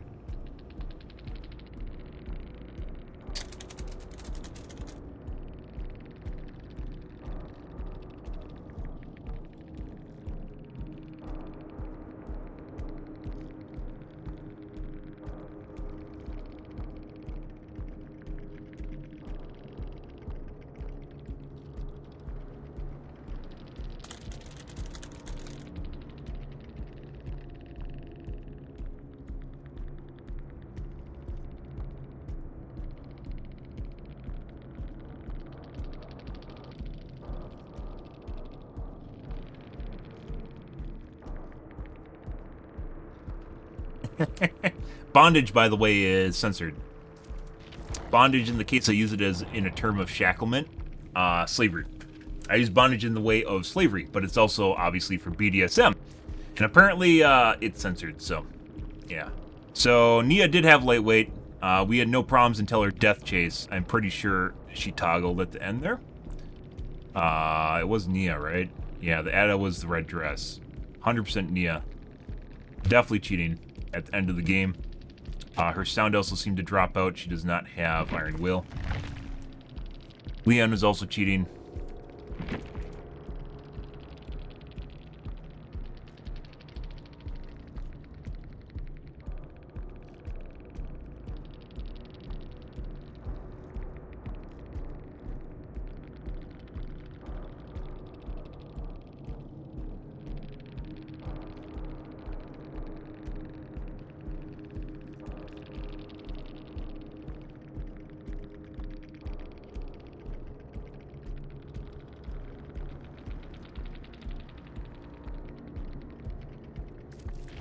Leon was cheating. What else did Leon do? He did some sketchy fucking shit. He spins faster than normal. It looks like, I almost want to say, guys, like some of the guys that spin you, like I talk about people spinning faster than normal. I'm not exactly sure if it is just spinning faster than normal or if they speed up when they're spinning. Like, because that would really throw you off. And that's kind of what it felt like with the Leon, which is like when he starts spinning, he'd actually spin faster. Like it'd flick out faster on each spin. It wasn't like he starts spinning at the equal speed. It's like it goes and like goes like that. It goes faster towards the end of the spin, which doesn't make sense because you spin at the same speed, which is why you can't spin just... It's like a last-ditch effort to save yourself from hitting. Spinning is not reliable in any way, shape, or form. Leon was also very fast. He was doing a lot of really weird shit. Like running at 106 or 107% as well. Apparently I got juiced by him. Guys. Apparently I got juiced by him. Find out. Hey, buddy.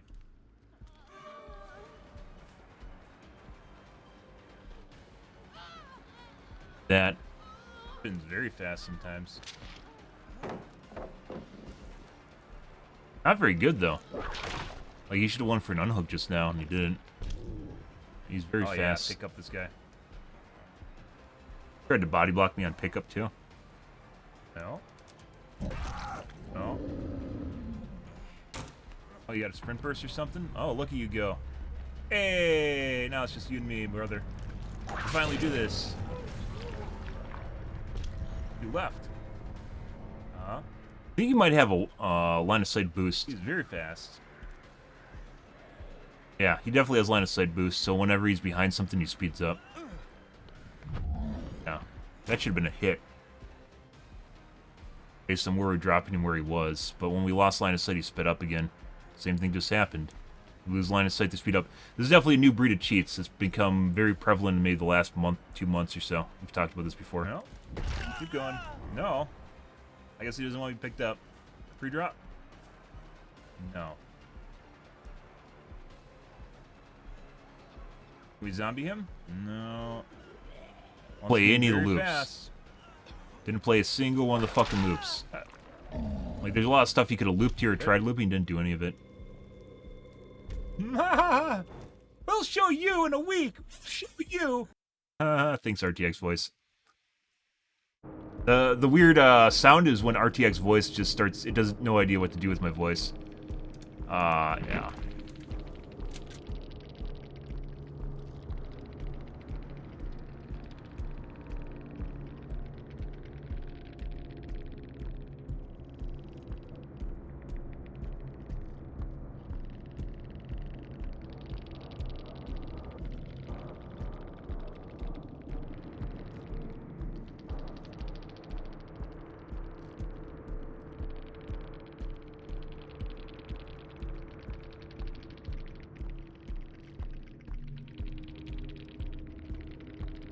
Don't need 360. Where are you at right now?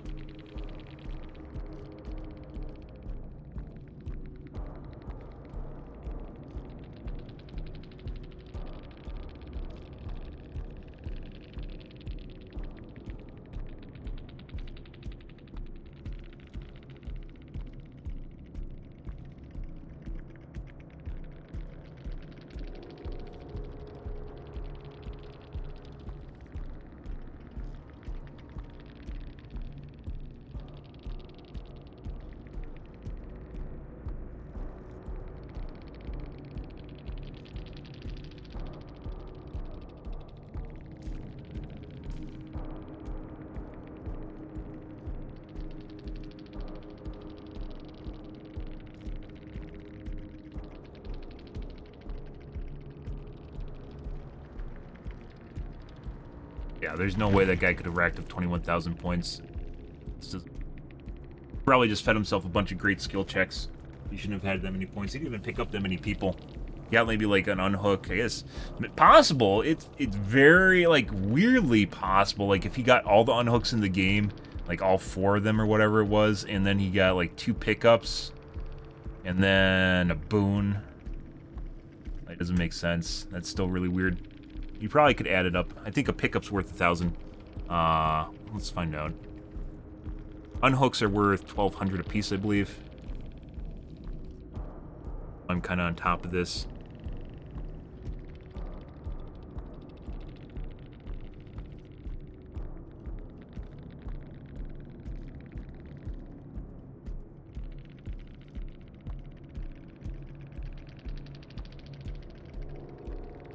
$1,000 points for a hook rescue. There's late hook rescues too. That's during EGC and that almost never happens.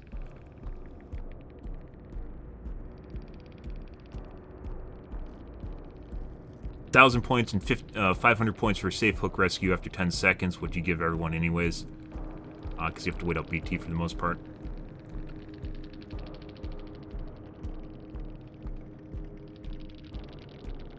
Sabos are worth 500 points. Let's see, Yep. Just pick up a thing. Pretty sure there's points for picking someone off the ground.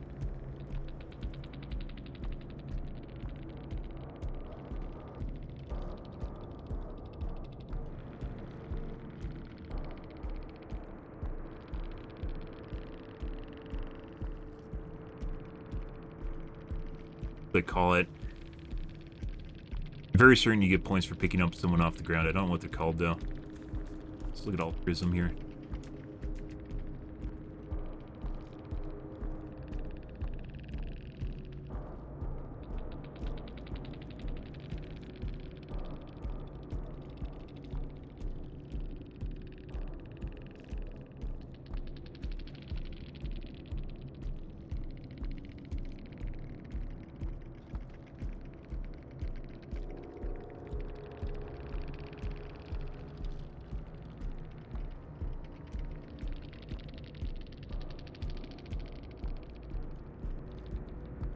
Maybe not. There might not be anything for picking someone off the ground.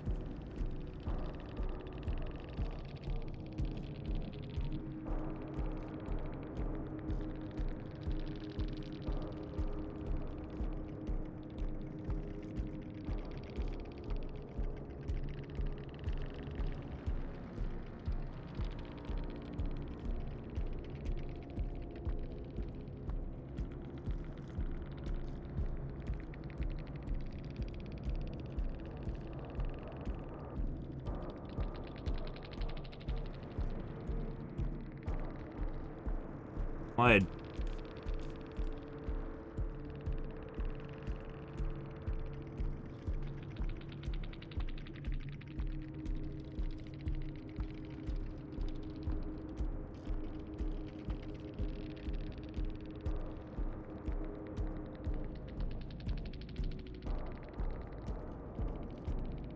$1,500 points per blessing. Yeah, I don't think there's points for picking up someone off the ground. I think that counts as healing.